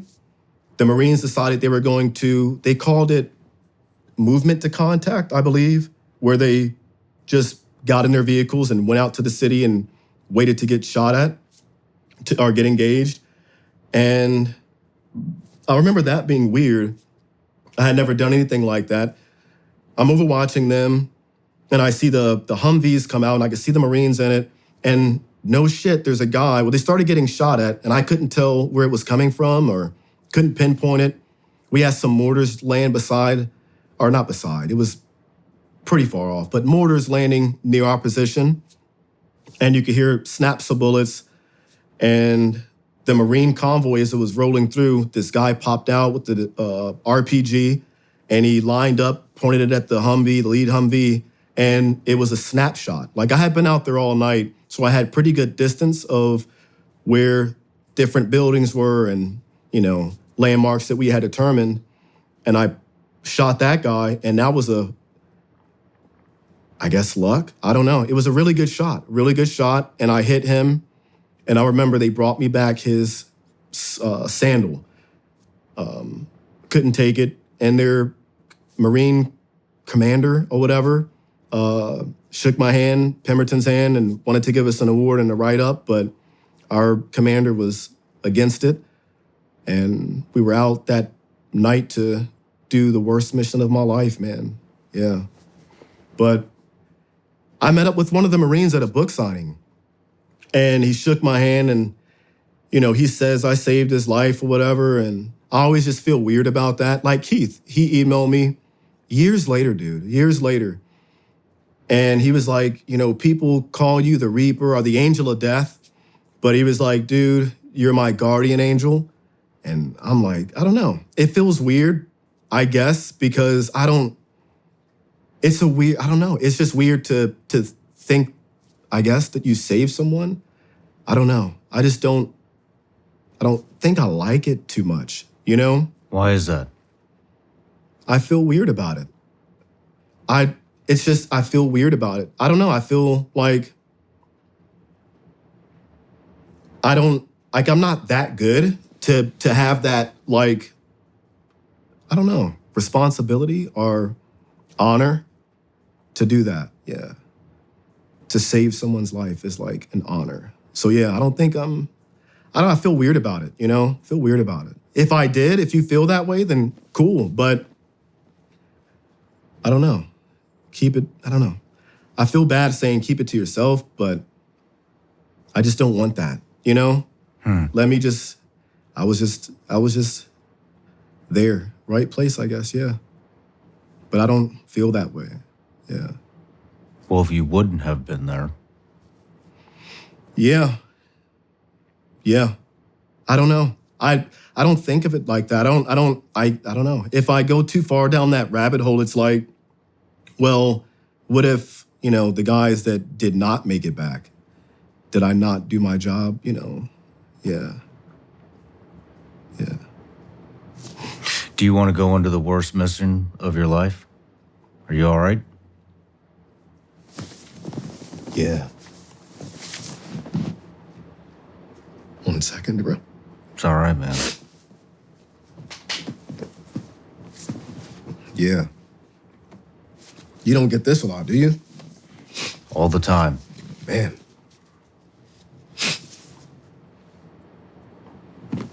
Yeah, whenever you're ready, bro. It's all good, man. We're on your timeline. Yeah. I don't call these tears. I don't know what they are. Just sweat, bro. It's hot in here. Yeah. Yeah. We don't have to do this. No, I'm good, bro. Open book, man. Open book. Open book. Yeah. But, yeah. After that mission, yeah. So, in the beginning of that mission, it was a 5-day op. I was approached by the reconnaissance guys, and they had caught wind of the good work I was doing, and I had racked up a pretty good amount of kills at that point. So they came over to my sniper team, and they're like, hey, man, what do you think about this? They gave me a scenario. If a car was 1,000 yards away, coming down an alleyway, and you had a clear line of sight to shoot the driver, could you pull that shot off? Honestly, no. But I told them yes, because I really wanted to work with these guys. And they're like, cool, get your team together. We're going to go after, we've been tracking this high-value target. We're going to go after them. And yeah, we want you guys to tag along. 5-day op. At first, we were going to infill a 20-something mile walk. And I'm like, geez, I picked the wrong time to do this. I'm not a big rucker. And we were carrying everything we were going to need to survive with, batteries, ammo, food, everything for 5 days.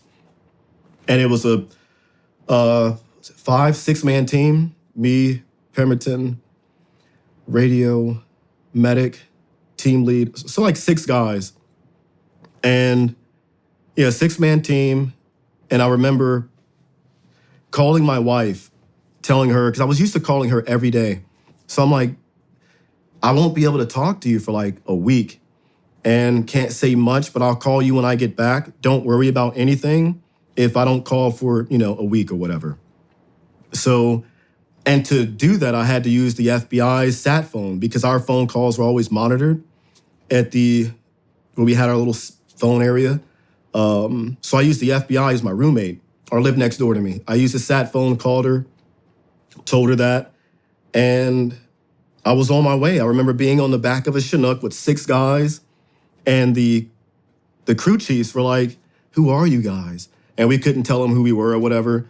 He's like, this is it? The 6 of you? And we're like, yeah.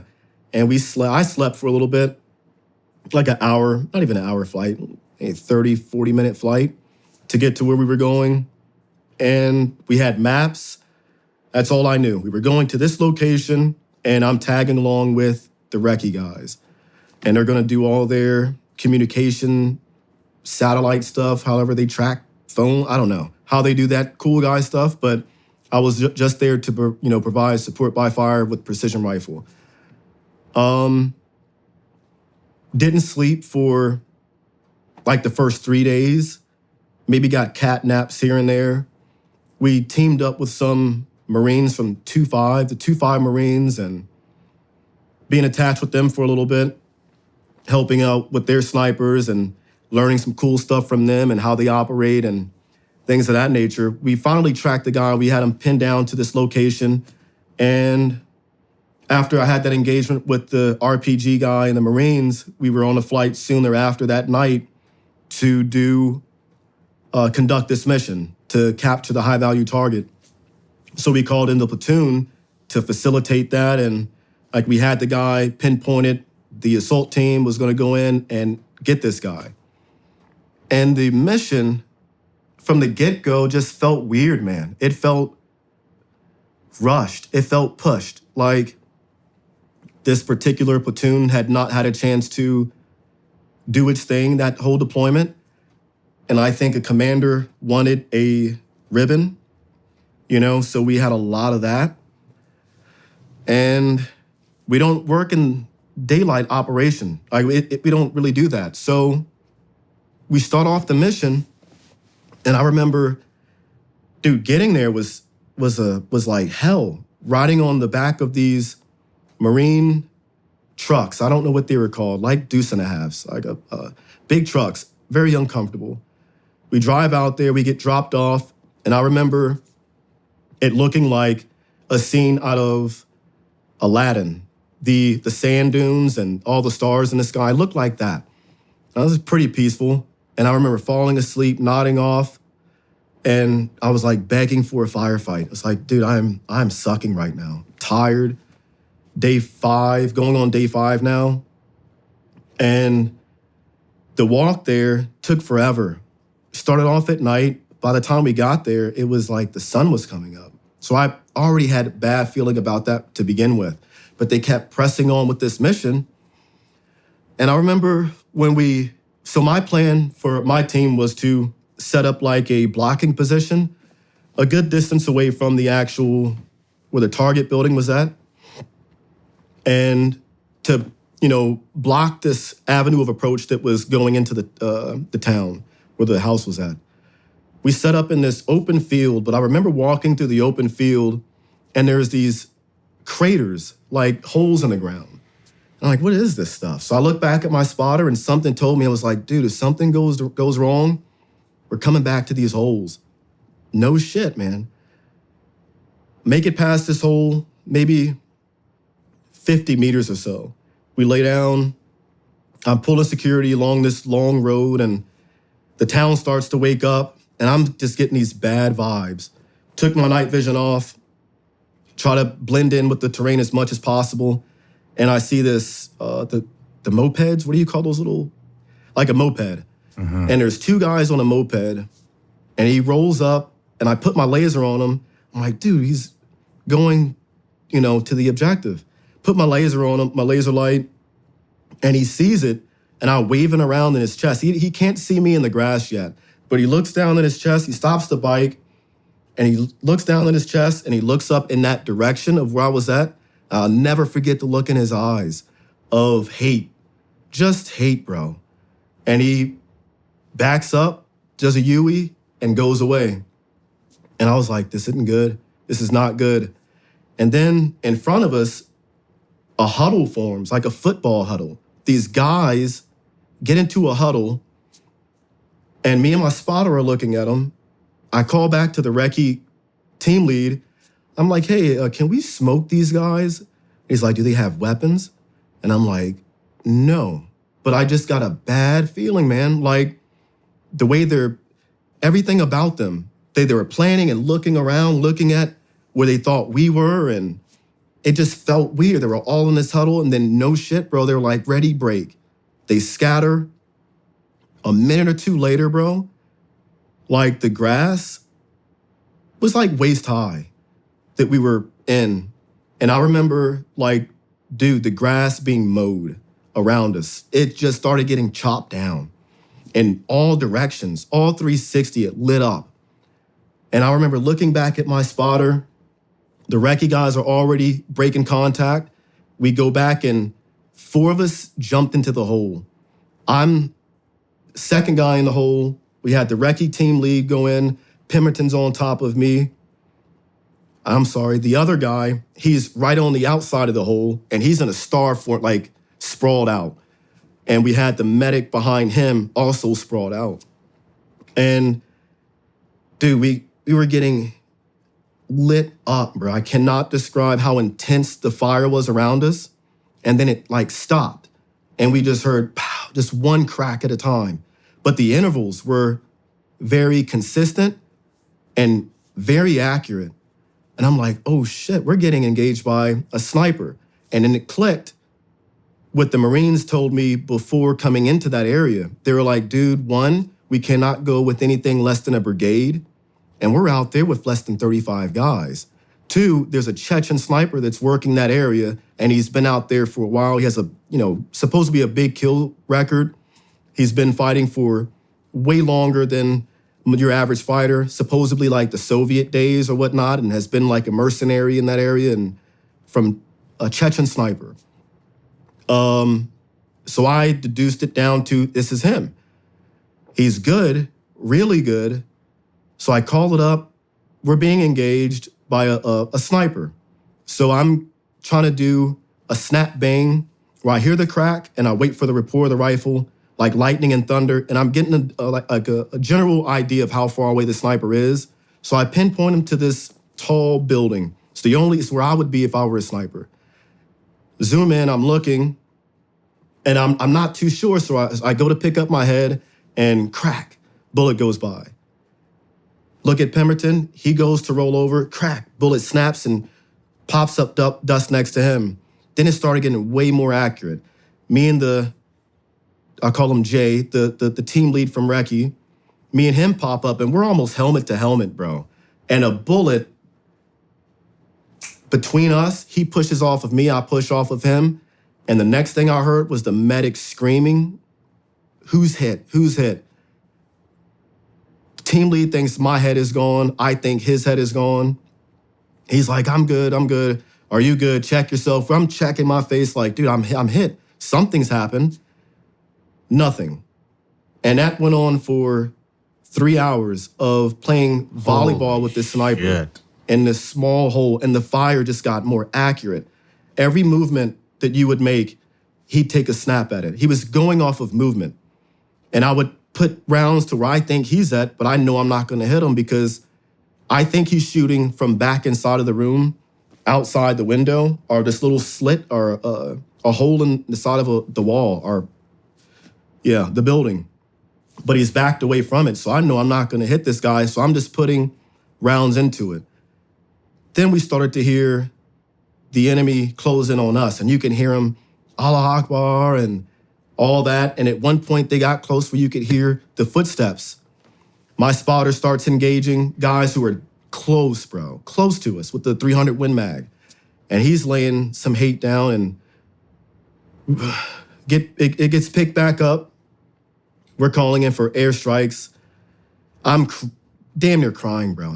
I've never cussed out a colonel in my life, but cussed this colonel out like, we need bombs. We need help bad. We're about to be on CNN getting our freaking heads chopped off, Yeah. So, they could not drop any bombs. Why? Obama's rule of engagement, bro. We could not have anything with 0.1% collateral damage, meaning if we dropped a bomb and their home got hit with shrapnel, that would be a bad deal it was all about winning the hearts and minds. So getting a bomb dropped at that time was impossible. And we couldn't drop it to where I had pinpointed where I figured this guy was at, the sniper, found his location on the map. We called it in for an airstrike. The best that they said they could do was do a flyover, show of force. The first thing that came over was it was an F-16 or F-15, one of those jets. He came over, didn't do anything. Next, I looked up, and I thought I saw a UFO. I'm tired, borderline hallucinating. So I'm like, yeah, that's a UFO. And it's just this thin, black, looked like a disc. And it's low, bro, low. And as soon as it gets closer, I'm like, that's a B-2 stealth bomber. I've never seen one of these things before in my life. except for like on TV. And it was way bigger than what I expected and thinner than I expected. And I remember he had his bay doors open and he dropped flares.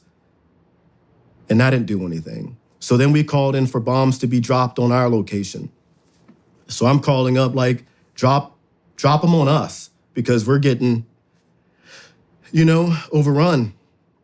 And I'm playing volleyball with a sniper I can barely see, and I picked some machine gunners off on a rooftop who was shooting at us, picked some more guys off in the field. And then, when we thought it was over, I look at the recce team lead, and I'm like, dude, do you have a grenade? And he already knew I was going with it. If they get in close, we're gonna pull this grenade, hug it, and we're gonna kill them with us, right? So he pulls out his grenade. Man, 1 second, bro. Yeah. That's where I fist bump Mike Pemberton. Yeah, we said our goodbyes.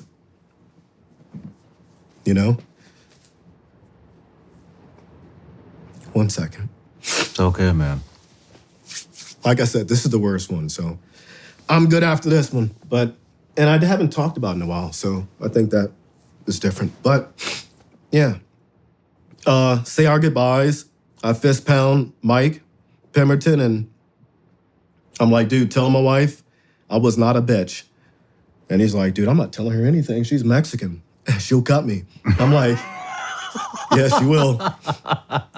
And he did our little goodbyes or whatever. Waited to these guys to, overrun us.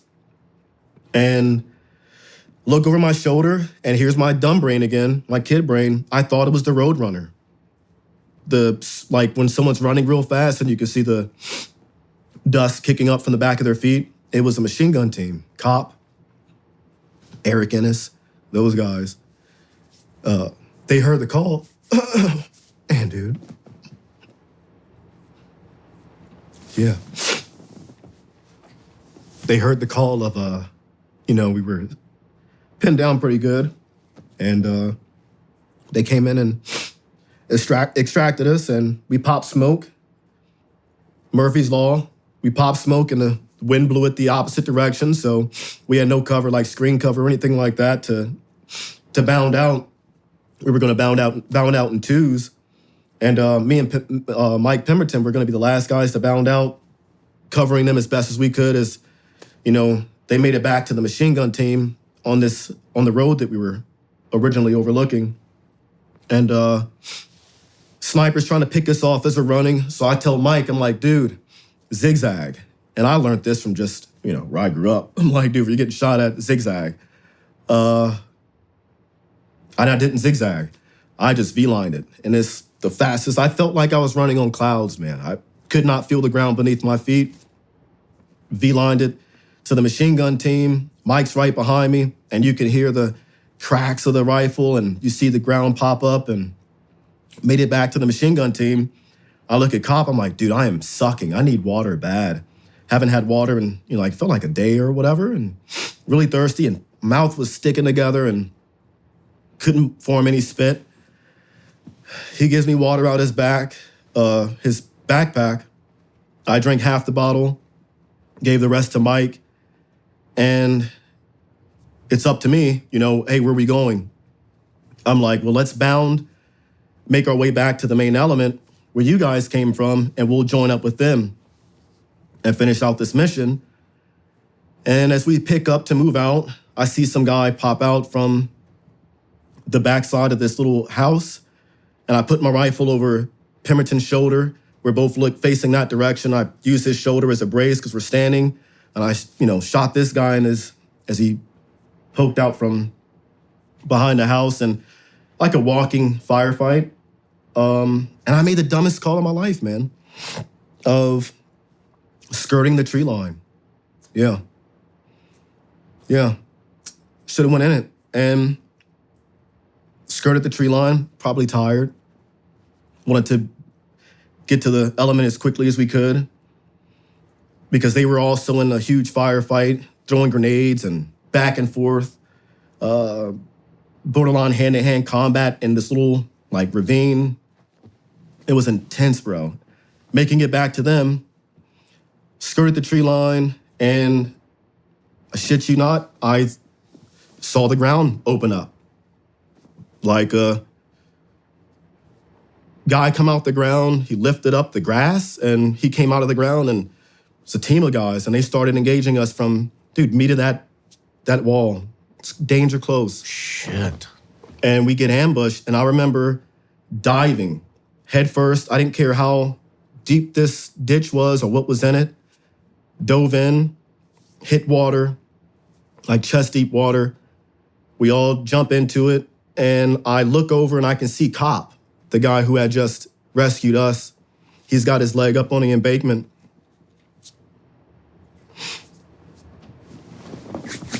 Yeah. Laying down a cover fire. And I can see the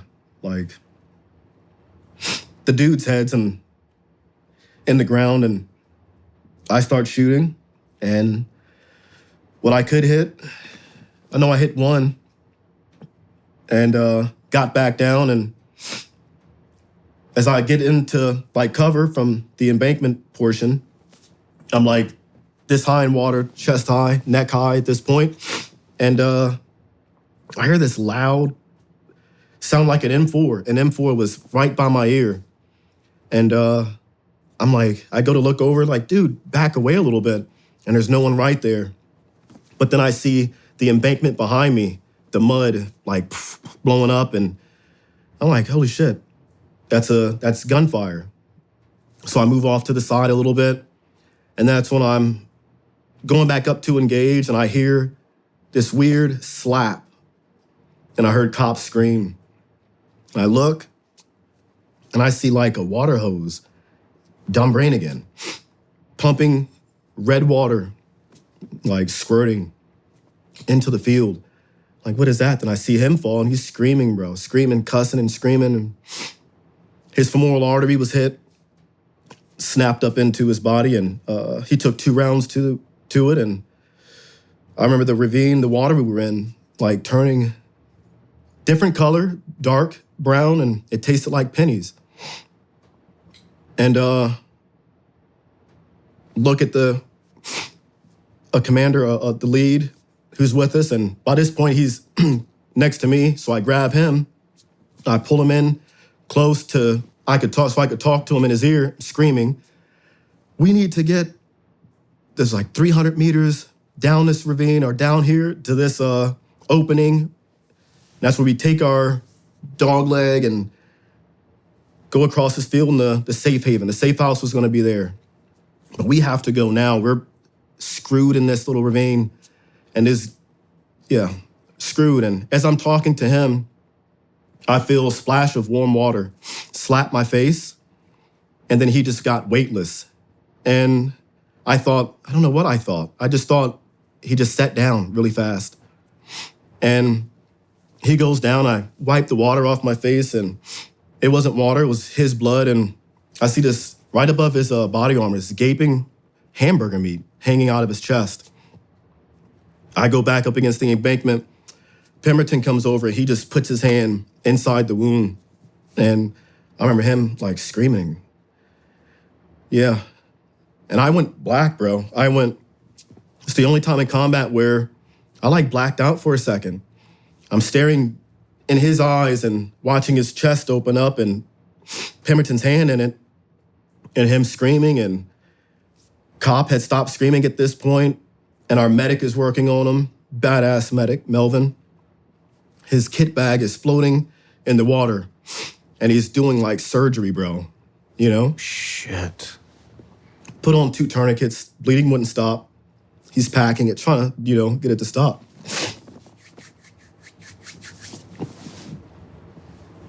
Watkins got hit in his foot, or his ankle. So we're down 3, and one of the recce guys came over and slapped me on my helmet. He slapped me on my helmet and he's like, dude, get back in it, you know? I'm like, oh shit, yeah. And he's like, come over here. The sniper, he's not engaging him. And he's like, come over here to me behind this weird little fallen tree. And as soon as I get up next to him to get eyes on anything, we get shot at. And he pushes me, he was like, dude, he's targeting you, you know? Everywhere I went down this ravine, pow, crack, crack. And the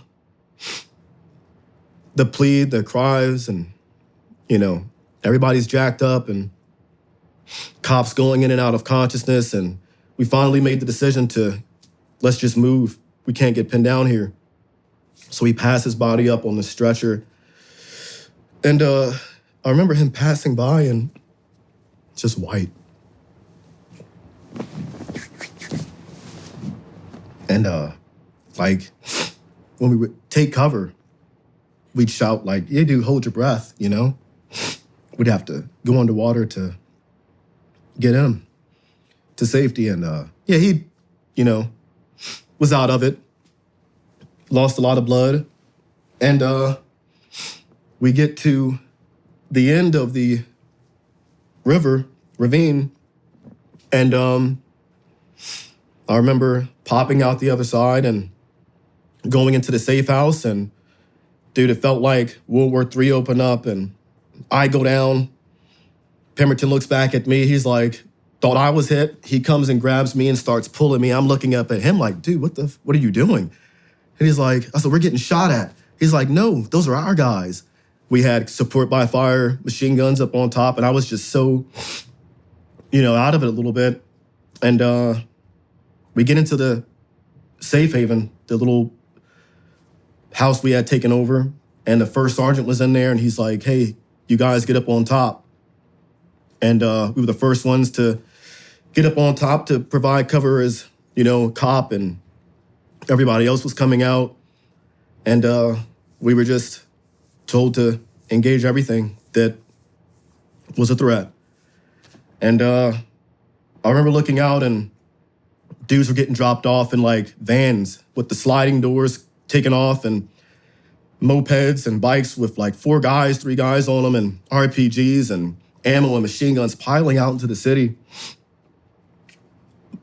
Pretty far away, and couldn't engage them, too far away, and tried some shots too far away, and just picked off everything else that I could pick off. And yeah, and we called for reinforcements, the Marines to come in, and they couldn't do it.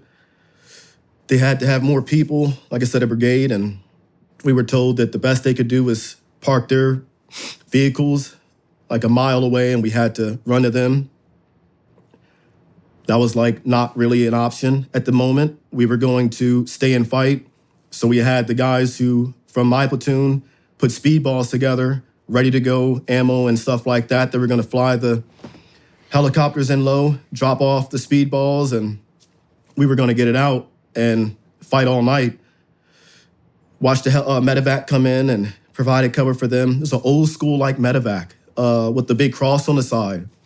And watching the guys carry out the wounded and covering them, and stayed to fight. Had 210 bullets and had 6 when it was over left. Did a lot of shooting, and yeah, we had to. That was the initial call, was to remain overnight. Luckily, that wasn't the case. And as we were running low on ammo, I'll never forget the call. My first sergeant was like, if you got a bayonet, if you got a knife, get ready. We're going hand to hand if, you know, these guys are going to overrun this compound. So in my mind, I'm like, you know what? I'm going to smoke a guy, get his AK, and fight with that. And if we go hand to hand, hey, Hodge is pretty small. We're good. So luckily, that did not happen. We did make the decision to run out. Everybody was like not timid. It was a rough day. Like hour 8, 9 at this point. We have to run out the wide open field, a mile, to get to the Marines that finally made it. And I volunteered. It was like, I wanted to kill myself so much that day. It was like, after, like I saw the third guy was hit, debated standing up, just getting my head taken off, Just tired of it. Yeah. So I was like, I'll volunteer, and I'm not like crying too much, am I? You're all good, man. I've never heard anything like this. I'm sucking, bro. But so yeah, I volunteered to lead us out. I had like 6 bullets left.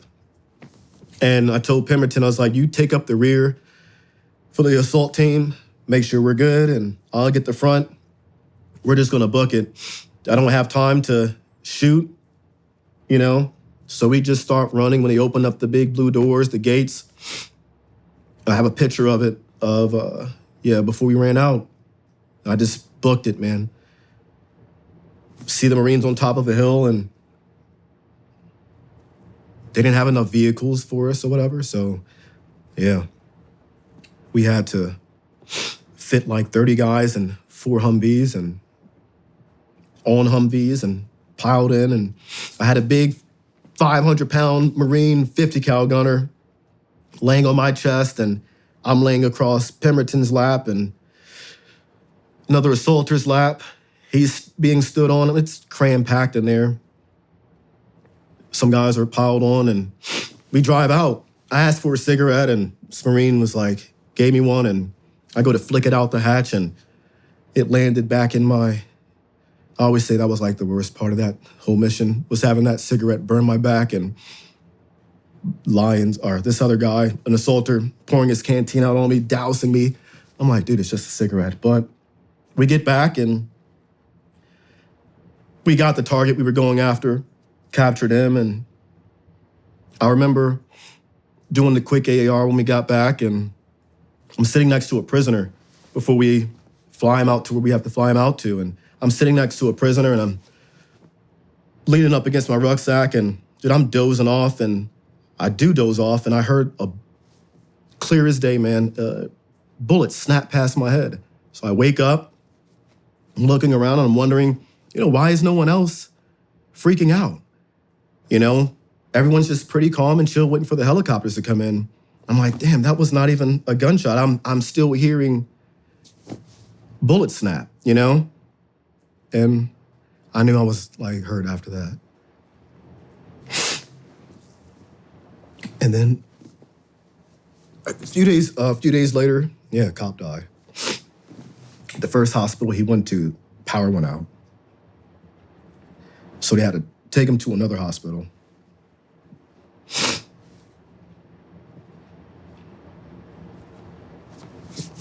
Yeah.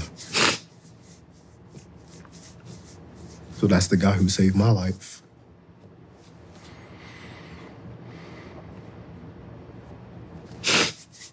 I've never heard anything like that before.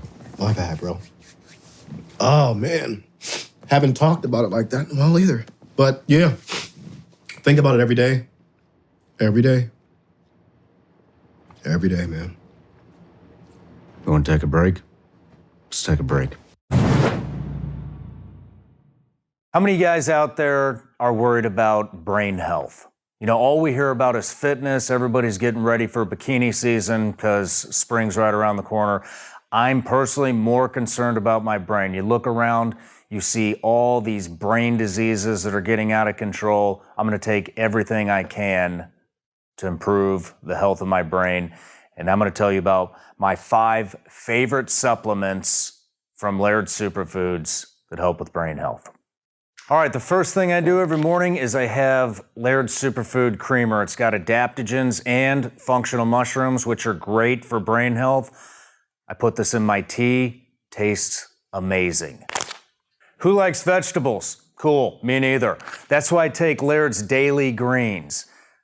Just pour it in a cup, shoot it real quick. You got your daily vegetable intake. Plus, guess what? Yep, that's right. Functional mushroom extract. There's 6 different kinds in here. Once again, great for brain health.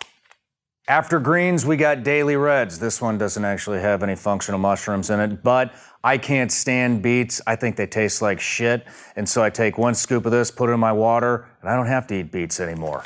All right, we're winding down the day now. This is the next supplement I take every single night. Laird's Sleep and Recovery. Helps me sleep, helps me recover from my daily workout. And guess what? Yep, you're right. It has mushroom extract. Guess what? It's good for your brain. And I saved the best for last. Most of you know this. My favorite supplement at Laird's is Performance Mushrooms. Has a ton of mushroom extract. Super, super good for your brain. Take it every single day, sometimes multiple times a day. These are my 5 favorite supplements from Laird Superfoods. You can go over to lairdsuperfoods.com, use the promo code SRS, save 20%. Ladies and gents, I would not have partnered with this company if I didn't believe in them. They take the cleanest ingredients. They try to source everything in America unless they find a better ingredient that's more quality somewhere else. I think we can all appreciate that. Once again, lairdsuperfoods.com, use the promo code SRS. That'll save you 20%.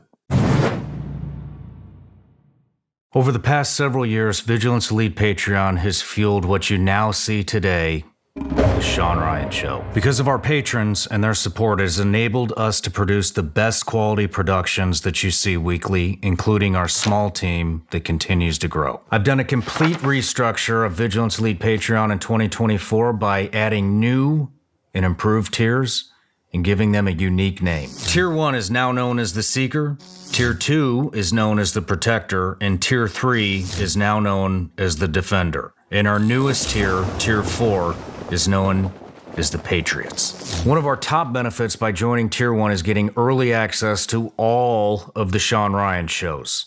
This includes both audio and video. Our Tier 2 option houses the old school tactical training library that is still used today, along with our newest benefit, a behind-the-scenes take of The Sean Ryan Show. I also include my file notes that give you a rundown of what me and my guests will discuss during the next episode. Tier 3 is the next option that allows you to have an end-of-the-month Zoom call with me, 24-hour early access merch drops, and a chance to be featured in The Sean Ryan Show by asking a question for me to ask the guest. Our last tier is for those that are committed to the cause and expect nothing in return, although you will get access to all tiers 1, 2, and 3. No matter how big or small your contribution has been on Vigilance Elite Patreon, it has made a huge impact on the success of The Sean Ryan Show.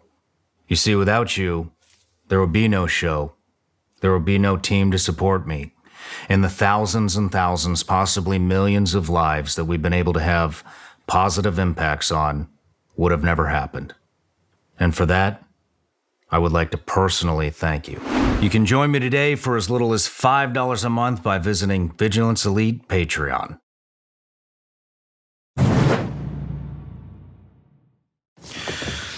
All right, Nick. Yeah. That was a heavy segment, man. Dude, that chef is finally gone, man. He was cutting up all those onions. I'm surprised you didn't. I'm glad you kicked him out. That dude was rough, man. Yeah. Man, that, I've not heard of anything that intense. Really? I don't think ever. And that's what caused me to get out, man.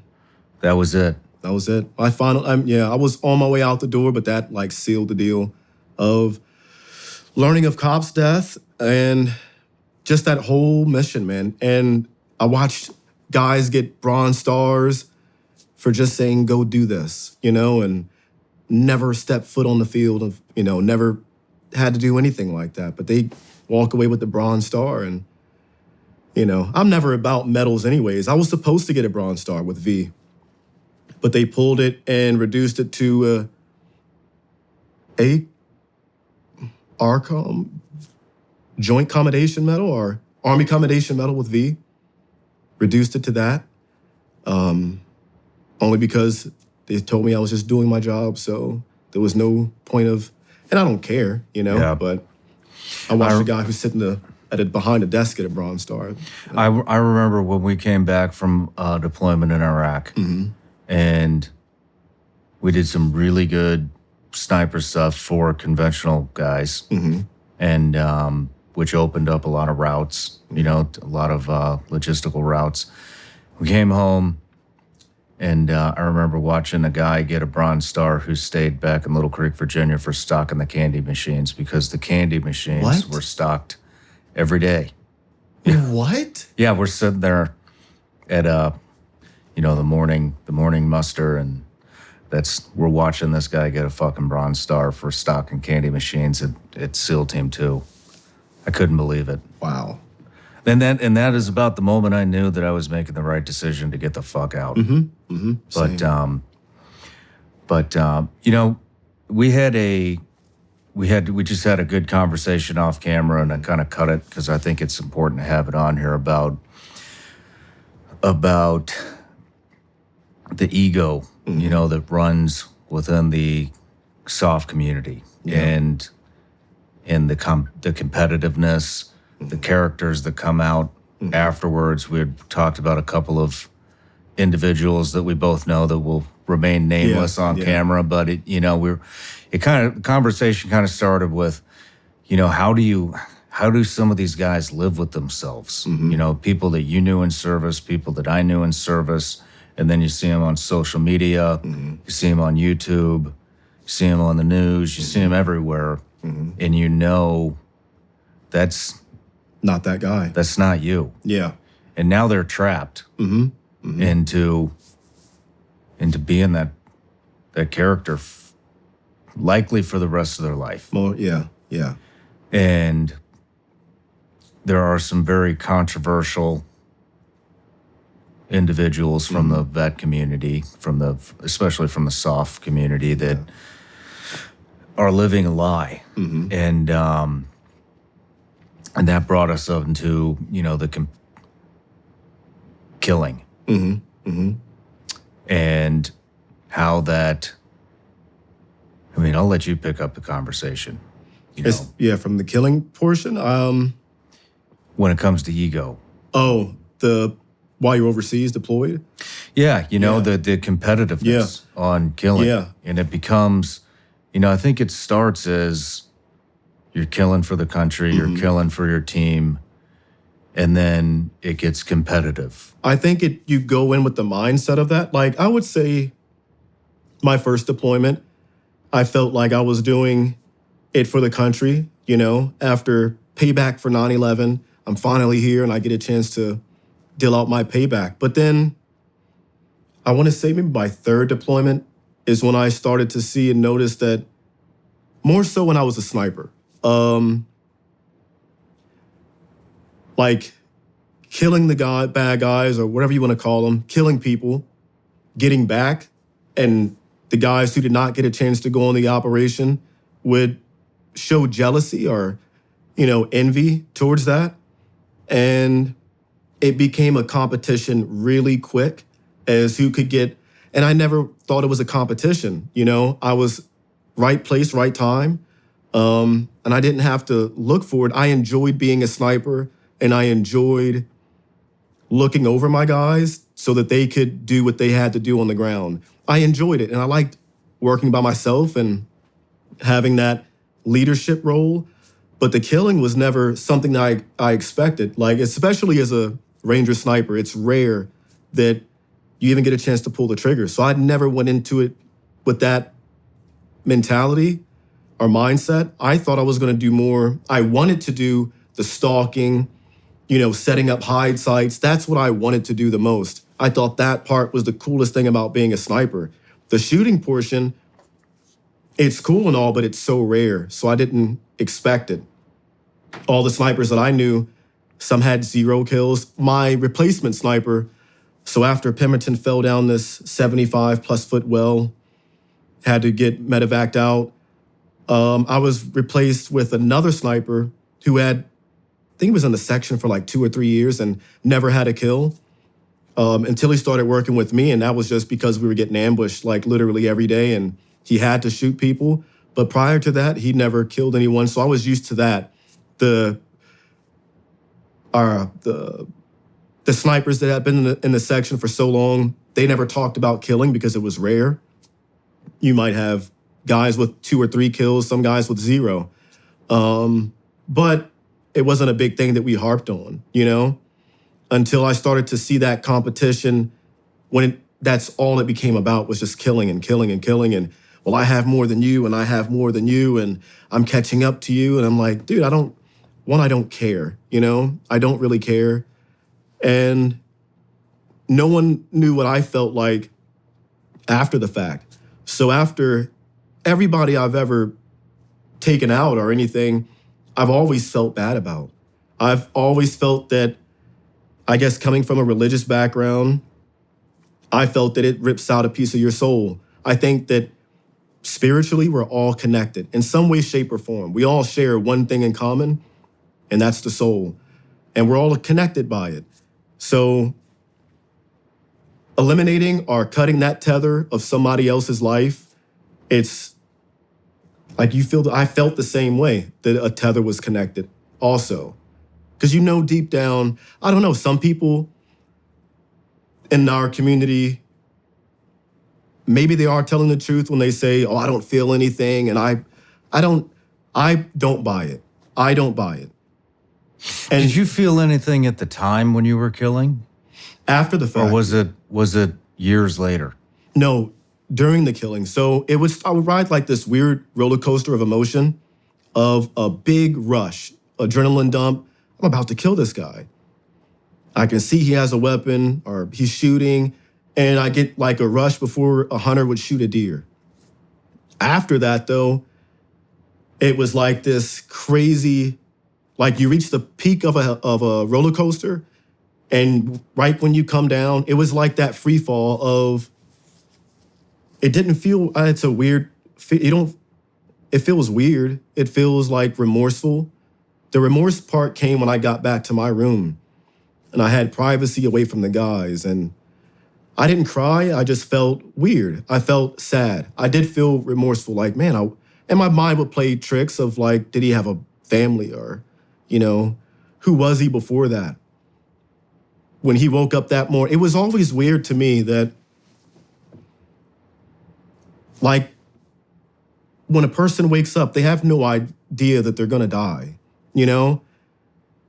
And if they did, would they change their life leading up to that point? If there was no getting around the fact that you're going to die in 2 hours from now, what would you have changed differently? And that part is what I played with in my mind. Like, did they carry on about their day? Did they have a good day? I don't know, you know? So it was weird in that aspect of like wondering their life prior to that, of the kill. And I felt like I was a young guy killing grown men, which was weird to me too, you know? It was just weird to kill someone that was like my dad's age, you know? And it was weird. It was weird. But I always felt remorse thereafter. I didn't show up to the guys. I didn't show anything until I got back, my last deployment. And that's where my wife saw me crying in the car after Cop died. And I had called my dad. This is the only time I've called my dad on that deployment. I masked my cry with the sounds of the jets taking off on the runway and this big generator behind our barracks overseas. Called on the satellite phone, and I didn't say anything. I just waited for the afterburners on the jet to kick in before he took off, and I used that to cry so the guys wouldn't hear me. And that's like the only time he was pretty much like, it's okay, son. And, you know, I guess he understood. I'm not sure, but that's all he said. And that's the only time I cried like that and like let it all out pretty much. Yeah. And then of course, when I got back, but I didn't really care about the competition of killing or who had the most. My career leading up to that, all the guys in my platoon, like the assaulters were, and I was not an assaulter. I was a machine gunner, machine gun team leader, designated marksman, and sniper. I served a brief role when I first got the battalion as an assaulter, and then I lost my gun on my first jump in. And like, no, I just was never that guy to always kick in the door and go kill bad guys, you know? That wasn't my thing. Those guys were doing all the killing to me. Like, they were really doing it a lot, but I didn't look at them and envy them because they killed more people. It was just cool to be amongst them of hey, these guys are really good at what they do, and it's like a dream come true being in the special operations community and doing these cool jobs at the time, at that age. But I never looked at someone and said, man, I want to have as, much kills as you do. It just turned out that way. And I don't have, like as a sniper, I have, quite a few, but like my entire career, there's guys I'm sure out there who have way more, way more. But I don't look at them any better than what I, did. We all did our job, and it is what it is. We're here today, and hopefully we're making today count. And yeah. You had mentioned off camera that every kill that you had, you felt took a piece of your soul. What do you mean by that? Like literally a piece of your soul, gets disconnected. I think we're all connected, bro. Like, that's my belief now. And from what I've seen from my experience in spirituality, I believe that we're more connected than we think we are. It's just that this realm that we're in, this place, this earth that we're in, and I read the Bible, and the ruler of this world is Satan. You read the Bible? Every day. Every day. I thought, okay, we're gonna go down some rabbit holes here. Yeah. So we had talked about, let's talk about your we'll call it your journey to God. How did that, what sent you down that rabbit hole after, what were you searching for? You've had some of the most kinetic deployments that I've ever heard of. Some of the most descriptive combat accounts I've ever heard. And so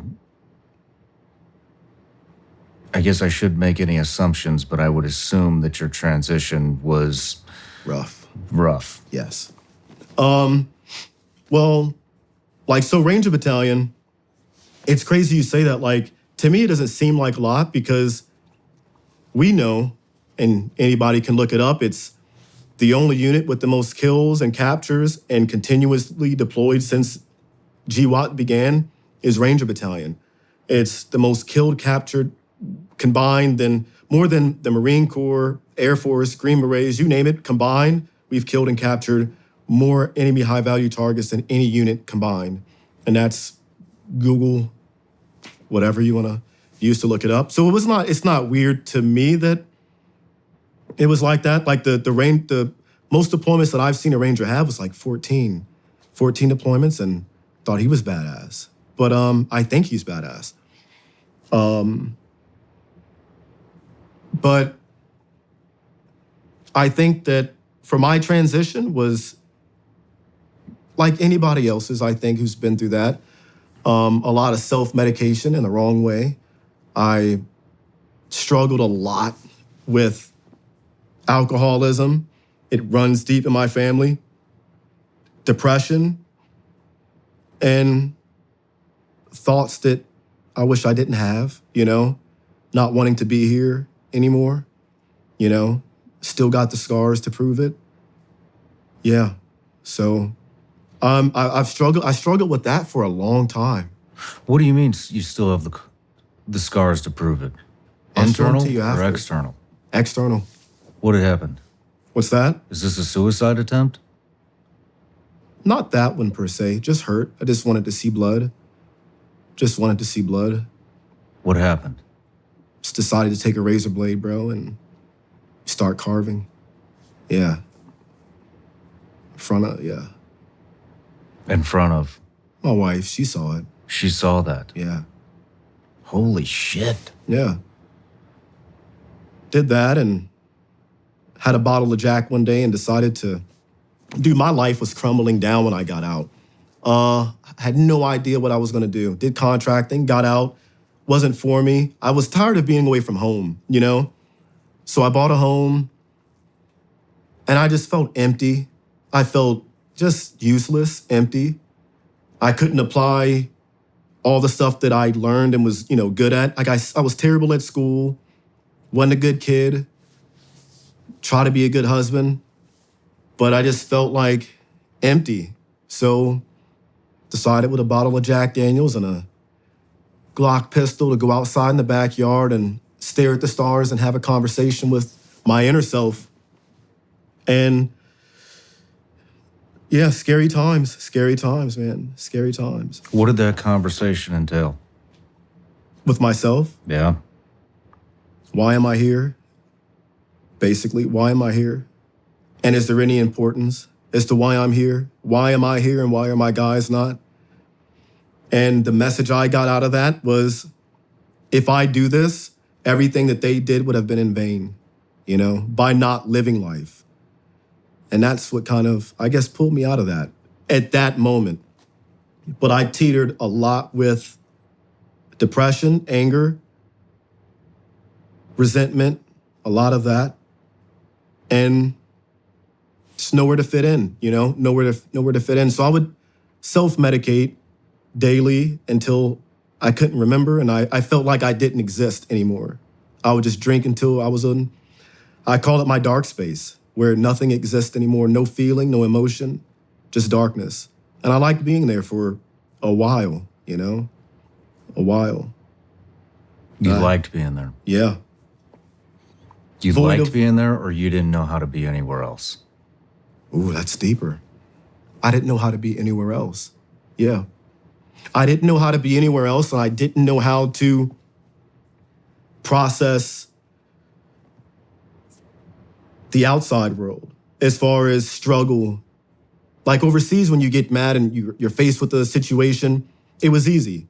And being overseas, everything was cut and dry. You just stay alive. That's it. You don't have to worry about your light bill. You don't have to worry about the water bill. I had no job after I got out of contracting. Everything seemed like it was, falling apart. Just got a new house in Texas and I had nothing. I was empty, bro, empty. I was losing everything. And decided one day to lock myself in a room, and I just started to write my whole deployment. And I called it Team Reaper at the first, because the Reaper just did not, and originally, I don't know if I've ever really told this story because I don't care, but the original, the Reaper term came from that deployment, and I called after an assaulter, WR, because I don't like this guy anymore. Well, whatever. No judgment. That's his path. But he gave me that title, the Angel of Death. And I was like, our Pemberton was like, oh, like the Reaper, Blue Oyster Cult. I had no idea who Blue Oyster Cult was or anything. And he's an older guy, Pemberton, so he introduced me to it. The Baby Don't Fear the Reaper. And that stuck. I always called us Team Reaper. We're a team, Me and him were a team. He was just as good as I was. I was just on a semi-automatic, I guess, and I was the sniper team leader. But my original, when we got back, we had a deployment video. And on that deployment video, Team Reaper, Blue Oyster Cult's playing in the background, and that was our thing. The first book I ever wrote was Team Reaper. I didn't want to be the Reaper. That came up along the lines when I got into the big book publishing company, and they did not want it to be a team. It wanted to be about me, regardless if it was Nick was the Reaper in battalion or not. I wanted my guy to be a part of it. That's why I incorporated Pemberton in everything. And I still keep in contact with Pemberton. And he's always been my guy, loyal, my guy, So the first book I ever wrote, it was terrible. I wrote it completely wasted, sitting in my computer room, trapped myself in there, and just wrote. Team Reaper, unedited. That was the first original book.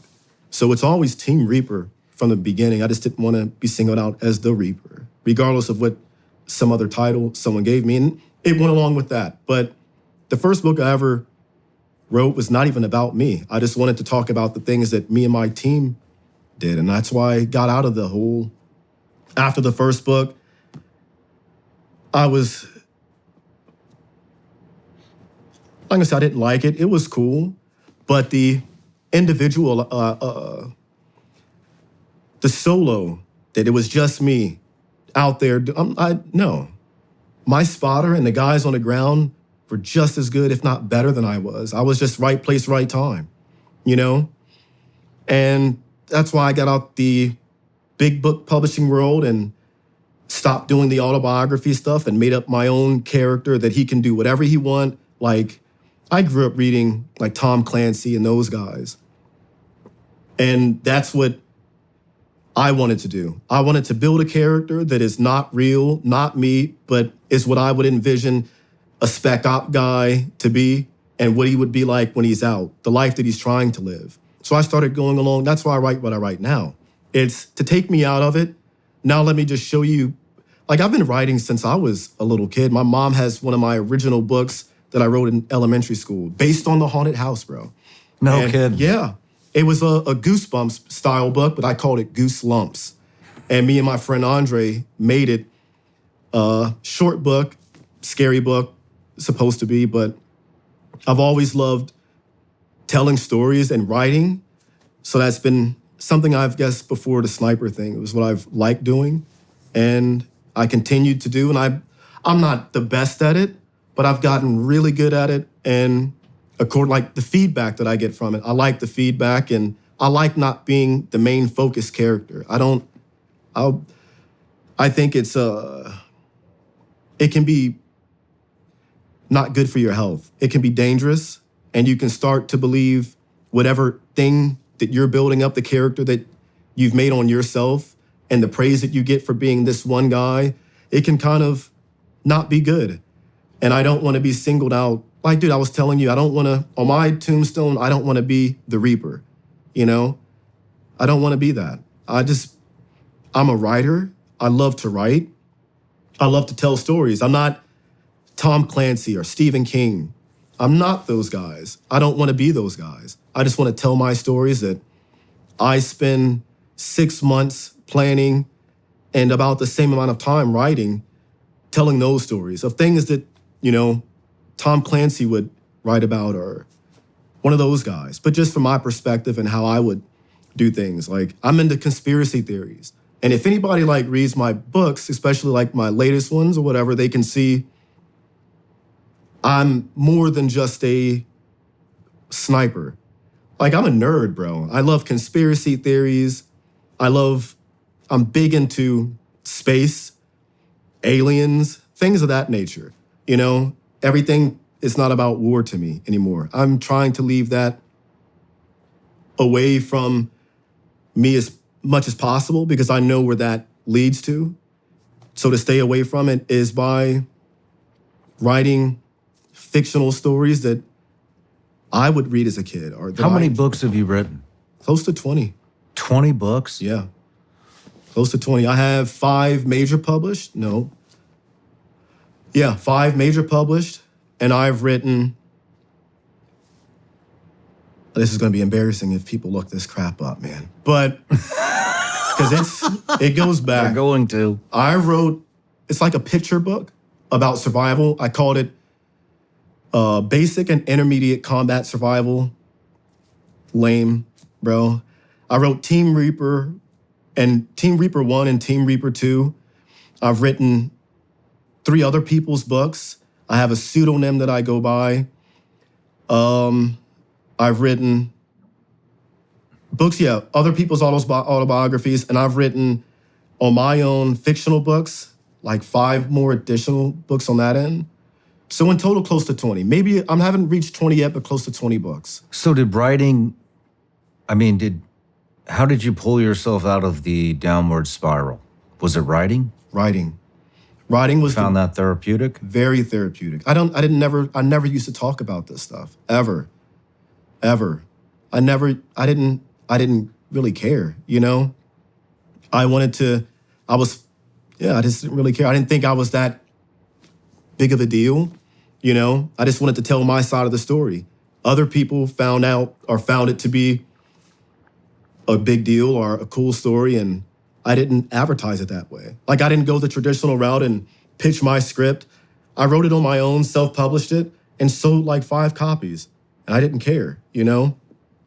But I got in touch with the Navy SEAL, And he liked the story. He thought it was really neat. And he got me in contact with St. Martin's Press, and it was on from there. But I left that major publishing book company or book world because I felt that it's too controlling. You don't have much say-so in the way things are done. And I want to tell the story the way I want to tell the story. You know, no filler, nothing. From my perspective, the way I want to do it. And that's why I left it alone and started doing my own self-publishing and started my self-publishing book company. And like I said, I've written for other people who've had #1 really good bestseller books. #1 on Amazon, should have had a New York Times bestseller, but because the way that book world works, it's not in physical stores like big books would be, so they don't count it on the Nielsen book scan. Even though I wrote a book for someone and they sold, I'm not going to see how many, but they were #1 on Amazon and outdid Oprah or Michelle Obama's book at the time. Damn. Yeah. That's incredible. Yeah. So it's been a lot of my writing the way I want to write, and a lot of, if someone else has an autobiography they want to write, I've helped them and I've sat with them and wrote the entire thing in their voice and stepped away from it. I don't really care for it. I like to write. I like to tell stories, you know? But that was the beginning of the therapeutic, you know, healing session was by writing. And then the birth of my son was when, of course, it really took a big turn as far as, you know, wanting to stick around and just be a dad and not be, my son does not care who I was. He sees me on YouTube and, you know, he asked about the interviews and he was excited about this interview. He's like, I can't wait to watch it. And he likes stuff like that. And he doesn't really care what dad used to do. And we don't talk about it in the household. You know, he might see a few things here and there and ask questions like, oh, were you in the Army? Did you go to war? And what is war? I explain it the best I can. 2 people have a disagreement. 2 countries have a disagreement and they fight over it. Sometimes they kill each other over it. And he's just like, okay. You know, he's more into F1 driving and he wants to be a race car driver. So I'm all about that. If he can be an F1 driver, dude, go be it. Just make sure you take me along to all the cool places you go. I'll be front and center, you know? That's what I want to stick around to see. You know, not following my footsteps. Like he's told me recently, bro, and it hurt so, not hurt, but brought me back down all the way. He said, he's like, Dad, I want to be like you when I grow up. And I said, no, you don't. No, you don't. Don't do that. You can walk beside my footsteps, use mine as guide, but don't walk in them. Never, don't walk in my footsteps. You can observe them and see all the ways I went, where I messed up at, where I stumbled, where I fallen, could barely get back up, where I slugged along, but don't walk in them. Walk beside them, observe them, but do your own path. Don't do Dad's path. No, don't do that. So to stick around and help him to be that guide is like, yeah. And dude, I want to see him explore life the way I didn't get a chance to, you know? He's writing a little children's book, or he's writing one. I'm helping him.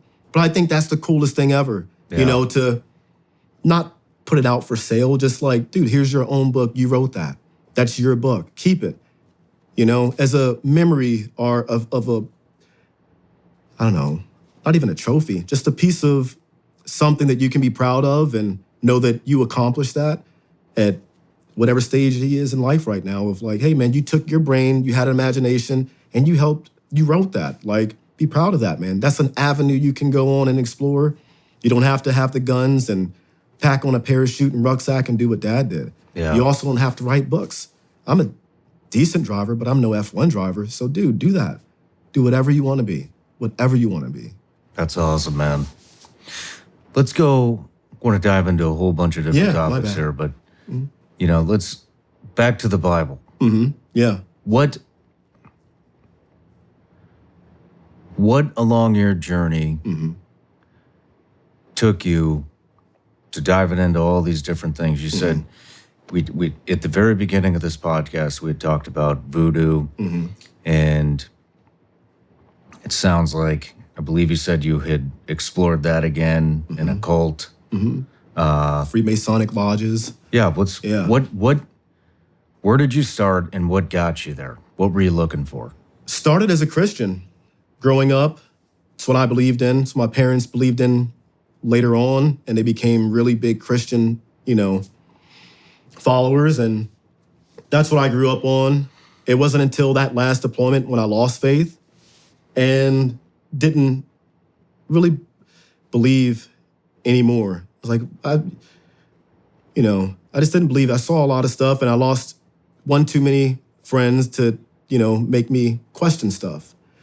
I was just sad, being rebellious, against the Most High, God. That was my way of, I guess, showing that well, fine, if you don't want to be here for me, then in my time of hurt, then I'm not going to worry about this anymore. I'm going to go and explore other things. So about a year or two, I didn't practice or really give too much thought to anything anymore, but cross my mind from time to time.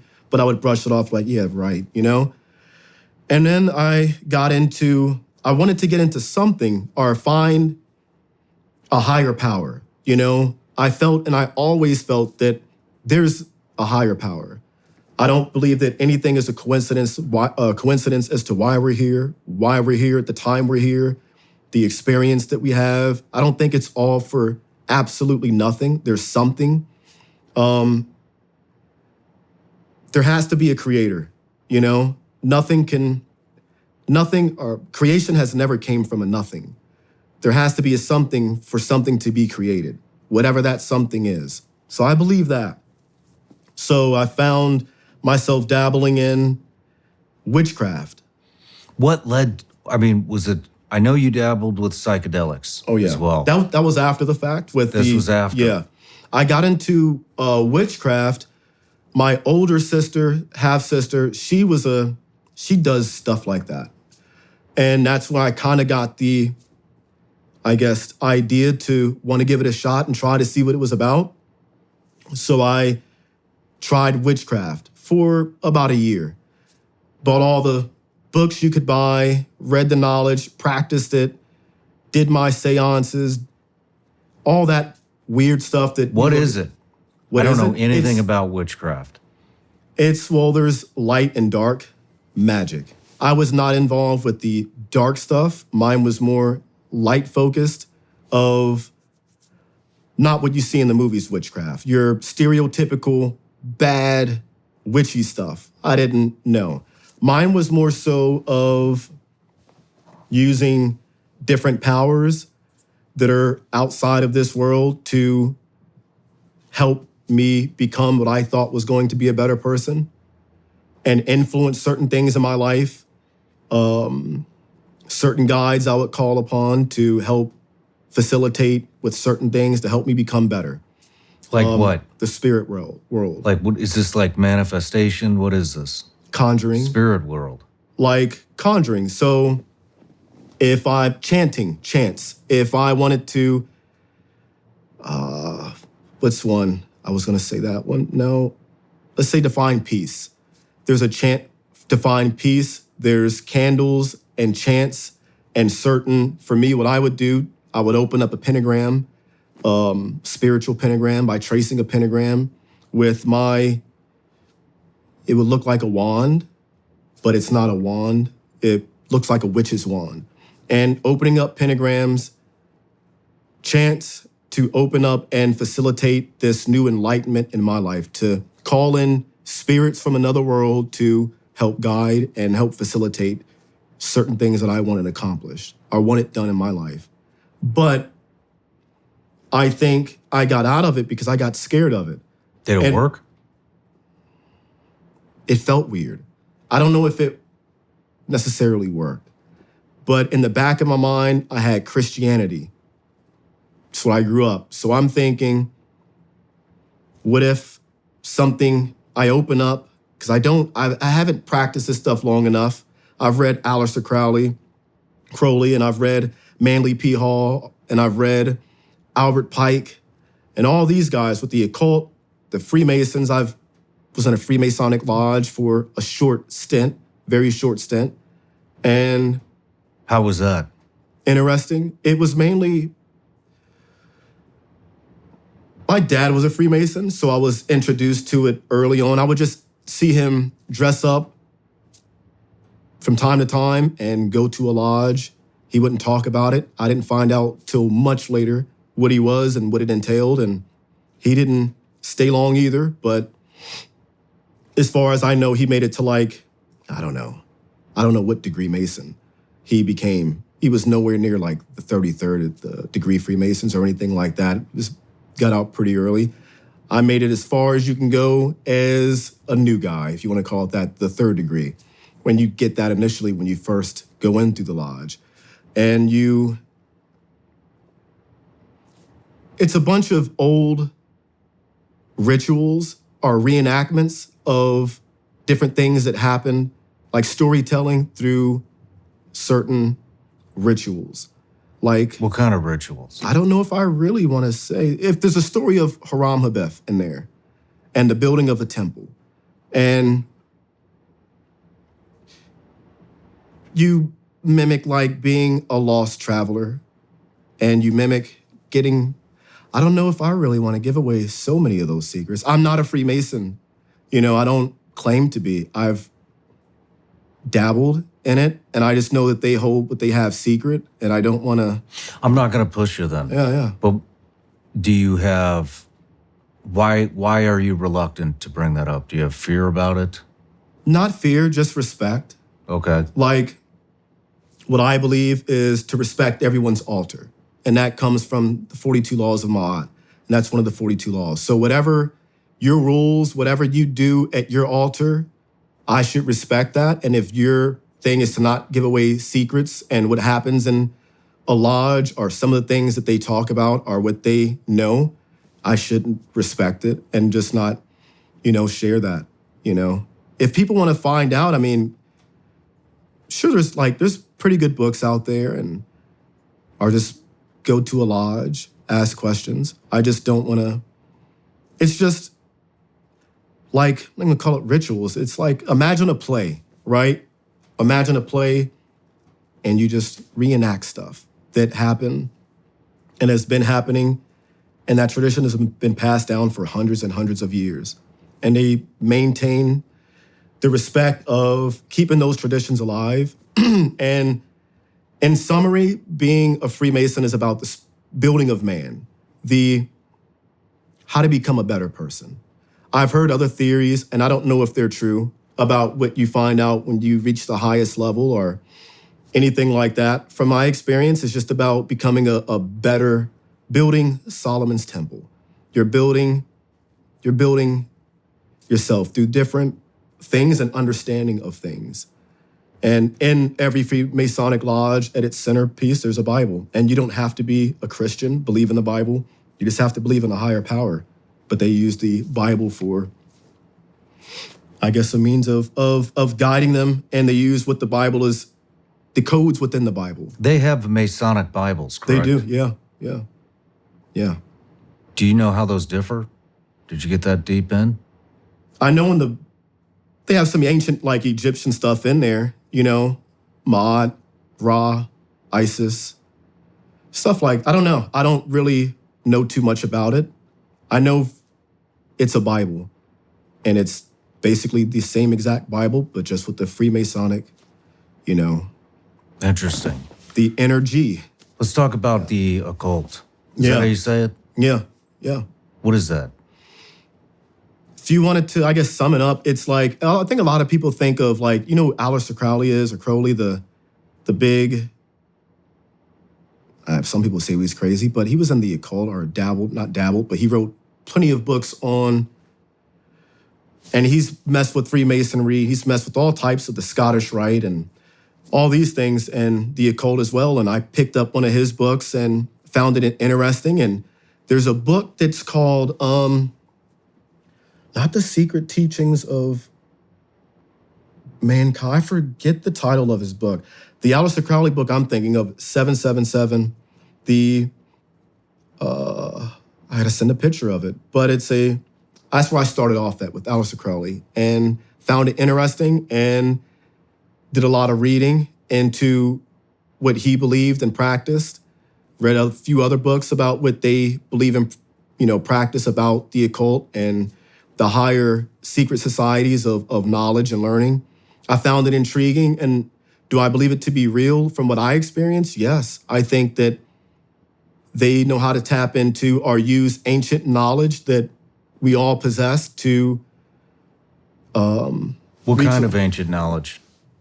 I would say to reach a higher state of enlightenment. Are we talking about consciousness? Very much so. Very much so. And the meaning of what this body is and what it holds and possesses and the powers that it has within it and how we can change reality.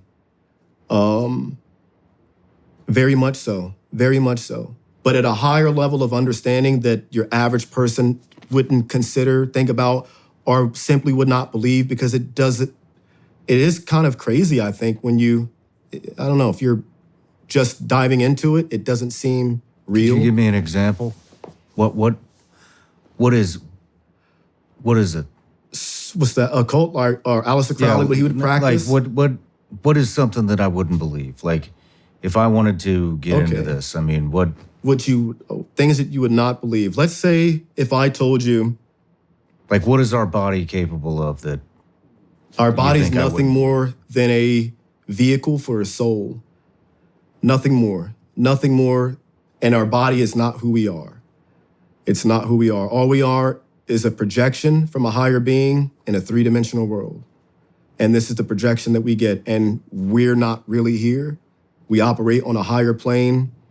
The only reason why we're here in this physical body is to experience limitations, things of that nature, because of what we are really capable of doing. Nothing is impossible. So we come down to this place to experience limitations and what it feels like to not be a God or a part of God.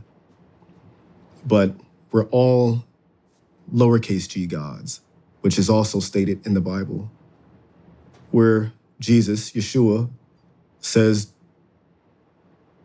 have you not forgotten, or that it is written into your law that ye too are also gods? And yeah, it's a lot of that. We're all lowercase g gods. We just haven't realized it. And that's one of our main purposes in this realm and in this thing called life. I think it's a dream, whether it's our higher consciousness that's dreaming in a different realm, or it's the Most High, the God's consciousness, dreaming. I mean, what point of the Bible did God wake up when he fell asleep on his day of rest in the Bible? He didn't wake up yet, still dreaming. This is all a dream. Row, row, row your boat gently down the stream, merrily, merrily, merrily, life is but a dream. The boat, the stream of life. You can also look at Jesus walking on water, the significance of water, what that is, the calming of the storm, be able to walk on top of the waves and the tribulations and all the things in life, to be able to walk on it is what I think that entails, or what that means. Just like rowing your boat down the stream, this vessel going through life, the stream of life, the steady flow of life that's continuously forever running on, to row it gently, not to get so caught up into things, attached to things, to row it gently down your stream, because life is nothing more than just a dream. And we're living, this is a dream world that we're in.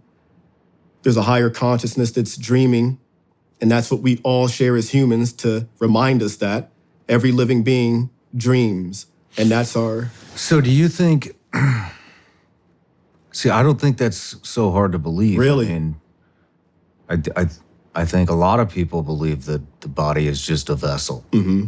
And we're living in a dream, or a dream world? I don't think that people think that, I mean, I don't know. Mm-hmm. You know, I don't know. Yeah, yeah. I mean, I have, a lot of thoughts on a lot of different things. Yeah. And I'm in my own, spiritual journey as well. Mm-hmm. But yeah, I do. I think that our body is just a vessel. Mm-hmm. And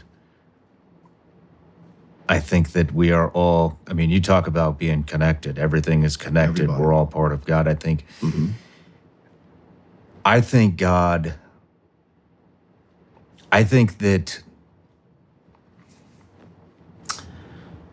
consciousness is God. There you go. Yeah. Yeah. Yeah. And And it's I a think feminine. we're all connected through consciousness. Uh-huh. And I think as time goes on, we're all becoming disconnected through what we consider technology. That's the And Antichrist, bro. yeah, that's what I think. Yeah. In very short, simple terms. Okay. So yeah, we're along the same lines. I believe that. And I believe that there's different aspects of consciousness, like there's a feminine and a masculine, and it's represented sometimes in like the ancient Kemet. The ancient Egyptians used to believe that, how it was represented. You have, it's not a male or a female, it's both entities combined into one, and it's representative, it can be in the sun and the moon, the feminine and the masculine, and it's represented throughout all nature. God is and what it is. And it uses these signs and symbols to remind us that in the heavens. Yeah. I believe that. And I believe that the prince of this world and who controls this world is the evil one, Satan, devil, Lucifer, the fallen. I believe that. And that's why things are the way they are here. Like reading the Bible, when the fallen, a third of the angels were sent down to earth, they didn't go to hell. They were sent down here, the same place we're all sent. This is all one big testing ground to see if we can, as gods, maneuver through something that was designed or set up from what we see by something that is not of this world. Some would consider the devil or Lucifer, the morning star, the light bearer. That one, I think, has used politics, everything that we're involved in that makes life, that takes away from life, the meaning of life. Everything that is designed here to do that was on purpose and designed by one of the fallen or the fallen, and we're here to be tested, like Job in the Bible. Well, when you say, I would love to get into that too, but when you say we are, when you say our consciousness is sent here to this vessel to experience limitations, why do you think we need to be sent here to experience limitations for a blip in time? Because time doesn't exist, but it does in this reality. Because we would not, in order for a God to be a God, it would have to experience all aspects of experience. So to only have the experience of I can do everything and all things and not the experience of having limitations would not have a complete being, one that has full experience. Like to have only one good experience, then there would also be no purpose in life either. Life would make zero sense. If everything was just perfect, then there'd be no point of coming here. So we have to have challenges and we have to have limitations in order to have a full experience of all that is called reality. Reality cannot be experienced in just one form. We're already doing that, or it's already doing that at its higher state. So to be a full God and an all-powerful God, we have to have limitations, as well as the good, the bad. Everything that's good, there has to be a bad. Well, to get the full Opposites. experience just of this world, you would have to live a life of every human being on the planet. Isn't that what it's doing though? If we're all from that, everything, everybody, we all have our own experience, and we're all a direct descendant connection. Imagine the sun and those rays of light. Each ray is a soul being shined down onto the earth. And each ray goes along its own path. It does its own thing, has its own experience. So it's living through all of us and our experience to have one full experience, all the good, all the bad, to complete itself. You get what I'm... Okay. You know? So it's... Yeah. It has to experience all things, and that's by living all lives, all different paths. No one's life is exactly the same. So are we individual souls or are we one collective soul? That's the thing. It's almost like saying, is the Holy Trinity separate or is it all one? Is the Father, the Son, and the Holy Spirit all separate or is it all together? According to biblical scripture, it's all one. They can't be separate. The Trinity is all one. Yeshua, when he walked this earth, he was no different than his father, just in a human form. It left us with the Holy Spirit, and it had the Holy Spirit, all existing all at one time. So the way that the Holy Trinity has been described to me, maybe you've heard this. Yeah. This made a lot of sense to me. Water, vapor, ice.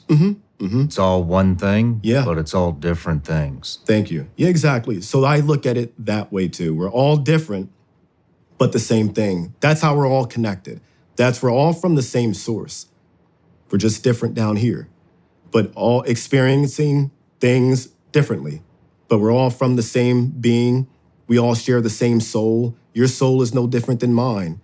This outer limit, this outer boundary may be, our life paths may be, your experiences will be different than mine, but the thing that we have, the same thing that you're made of on the inside, I'm made up of. And just like someone else down the street, we all come from that same source. There's only one entity that provides soul and spirit. Only one entity. We get that from one being. And it's just nothing more than a light ray being shined down into a body to occupy that flesh vessel that we are in. But once you take away all that, we're all from the same thing. We're all the same thing, just in a physical limited body. That's what reality is, I think. It's just one big testing ground to see if we have what it takes to move on to the next level, you know? And What is the next level? What do you think the next level is? that I'm not too sure of. I would hope it would be what we call as heaven, rejoining the source, going back home or to the Father or to the Son. I would believe the next level is that, to see if we're actually worthy of being the gods that we are, of navigating all these tests here. If we're able to navigate that, then we move on to the next one. If not, I don't know if there is a place you go to hell, or you just have to come back and do it again. Do you think there's a possibility this is hell? I've thought about that too. I believe that like I said, that Lucifer rules this place, or he's the prince of this place. He's allowed to roam and do what he wants here. So according by definition, that would make this place hell. You know, maybe we are being punished for something that we all have, which is ego. And ego is the only thing that's what got the devil or Lucifer kicked out of heaven, was by having an ego. And that's the same thing that we all possess here. And it's one of the greatest things we have to overcome on this earth, is overcoming our own ego. Our ego is going to kill us. If you let ego take over, ego is a bad thing, I think. That's why psychedelics, when you have ego death and you feel that, you know, so this place could be like hell, or the same place that the devil was sent to. I don't know. I was just going to ask you that. I was just going to get to psychedelics when you brought the ego. Have you had, we talked a little bit at breakfast about this, have you had a full-blown ego death? Yes. Terrifying. Haven't cried so much in my life and felt so scared. I felt like I was dying. Like I said, I had an experience with mushrooms after watching Mike Tyson take a handful. I'm like, it can't be, that crazy. So I took my handful, looked it up on Google, what does 2.5 grams look like? And a picture popped up and it said, 2.5 grams. So I looked at my pile and was like, well, that must be about it. And it turned out to be way more than that, like 5 grams or whatever, and ate it. And I remember when reality shimmered and went away, and it felt like I was in the presence of God. My wife was sitting next to me, and I told her, bow your head, bow your head. So I'm bowing my head, she's bowing her head. And I'm like, I got a message that came through a light in my house, and it was on a scroll.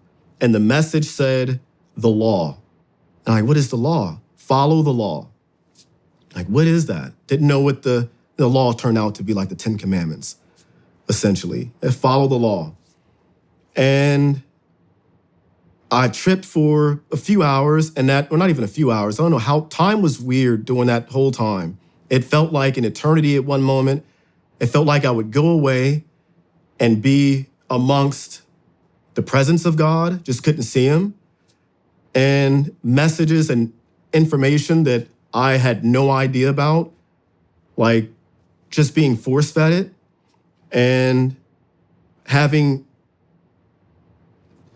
the emotion of me. I felt like I was going to die and being really scared.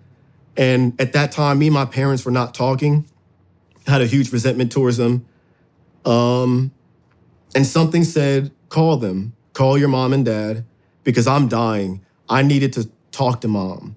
You know, my wife is calming me down. I'm like, well, get ready to call 911. But then I thought if I call 911, it was all one big play. Like when I was tripping, reality went away, and there was a crowd, like of every person I had ever interacted with in life and how I treated them were like standing up, clapping. And then I was judged by them. And how I treated everyone on this earth is how I'm going to be treated and judged in the afterlife. And it said, tread lightly. And it was all one big play.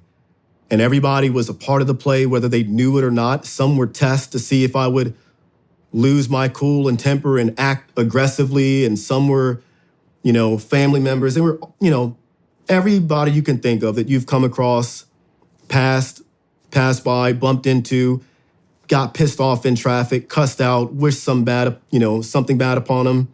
Like they were all there, and they were all a part of this big play. And this was my life, and it was all for me because I don't know. And I died after that, but before I did, I called my parents. They're freaking out. They had never heard about psychedelics or psilocybin mushrooms. And like, where'd you get this stuff from? You bought it online? I'm like, no, I can't tell you where I got it from. But it felt like I was dying and sinking into this void hole of blackness where no love existed.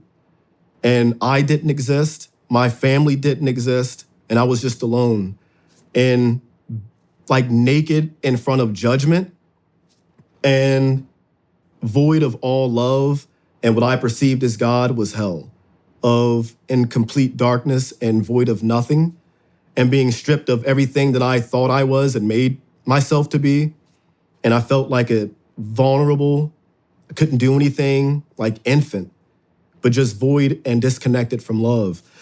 And it told me that was hell, and, the disconnect from love, fighting so much to stay away from that, pushing people out of my life, and like I'm building my own hell, and this is what it's going to be like. And I felt myself like I was dying, called my parents, and I forgave them because I got the message that if I hold on to this, it's going to cause me to go into this bad, negative place when we die. We never know where we're going to die or when we're going to die. So it would be best or behoove me to rid myself of all the negativity that I had, because I'm building my own hell, and I want to be full of light, love, and as much as possible throughout life, walking in a Christ consciousness. And because you never know when your time is going to go. And then when that time comes, all that grudge that I had towards my family and my parents, God, the Most High, told me, who am I to judge? And I shut up after that. I'm like, who am I to judge? I'm not perfect. they're not perfect, but I'm a non-perfect person judging also a non-perfect person because I don't think they're perfect, but it's coming from tainted non-perfect eyes to begin with. The only one who can judge should have perfect vision or be perfect, and none of us are. So who are we to judge? And we're going to be judged accordingly in the afterlife. So yeah, it's best not to judge because we're going to be treated the exact same way. Do unto others as you would have them do unto you. And that is as above, so below. You know, how we should carry ourselves that way here because it's going to happen there if you believe in the afterlife or not. And sometimes the judgment may come from our own selves. Sometimes we can be the biggest, hardest judgmental people on the planet is our own self. We'll judge ourselves more than anybody else will, and being hard on ourselves. So I think judgment was a big message. So I forgave my parents, forgave them, told them, who am I to judge? I can't do that. You know, that's your path. It is what it is. But to hold on to that grudge is only doing me bad. You know, a lot of darkness and a lot of resentment. I didn't need to carry that. You know, I didn't need to carry that. I've always looked at the pictures on the hieroglyphs, that little bag they're carrying. Mm-hmm. If you look at those, I've always looked at it as that's the bag of memories that we're going to take in the afterlife.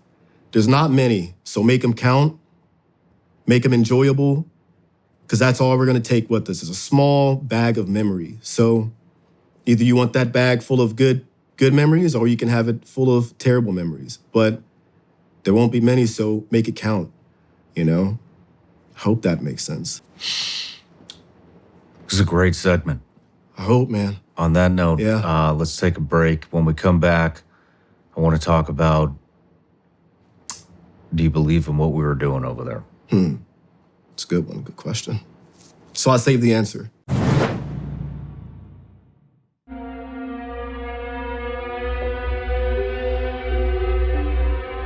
I never thought that 23 years after 9/11, I would have to come here to the Sean Ryan Show to tell the world that the Taliban is a terrorist group.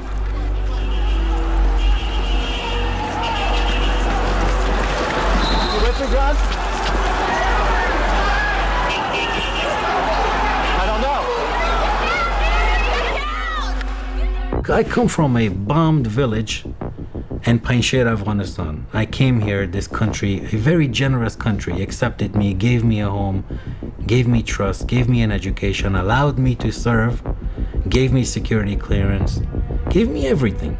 Now I am the one reminding them, look, your founding fathers were your patriots. The guy whose statue you want to go and destroy and burn? George Washington, Patrick Henry, Thomas Jefferson, they're your heroes. You call them racist, slave owners. You have forgotten who you are. They have forgotten what this country stands for, how this vision started. 37 NGOs reported that they provided a total of $10.1 million in taxes and fees to the Taliban.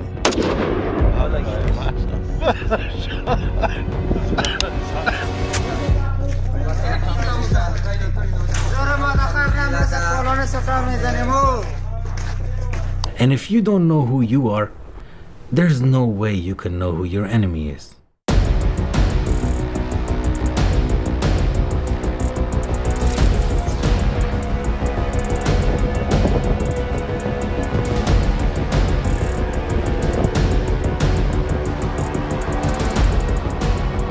Al-Qaeda and the Taliban leaders are dangerous. And once again, I want to reiterate that our struggle shall continue until the Soviets leave Afghanistan and until a government that the Afghans accept comes to power. We do not accept the preferences of others as far as our government is concerned. So I joined the U.S. Army at the age of 17, and because I was born in Afghanistan, I was in a very unique position. Every general out there wanted an Afghan with him.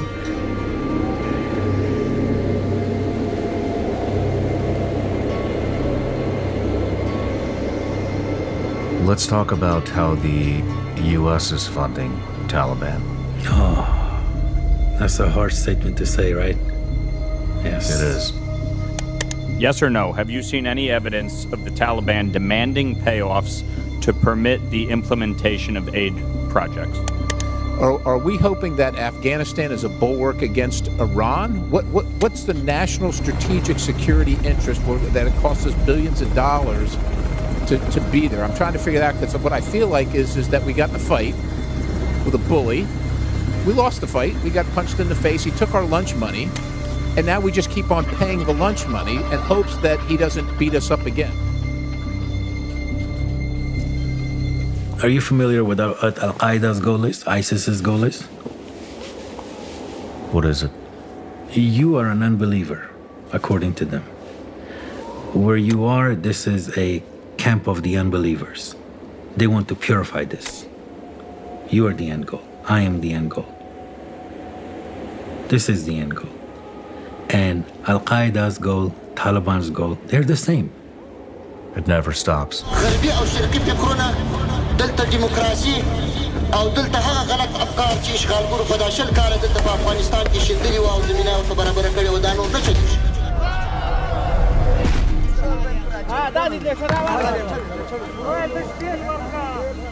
This is a flag that the Taliban burned in 2022. We recovered it from Afghanistan. Oh, man. This is when the Taliban were celebrating their first year anniversary in Kabul. This is what they were doing and chanting "Death to America." We no longer have a presence on the ground in Afghanistan. Our involvement in that war on the ground is over. Then that first World Trade bombing, and then the big 9/11. So it keeps increasing. So that next one, whatever it is, whenever it comes, it's gonna make that 9/11 attack look like a dress rehearsal. Lots and lots of incidents like what we just saw in Russia. All scattered throughout the United States.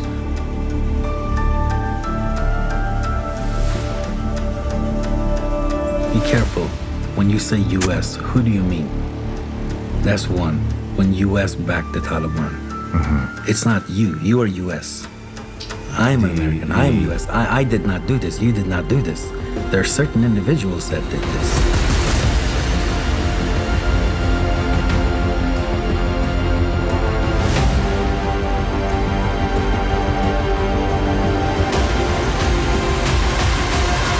You are essentially a spy. I wouldn't call it a spy. You're a spy. I would.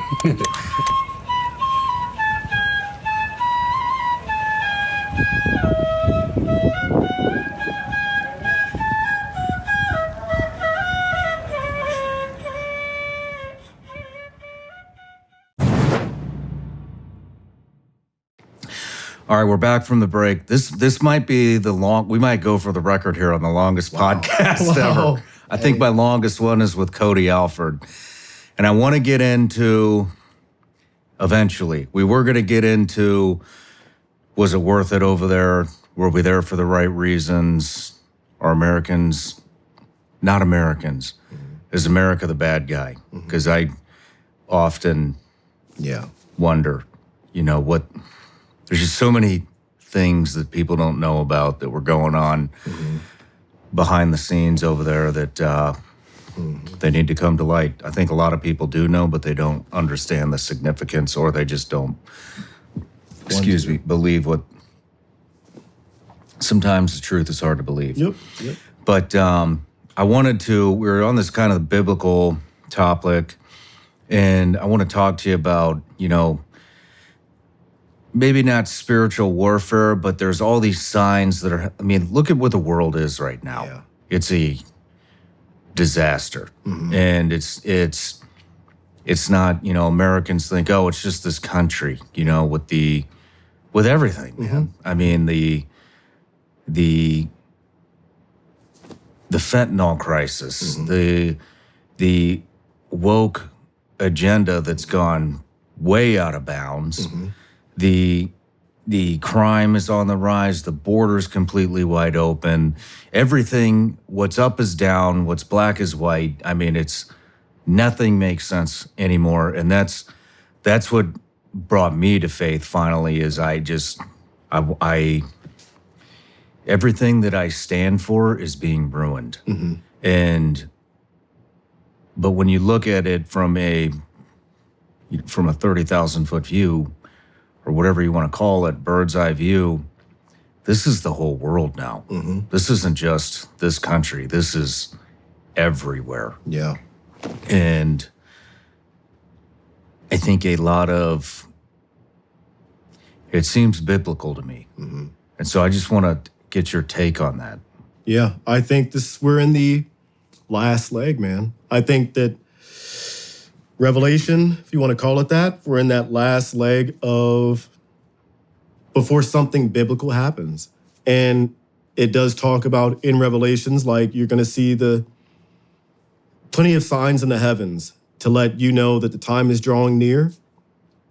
And like, I'm into conspiracy theories, and I think I am into conspiracy theories. You'd be surprised at what I dabbled in as far, I go down the rabbit hole. Like, I don't believe the earth is flat. Some compelling arguments, but I don't think it's flat. But I think what's happening now is just a sign of what's to come. You know, the end times, before whatever you believe in happens, either the Savior's going to come back and help us out, or we're going to have to go through some tribulation for some time. Like, pedophilia is running rampant. Dude, it's not even called that anymore. Yeah, now no, it's the attracted to minor people. MAPS. Minor attracted persons. Please, bro. I mean, it's everywhere, man. It's people are. It's just, it's crazy. The evil one is running out of time, so he's pulling all the tricks out its hat and putting them here to get as many souls as it can before the end. And I believe the signs that you could look at it this way: the signs are the signs of the times that we're in, biblically. Let's say for the solar eclipse coming up. During that time, you have also Jerusalem, the rabbis that are going to sacrifice the red heifer. What is the red heifer? The red cow. It's significant in the Bible. It's only happened, I want to say, 7 or 9 times. This may be the 10th, where they've had this red cow, perfect, without blemishes, without never been set on or set or whatever. Some weird, has to be perfect. Like, only so many black hairs can be on it. Has to be perfectly clean, never exposed to certain things, never tied to a post. Weird tradition that not weird, I just don't understand it. But it's in the Bible about the sacrifice of the red heifer, what that signified, and the destroying of the temple before it gets rebuilt, the third temple. And the sacrifice of the red heifer before, I believe they burn its ashes and bathe in it.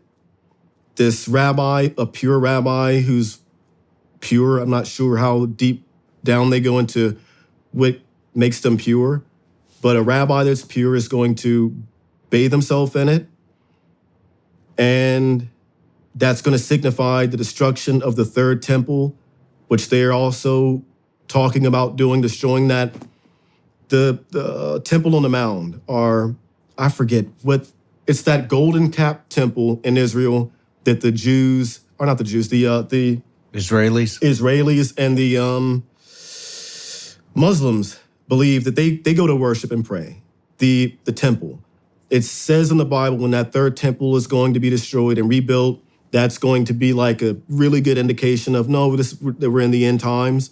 Then you have the total solar eclipse where it seems like America's going just weird, and it's like happening for 3 days, over the course of 3 days. Is the next one coming up on April 8th? April 8th, yeah. That's a 3-day? 3-day event. Not 3 days of darkness, but it's a 3-day solar eclipse event. And during its peak of the solar eclipse is where you're going to be, the Devil's Comet should be visible to the naked eye.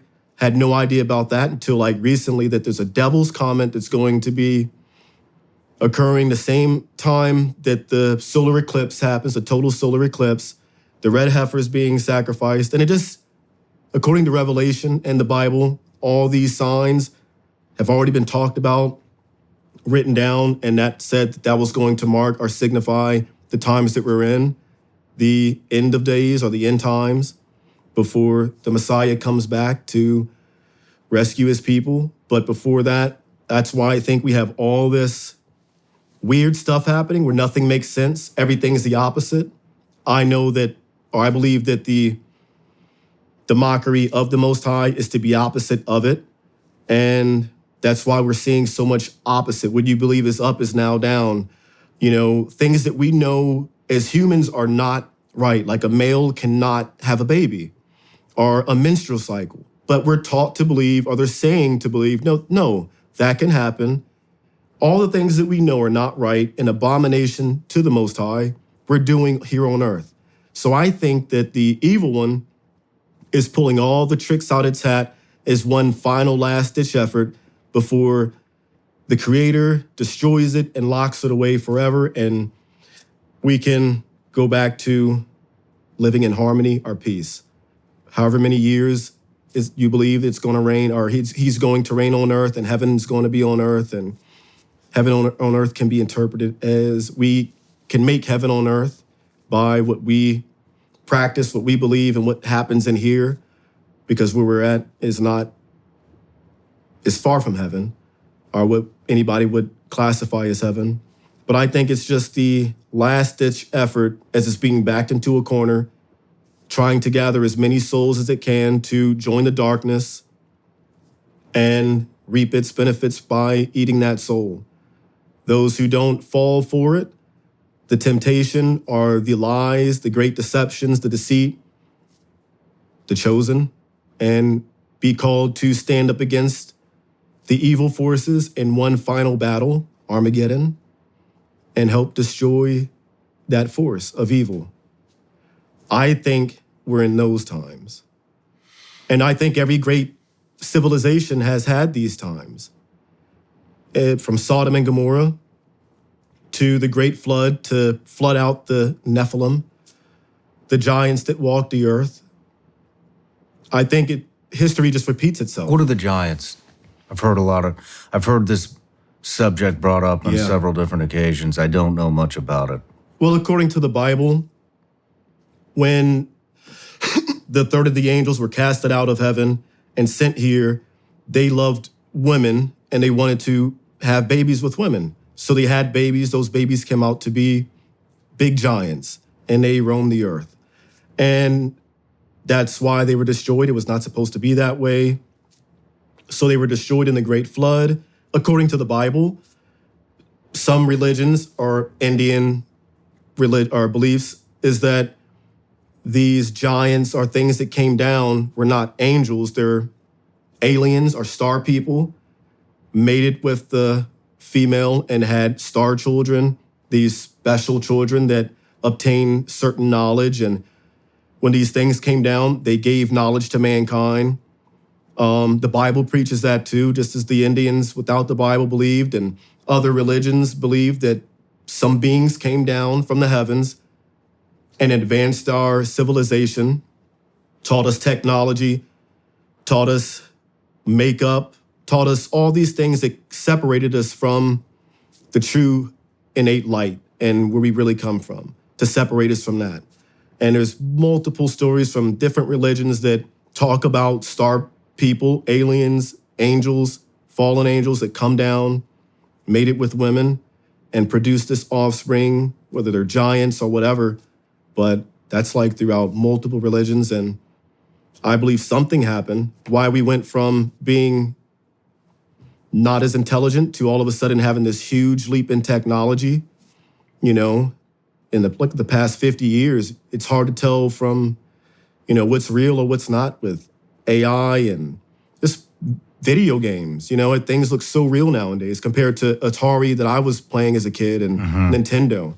That advancement in technology in that period alone, I think is pretty significant. But to have gotten to that point, supposedly we don't know how we made the pyramids, we just lost that knowledge, or was civilization destroyed in some apocalyptic event and we're forced to restart over again, go back to square one, and we keep making the same mistakes of getting ahead of ourselves, whether we're getting ahead of ourselves technologically, or I look at it like the story in the Bible where they were building the Tower of Babel. And the gods looked down and said, because they know everything, because they speak the same language. So he destroyed that tower and scattered the people and gave them all languages. And that's why, so we couldn't communicate and be able to accomplish anything. So he scattered us, gave us all different languages. And that's that story biblically. But I think it was not necessarily speaking the same language. It was we were all together, all one. We had the same belief system, and we got ahead of ourselves. And the tower was being built to reach God, but not necessarily, I don't believe it was a physical tower. I think this tower was a metaphor for we're almost as a species getting close to God or God-like on earth. And to prevent that, it scattered everyone amongst the winds and made them speak new things or speak new, just not being able to relate with one another. And it separated us that way. We no longer spoke the same language. And I think at that time, the language was love. And it separated us so we could not be all together. And I think that's what happens in civilizations where you reach this peak in everything's accomplishable. You can do anything, and it, for some odd reason, gets recycled and restarted, or things just get really bad. And the morals it's not what drives mankind. The morals have changed. We don't have any anymore. We've become too caught up in the flesh, too caught up in materialistic things, and the things that we can't take when we leave with us, which is our spirit. The only thing we can take with us is our spirit, and we neglect that the most, and we feed the external forces to satisfy physical pleasure as opposed to spiritual pleasure. And that separation, I think, is what is driving the forces the way they're being driven today, is that we've maybe got caught too much in selfishness, materialism, all that, and forgot the thing that mattered the most. And it's like erasing the drawing board and starting back over again. If you were a God, what would you do? If you looked down and you saw your creation going to absolute shit, you'd probably want to destroy. I would want to destroy it too. Like, what's the point?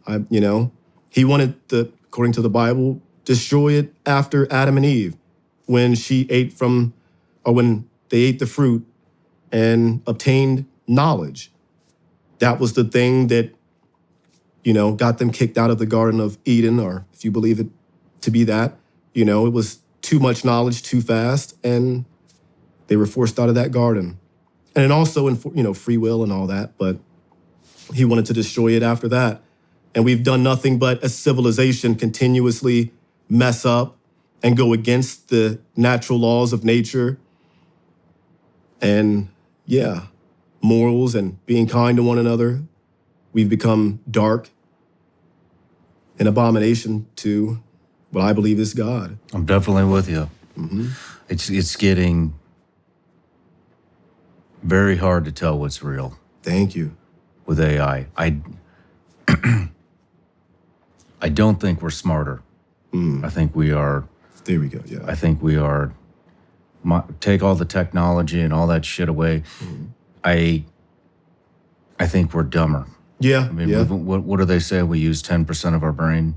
That's what they say. I don't know what that really I mean, if you think about, I had this conversation with another guest, Joe McMonagle, which we were talking about earlier at breakfast, but and I can't remember if I had this conversation with him on or off camera, but we were talking about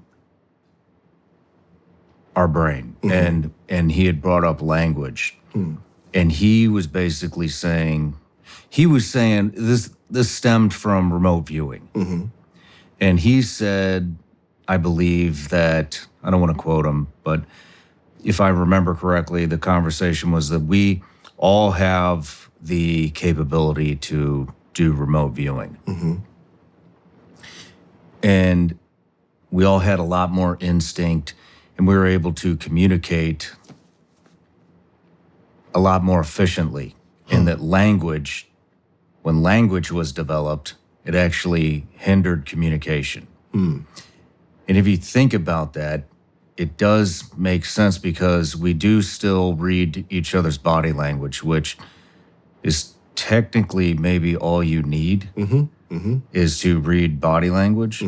And at the beginning, you know, it was probably grunting and noises, and it was just immediate communication. Yeah. Not so in depth like what we're having now, but it was immediate, effective communication. And then language was developed, and that basically slowed communication down, and it's kind of been a downward trend since then, where we've lost a lot of instinct. We've lost supposed capabilities like, I would just call it tapping into intuition. I think that humanity has lost a lot of intuition.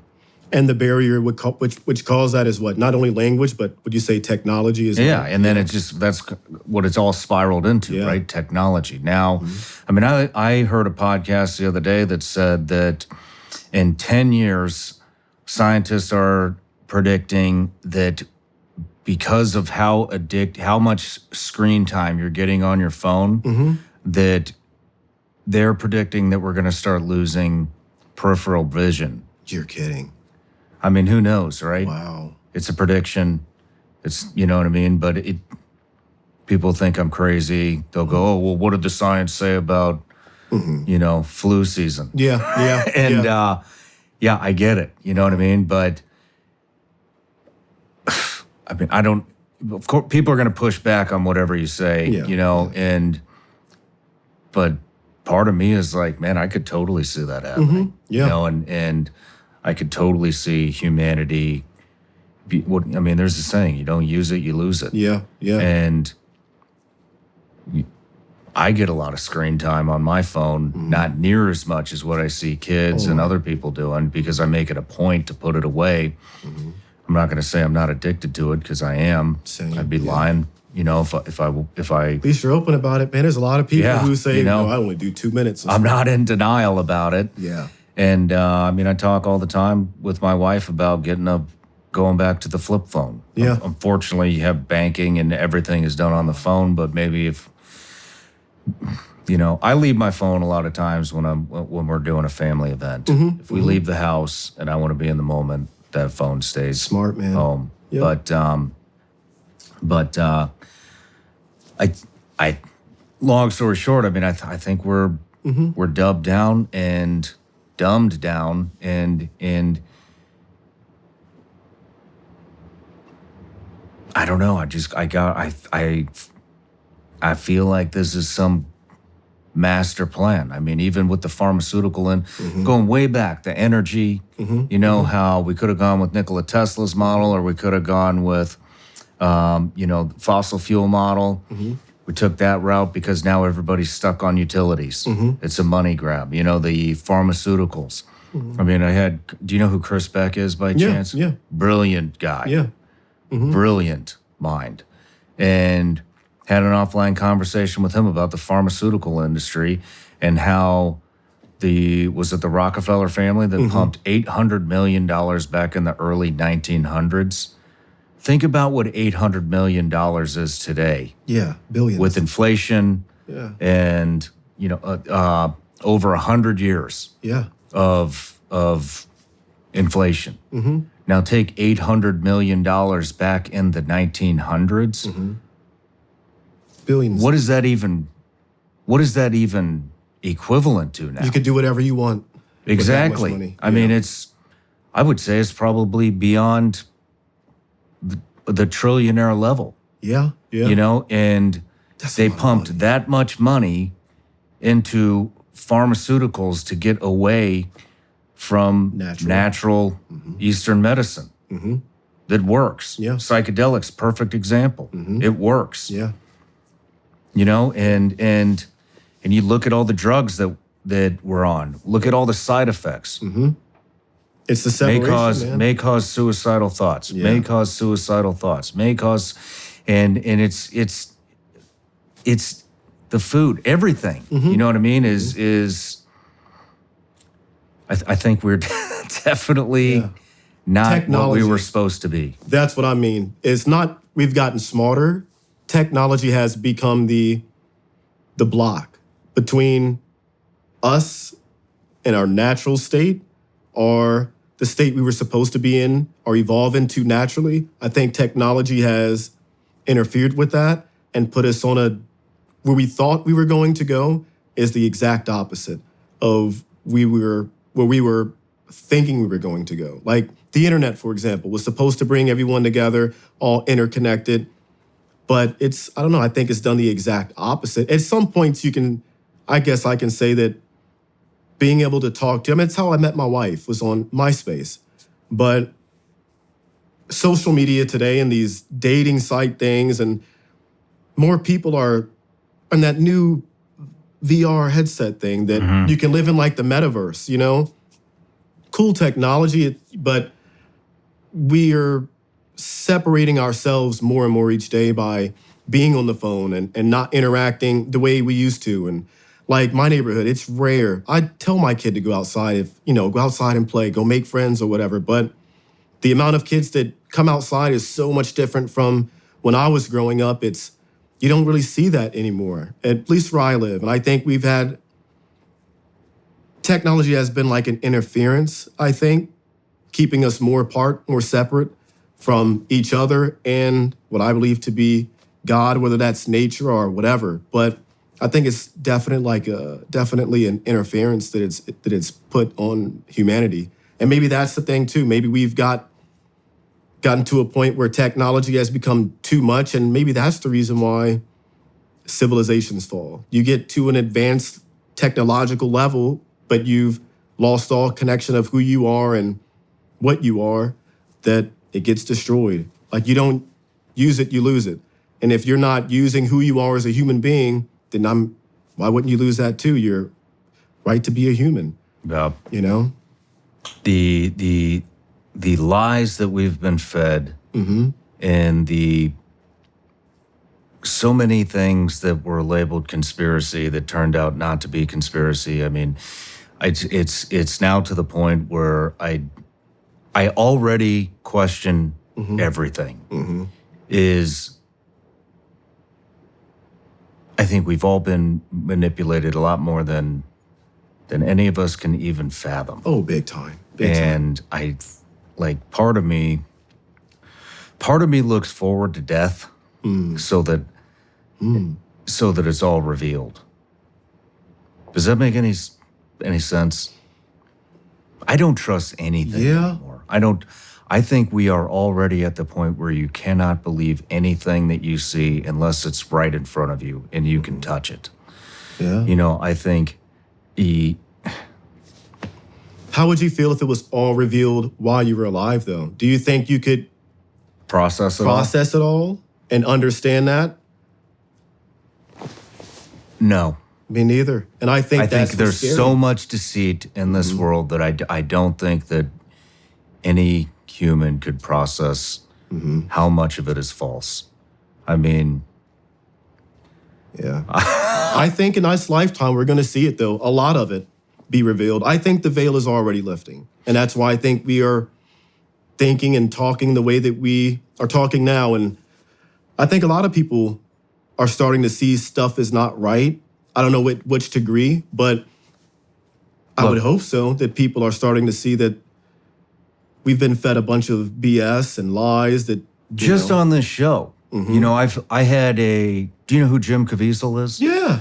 I had a really very interesting discussion with Jim Caviezel on some of the stuff that's going on in Hollywood. And that episode just disappeared. Really? I woke up one day and it was gone. YouTube removed it, or? Yeah, they removed it. Let's fast forward about 6 months. Yes, last night before this interview, P. Diddy, his house in Miami and his house in Los Angeles got raided for a big Sex trafficking. sex trafficking operation Yeah. that was labeled a conspiracy 6 months ago. Yep. Truth. You is know, getting and it's revealed, just man. and more and more and more of these people are getting, they're getting the light shined on. Yeah, you that's know? it. And Where's the light come from? Yep. And who's the source of the light? The source of all light. That's what I think is happening. We could go on about flu season. We could go. I mean, there's so many things that are just coming out that and that's. I don't think we're even scratching the surface. No. I think there's going to be things in space. I think there's going to be things here on Earth. Yep. I think there's going to be history that's revealed. Yeah. I think a lot of more than we could even fathom is going Which to is be scary. revealed. That is, I think, just about everything we think we know on this planet is a lie. Dude, that's scary. It scares the shit out of me. If that's true, which I believe it, but then I think to save my sanity, I try not to entertain the idea that what if everything that we've been told is a lie? Then what does that put us? Like where do we go from there? Let's go into the wars. Yeah. Yeah. You and I both fought in GWAT. Yeah. in the GWAT, in the global war on terrorism. Do you think that was a lie? 100%. So do I. 100%. I think the entire thing was a lie. Me too. I mean, let's look, and for those that are going to go, oh, you're crazy. Okay, let's go. Let's look at Dick Cheney, Halliburton. CEO of Halliburton. We start a war in Iraq. Halliburton is a massive logistics company. Yeah. And you were in Iraq, Yes, and I was in Iraq, and everything there was KBR, which is a subsidiary of Halliburton. The mail was delivered by KBR. The chow was cooked by KBR. The people that built the chow hall Yep. was built by KBR or Halliburton. Halliburton, yeah. Fuel, Halliburton. Everything there, the entire infrastructure was set up by Halliburton and One KBR, guy in charge of that. who happened to be the vice president at the time. Makes you wonder. And if anyone questions that, I mean, I don't believe in coincidences. Makes you wonder. Yeah. I mean, it's right fucking in front of you. Yeah. You know what I some mean? people won't even bat an eye at it. They won't. They won't bat an eye. I could dive deeper into the conspiracy thing, but I don't know how deep. I'll just say Building 7 is weird, you know? Yeah. And I would hate to believe that we're so money hungry that we would do something to that nature to just get us into a conflict and waste innocent life. Look at over Ukraine. money. Yeah. I mean, Woodrow Wilson, was it Woodrow Wilson, the president? He had warned us right after World War II about the military-industrial complex and how it will likely spin out of control. Yeah. Correct? Yep. You know what I'm talking Oh, yeah. about? Yeah. Now then we just talked about the GWAT, and that was just Iraq. Then now we're talking about, look at Ukraine. It's not, we're sending them military supplies so that the military-industrial complex companies Make more. can make more, and they pay off the politicians to vote on this shit. Thank you. So that they can make more. Yep. And it's all, I hate saying it's by design because it's so cliche, but it's all a money thing, man. It's a money thing to the politicians. It's a money thing to the military industrial complex companies. It's a money thing to the president, money thing to the vice president. It's all a club. greed machine. A club, and we're not in it, man. Yep. We are not in it. Being at that level, at this level, no. And I think that to get to that level, like, you sell your soul out a long time ago. To even, if the truth came out and it was that, let's say it is all about money, which I believe it's all about money, then that means that the powers that be are willing to sacrifice 18, 19, 21-year-old, or anybody for that matter, for the benefit of the pocket, which is just, the sacrifice, the offering that you do to gain more money, who are we controlled by? Then that means that we're evil, bro. Our they're all corrupt and evil. And if that is true, then why do we continue to participate in their game? If it's a corrupt system, if it's evil, that's why I don't believe in voting. I don't believe in it because I think that if it's as corrupt as I think it is, and back at the last election, there's a belief that something was going on with that election. Then at what point does your vote really matter? And are you the one really voting? Or is it nothing more than a way to keep track of you and a documentation? I don't know. But I know that if our vote truly mattered, then there would not be lobbyists and people behind the scenes and big corporations and big banks that pay off these politicians to make votes in the dead of night that we don't get a chance to see until the next morning and it's already a done deal. At what point do we really, the average person who votes, where do we fit in and where do we matter? If they're able to manipulate an election, not just here in any country. So we do that. It's no secret, but at what point do we really matter? We don't matter. Yeah, we don't. Look at the FDA. Mm-hmm. You can be paid off. You know what the life expectancy is in this country now? 76. Bingo. Yeah. 76 years old. Yeah. Look at all the shit that gets approved with our drugs, our food, our clothes, our shampoo, our deodorant, our toothpaste. Mm-hmm.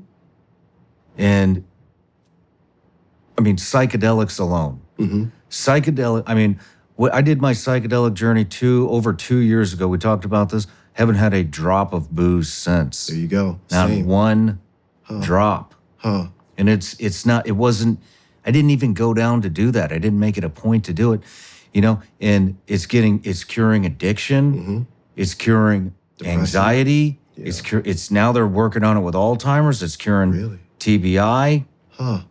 I had a guy, one of my best friends, go down there who was shot in the head in a road rage accident and survived probably the worst car bomb incident I've ever seen somebody actually walk out on. Guy couldn't walk without a cane, couldn't go outside without sunglasses on, even on a cloudy day because his vertigo was so bad. Wow. Spent 3 to 4 days a week bedridden.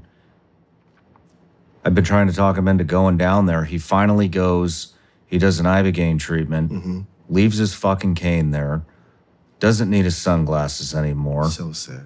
Wow. Has no more vertigo. But it's too easy. It's getting people off benzos. It's getting people off opiates. It's getting people off alcohol. So there goes the entire benzo, opioid, Valium, Xanax, lorazepam. There's a whole family of them. That knocks. Everybody's on that shit. I lost a friend too. Yeah. You know what I mean? Xanax, yeah. Oxycontin, hydrocodone, all that stuff cures it, man. Yep. Cures it.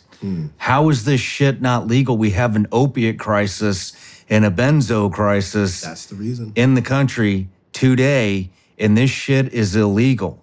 Like, when the fuck are these people gonna wake up? So is science They real? still fucking think that the government, I'm spitting down. No, you're good. Fucking You're good. pissed off. No, dude. But you know what I mean? When are people, they're not going to fucking wake up. No.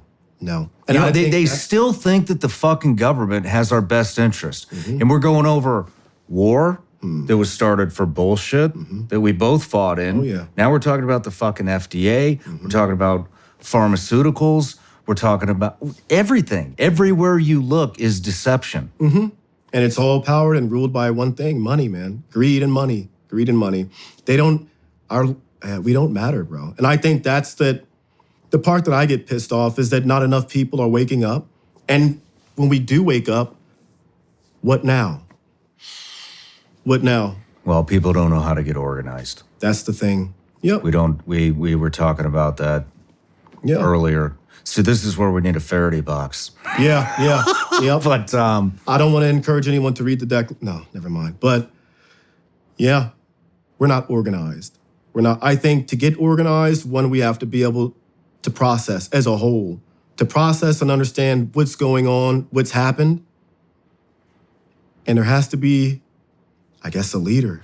The only way you get organized is when everybody comes to one commonality and common core values and beliefs. And Will that happen? That's where the division happens. You know, that's why race, let's divide them on race. Let's divide them on gender. Let's divide them on politics. Let's divide them on, every, you can't even pick a subject now where people are not divided. So it's you know, in order to get organized, it's damn near impossible. Yep, we forgot they were all human. The hue of man. You know, we're all spirit beings. It's sad. Rather than black, white, all that. I 100% agree, but I think that maybe we're at a point of no return. You know, I think that too, and I hope in my lifetime I get a chance to see change. But the road we're heading, man, I don't know if I will. I pray my son does, though. I pray he does, you know? I really do, because I couldn't imagine what's going to happen in 20 more years from now of heading down this road. Where do we end up? I mean, you know, I don't know, man. Yeah. You know, That's I think the nightmare. Step one is people are putting way too much faith in humans. You know, it's putting all their faith into Joe Biden, or putting all their faith into Donald Trump, or Elon Musk is going to fix the freedom of speech thing. It's like, dude, and I'm not talking shit about it. Any particular one of them. Yeah. There's ones that I hate and there's ones that I don't. But that's because look, my beliefs are in my own core values. It's my values, my beliefs, what I stand for. And I think where America's gone wrong in the world is they don't even know what they believe in anymore. They don't know what their own values are. And they're putting it's, well, what's Nick say? I'm going to believe whatever Nick says. And I could be wrong. Yeah. You know? Or you could wake up one day because somebody pissed you off and flip the switch and go the complete opposite direction, you know? And the people today are going to follow you in whatever direction you decide. It's your beliefs and your values that you need to be standing up for, not anybody else's, you know? That's the different togetherness, perspectives are fine, but now people are just being led around by the fucking nose. They don't even Everybody's realize. an influencer. Everybody's a social media. I cannot stand that word, dude. Influencer. What am I influencing? Or what are you influencing? Yeah. Nothing. I mean, there's a few out there, but your average, just because our Instagram models, like what are you contributing to society? I don't know. That's where we're at, man. That's where we're at. We've become, we've lost our own morals, man, and our own beliefs. No matter what it is you believe in, we follow whatever's trending. Yeah, we're trending people. We follow what's trending. You know, I do want to say I want to wrap this up. Yeah. But you know, I watched a clip of you, and it was somebody that asked you, was it worth it over there? Do you think we made a difference? No, I don't. For every number one guy that was killed, there's another number one guy today. No matter how many of them we killed, there's always, and I think we've done, dude, I don't care. I think we destroyed generations, and all we did was just piss people off more. Like if I killed your dad, that son's gonna grow up with just as much hate, if not more hate towards me than his dad did. And we're gonna keep that cycle going for what? You know? And I've questioned who we were really killing overseas. Like, I don't know if these guys were just farmers protecting their land. I don't know. We never went to Saudi Arabia after 9/11. You know, we didn't go there. They controlled too much oil, regardless if most of the hijackers were from Saudi. We didn't touch them. We flew the bin Laden family out in the beginning after 9/11 happened. We put them on planes and flew them to safety.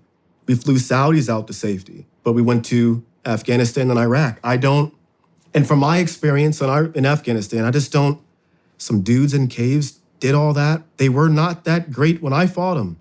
They were good, but not pulling off one of the greatest heist of all times of our terrorist attacks, of flying. I don't know.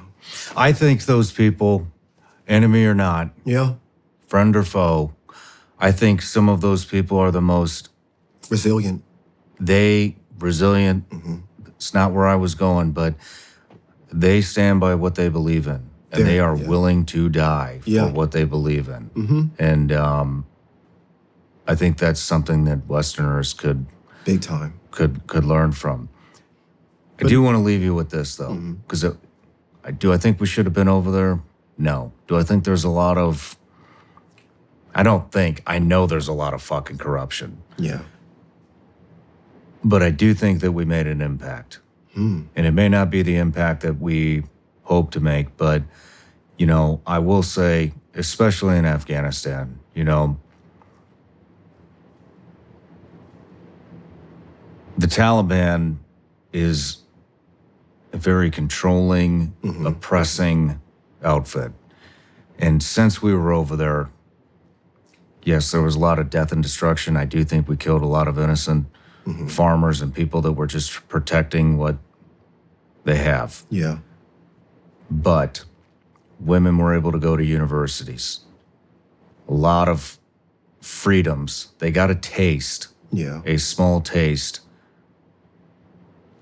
of what freedom tastes like. And I think that brought a lot of them hope. And they want that. And there's a resistance over there. And they're still fighting to do that. One of the resistance fighters is actually coming on this Thursday. Nice. Yeah, he's flying in. Keep that guy safe, man. What's that? I hope keep that guy safe. His face won't be on camera. But he's going to talk about what's happening over there. And I've talked to him several times, and he is very happy that we went over there. He's obviously not happy how we pulled out, but, you know, we, in a weird roundabout way, you know, we showed those people what life could look like, you know, if they aren't so oppressed I never thought of that. by outfits like the Taliban. And so we did some good. Well, I'll take that piece with me, man. Yeah, definitely. Yeah. Yeah. Wow.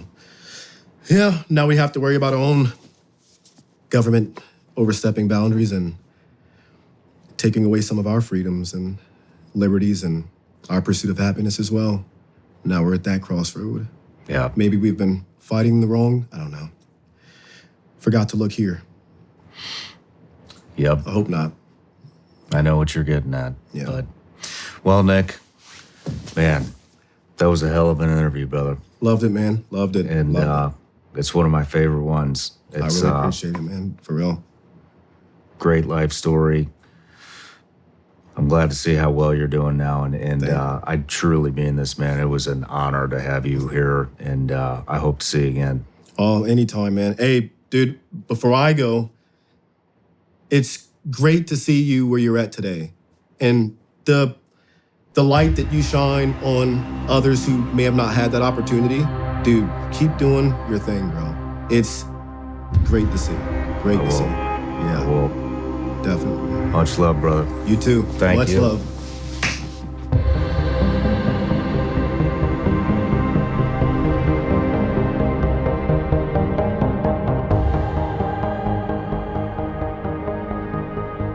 No matter where you're watching Sean Ryan Show from, if you get anything out of this, please like, comment, subscribe, and most importantly, share this everywhere you possibly can. And if you're feeling extra generous, please leave us a review on Apple and Spotify podcasts.